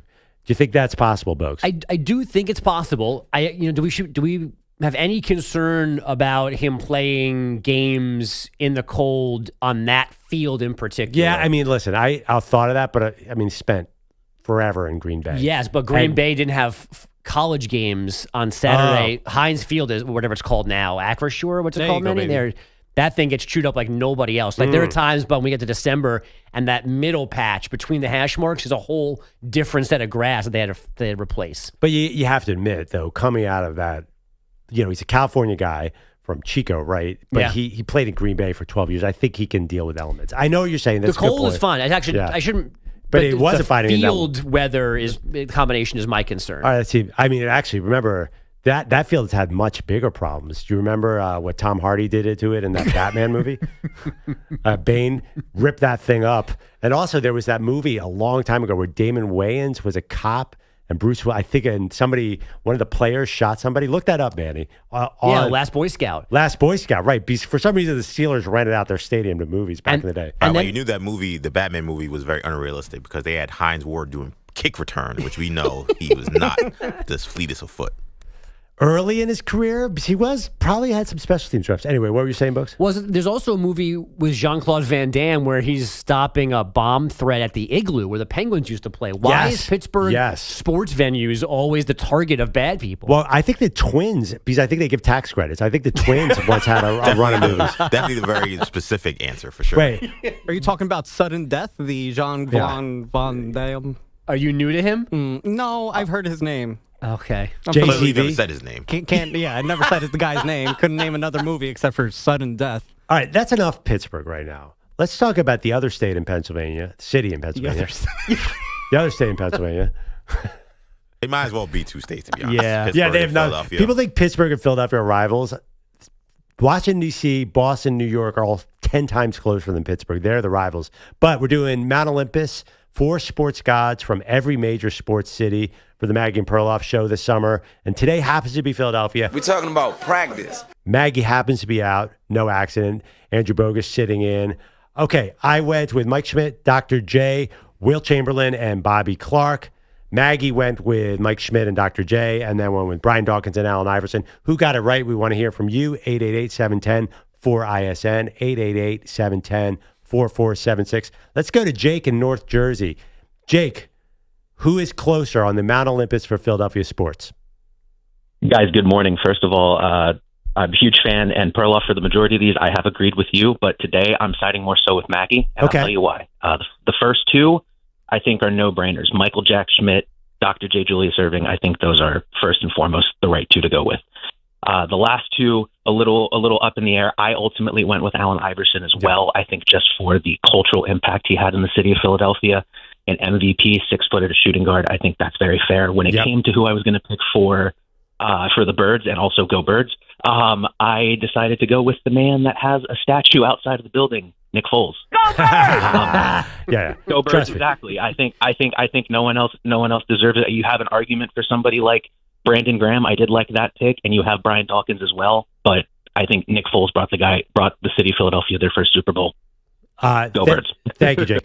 Listen, Nick Foles might sound crazy, but I'm telling you, in Philadelphia, that is not a crazy choice at all, Brooks. I also wanted to ask Jake if there was a Central Jersey while he was on the line from North Jersey. Oh, right. Yes. Oh, boy.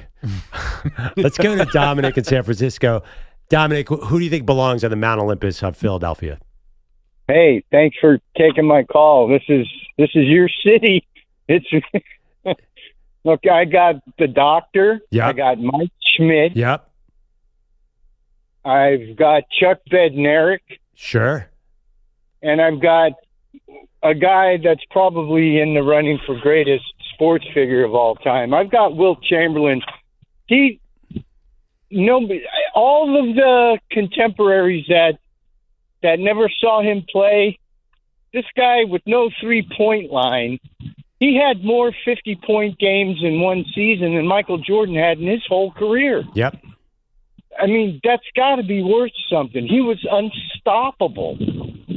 Absolutely. Anyway, that's my three, even though one day Brock Purdy will be there. Yeah. Thank you, Dominic. We're going to get to the Bay Area, and that's going to be a controversial one later in the month.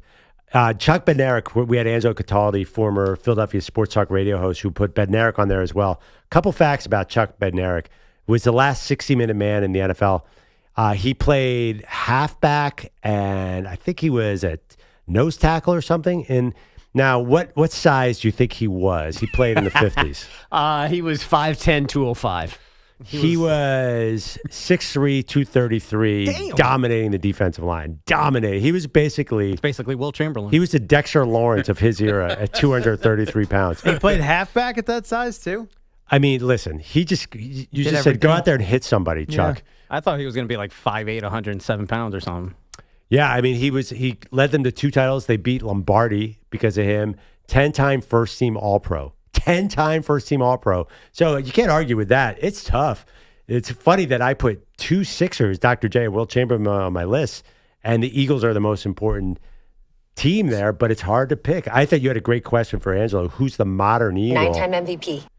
I don't think it's going to be Jalen Hurts. He's just not worshipped in that city yet. He's only got 1 ring. If he gets a second, then maybe. But even is 2 enough? Because the guys that are on this, the collective, 6 or 7 common names between you and Maggie and Angelo, it's going to be hard to knock those guys off. Yeah, I mean, Bobby Clark, 2 titles from me. Right. Dr. J, 1 title. Wilt, only 1 title. So I didn't pick a lot of champions. But if we absorb Angelo's point that Wilt's the greatest NBA player of all time, that's a big thing for Jalen Hurts to knock off. Or is he taking Mike Schmidt off of this? No. Right. So, I mean, it's got to be, is it 3 Super Bowls when Hurts maybe is in this conversation? I think there's something interesting about Jalen Hurts. He's not fully embraced as the star of that team. I mean, who's on the Madden cover this week? Yeah. Saquon Barkley.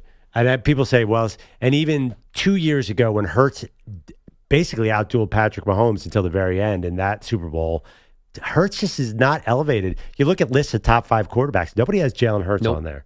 It's an interesting legacy. You know what's the worst thing that happened to Hurts? That Nick Foles won that first Super Bowl.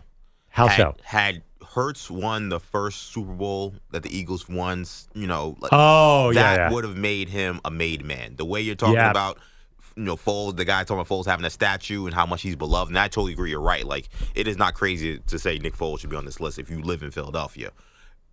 That fact that he's the second guy is always going to be tricky. Because now he winning 1 is not going to do 1. If he wins 2, it's okay, he won 2, but we still got the first one with Foles. Like, I agree. He might almost have to win 3. And also, by the way, I don't think that's out of the realm of possibility. Yeah. No, but the funny thing about him is, there were points last year where he was not playing well. Oh, yeah. Yeah, I mean, the Eagles, to their credit, do not need outstanding, consistent quarterback play. But then again, Hurts will be conservative. Like, if Hurts was on a team where he threw the ball 35 times a game or 40 or even more, I think he could have huge numbers. He's an incredibly accurate downfield passer. He just doesn't always play that way. Howie Roseman, by the way, GM, he's a 2-time Super Bowl winner. I was going to ask, if he probably deserved, if Maggie's putting George Steinbrenner on her New York list, I mean, Howie Roseman has to be on the Philadelphia list. Well, I mean, listen, Jeffrey Lurie would be the Steinbrenner, too. He gets a lot of, the owner gets a lot of credit. There's some very controversial, they're famous owners. Leonard Toews, who's a famous owner of the Eagles, who lost like a bet or something and lost his team.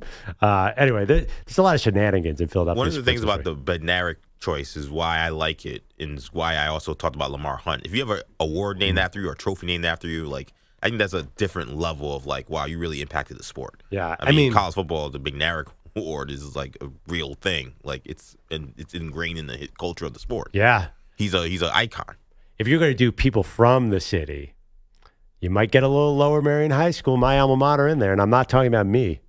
But Kobe, if you're doing from the city, then you'd get Kobe into the conversation. But but you booed him at the All-Star game. You booed him in the finals. I don't know. Because he didn't want to come to Philadelphia. He wanted to go to L.A. It really annoyed me. Speaking of high schools. Yeah. And Howie Roseman. Welcome, CeeLo. Yes. He's of Central Jersey fame. Is he? Oh, no way. Marlboro High School in Central New Jersey, 100%. Okay. Yeah. Yeah. All right, let's get to some updates. CeeLo, what do you got? All right, heard from Pacers Radio and Mike Breen on ABC calling the Tyrese Haliburton game winner from last night. Mid-range jumper with 0.3 seconds left to send Indiana past the Thunder in Game 1 of the NBA Finals. There was one last desperation attempt for OKC after the Haliburton bucket. Caruso from the near side hash.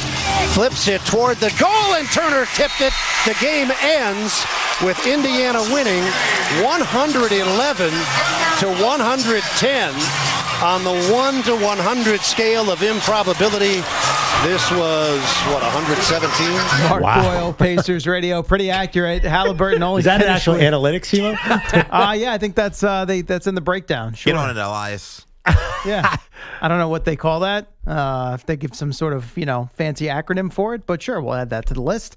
As Haliburton finished with 14, but those last two made all the difference. Pacers were down 15 with under 10 minutes to go and down 9 with 2:52 remaining. It's their fourth double-digit comeback of this postseason, one in each round. Bucks, Cavs, Knicks, and now the Thunder. So it's become a regular thing for Rick Carlisle's team. We just said, hey, let's just keep chipping away at the rock, Got to keep pounding the rock, and just chip away and hang in. And we've had a lot of experience in these kinds of games. And Haliburton's got a lot of experience now making these game-winning or game-tying shots. Here he was explaining their whole never-out-of-it mentality, alluding to what they've experienced across the last 12 months or so. After you have a run like last year, and then you get swept in the Eastern Conference Finals, and all the conversation is about is how you don't belong there and how you lucked out to get there and that it was a fluke. Guys are going to be pissed off. And from that comes an interesting perspective. It was the same voice that runs opposite what you normally hear from players and teams, at least with the media, about how they try to block out the noise. Not the case for these Pacers. It fuels them and they thrive off of it. Our coaching staff does a great job of making us aware of what's being said. Us as players, we talk about it in the locker room. We talk about it on the plane. We're a young team, so we probably spend more time on social media than we should. But I just think we do a great job of taking things personal. And what they've taken now is every series opener this postseason, including 3 straight Game 1 road wins. I didn't hear one voice change there. No. Disappointing. No. We had a bunch throughout the course of the morning, but he gets on a nice roll where he's got that deep, bassy voice going. I can't even focus on the content of what he's saying. I have no idea what he just said. I never listened to him. I just listened to the voice inflection. Well, what he said was that they basically, read and listen to what everyone says about them, and that they take it personally. Nobody listens to what he says. I find that a little ridiculous. He said the coaching staff keeps us up on what people are saying. And my thing is, like, I'm fine with. I am definitely Mr. Like use anything for fuel. Like, I am that kind of person myself. But like, were you doing that in the first half when you had 19 turnovers? Like, I hate when you do that when you won a game kind of in a miraculous fashion, being like, we won because of what everyone said about us. I'm like, you guys played like ass for 3 quarters. Relax. That's how Tyrese Haliburton conducts his way. You won the championship. Like when they beat the Knicks in the series, yeah, you want to say the talk about the Knicks, whatever. You won the series, like, of course. But like, you win a game where you didn't play well and your team didn't play well, and you're saying, well, this is just us just really, getting back at those naysayers. It's like, all right, guy. Can I make a suggestion? It's Friday. It's June. It's lovely outside. Naysayer know. Maybe drop some of the bitterness towards the Pacers over there on that side of the glass. No. It's about the lie. I want to live in a world where it's possible that Rick Carlisle or another Pacers staff member is posting a Manny tweet on their board or hitting play on a show clip of Manny attacking Tyrese Haliburton to motivate Haliburton for Game 2 of the NBA Finals. Love that. Yeah, I mean, he probably could pull some clips from this show because I think we've all predicted the Thunder to roll in this one. Still Thunder in 3. Not me. Still Thunder in 3. Oh, what do you got, BJ? Well, no, we've been doing this whole thing. You've been saying for weeks that the East is going to get rolled. You wouldn't take the bet, though. Because I don't want to root for the Pacers. But you didn't even know the Pacers that I offered him a bet that the West would beat the East in 5 games. I kept when saying the Knicks that and the Pacers. East. I kept saying the East. I think it's going to go at least 6. But you didn't have enough faith to do some ridiculous bet on it. I'm not going to be rooting for Haliburton, 2-voice Haliburton to make game winners. I don't want to tie. I'm not being in that world. I don't want to be in that world. I'd rather just not win this bet that I'm going to win probably than do that. I don't want to root for the Pacers. There you go, Bogish. There's the clip they can pull. Yeah. Send it right over to Carlisle. By the way, EJ, you did give me a hard time Game for 2. picking the Thunder to roll in this one, but you picked the Celtics to beat the Knicks. And Yeah, I always say that. Yeah, so it's hard to predict these things. As my friend Yogi Berra always used to say, it's hard to predict things, especially the future. I got to tell you, even the rest of this series is, I mean, the Thunder are big favorites, so you cannot win any money by thinking the Thunder. And I think the Thunder look at that game last night and say we still have the edge. Yeah, that's what the Knicks thought after game 1. And the Cavs. It's. I know. You should have taken that bet, EJ. Game 2 Sunday night in OKC, and you've got Game 2 of the Stanley Cup Final this evening, Edmonton and the Panthers, with the Oilers going for a 2-0 series lead on home ice. You were talking Saquon Barkley. I guess he was on Good Morning America today, and probably plug in the Madden cover or something. Yep. And I guess he apparently said, I didn't realize we had so many Eagles fans in New York. So another little jab at the Giants. And speaking of the Giants. Your mouth, man. Very true. Shut up. I walk down the street here in New York City with this Eagles hat I'm wearing right now. 10 people say go Birds. Yeah, there are a lot of Eagles fans. I don't know where these people come from. Central Jersey. We all moved from Philadelphia. Nobody wants to live in Philadelphia. Everybody wants to live in New York. So they migrate from Philadelphia to New York. I know New York people who from New York who are Eagles fans. Well, bandwagon they fans, have a mental illness. That's the issue with them. All right. Wow. Okay.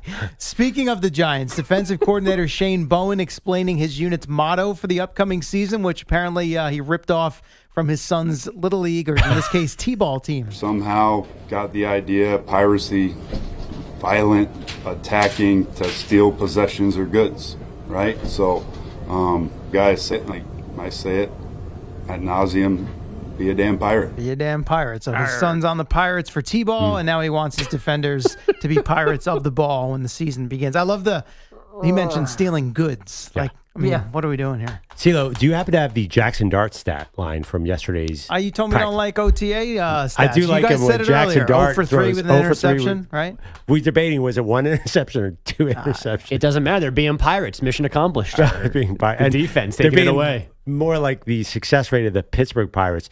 Thank you, CeeLo. By the way, I'm wearing an Allen Iverson sweatshirt because we're doing Mount Olympus of Philadelphia sports. How did Allen Iverson do in his finals, Mr. Eastern Conference guy, when the West was dominating these?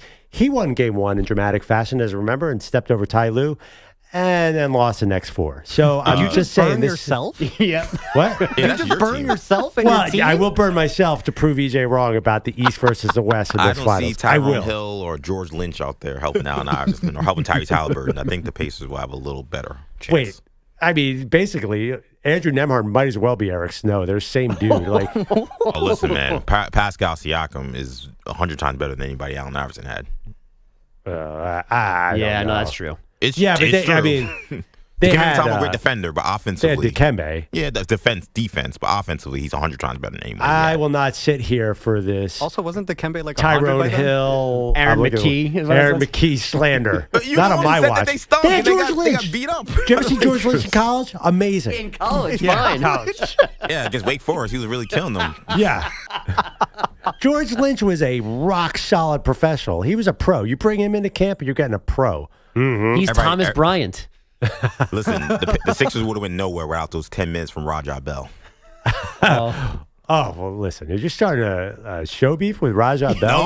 This guy's a great broadcaster. You don't want to talk about how great these guys are. Todd McCullough, these guys were ballers. See, this is where we need Maggie to put the guardrails on me and EJ arguing about NBA. Oh, yeah. They should go, okay, guys, back to the show. Yeah. Just drops a hammer. Meanwhile, that's enough of that. We'll be debating like Hubert Davis versus Aaron McKee for 20 minutes. Speaking of Todd McCullough, Shedeur Sanders. Yeah. Wah, wah, wah. If you hear Maggie stacking her papers together, that's the end, end of the segment. I am going to turn the page because I want to end on a Kevin Durant trade rumor because those are always fun. That's next. Maggie and Perloff Show. Mm-hmm. You're in a 5-minute break.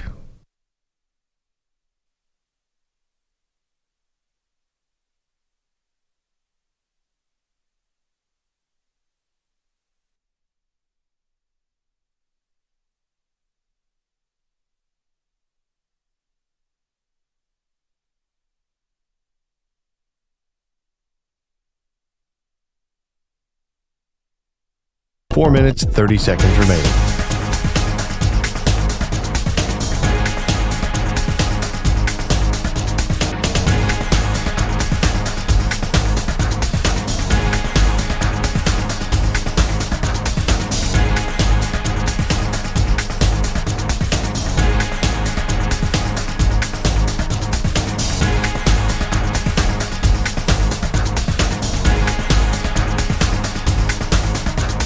Four minutes remaining.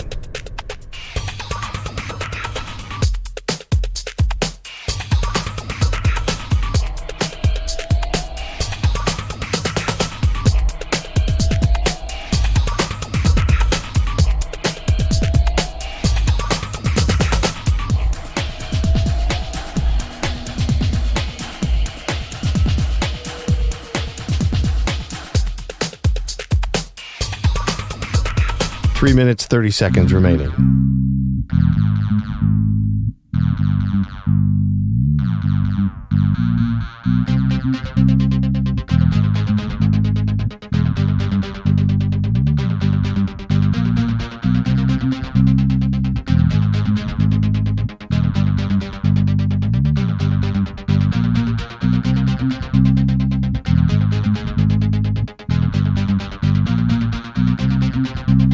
Three minutes remaining.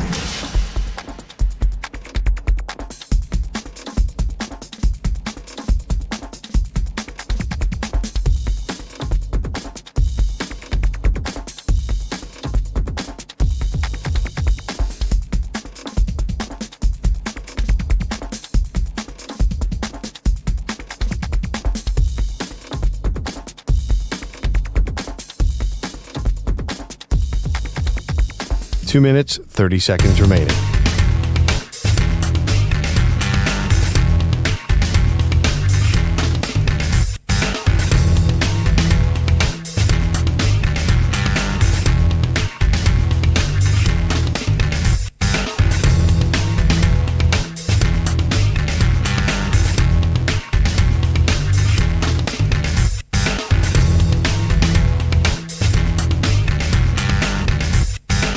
Two minutes remaining.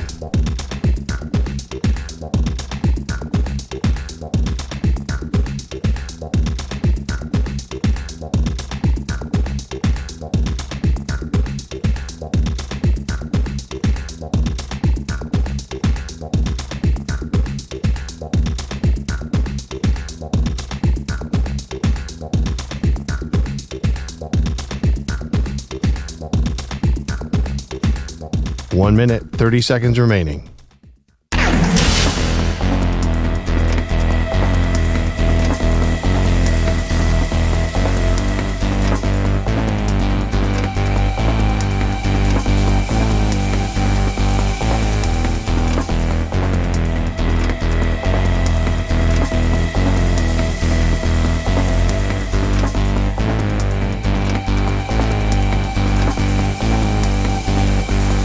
One minute remaining.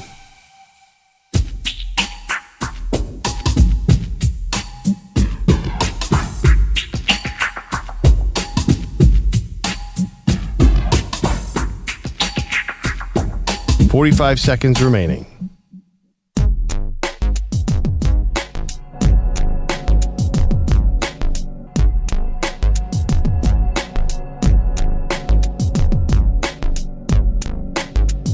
.30 seconds remaining.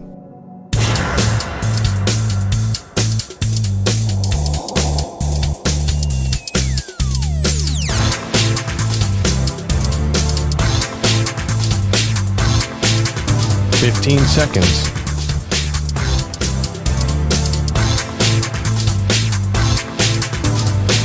Break ends in 5 seconds.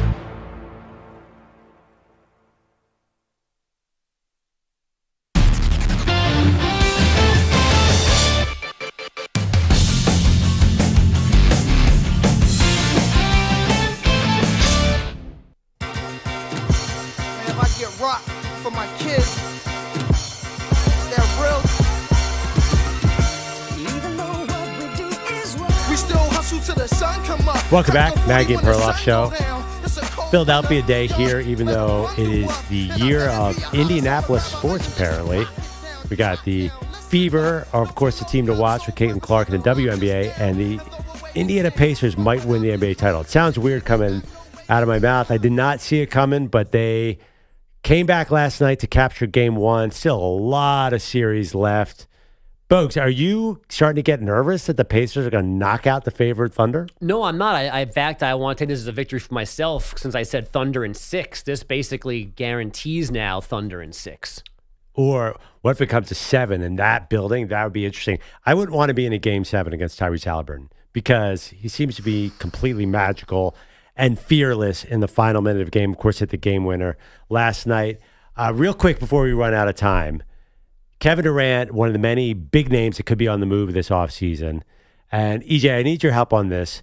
What exactly, I saw the headline, but there was so much going on yesterday. Kevin Durant and the Knicks, what did the New York Knicks have to give up to get at Kevin Durant, and do they want to do that? Well, that's going to be the big question because it sounds like, according to Shams Charania, the Knicks and Durant had mutual interest mid-season. So a trade almost happened mid-season, apparently.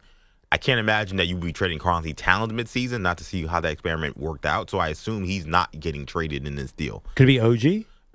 I would think OG. No. I thought, or it could be a combination of Hart and Bridges and maybe Mitchell Robinson. I saw OG and Mitch. Salary. Yeah. Okay. Would you do that? A couple Knicks fans here. Kevin Durant is 38. Would you guys do a trade like that? Give away a piece? Say it was OG and Mitch. I cannot give up OG Anunoby. Not Ogugwa. He is, to me, Brunson and OG are, to me, really the untouchables. Yeah, but they're not going to get you over the hump. OG's not going to be on. You need a guy like OG. Like you have Lou Dort. Like he's the kind of, you need those guys who can guard the other team's best player, hit a spot up three.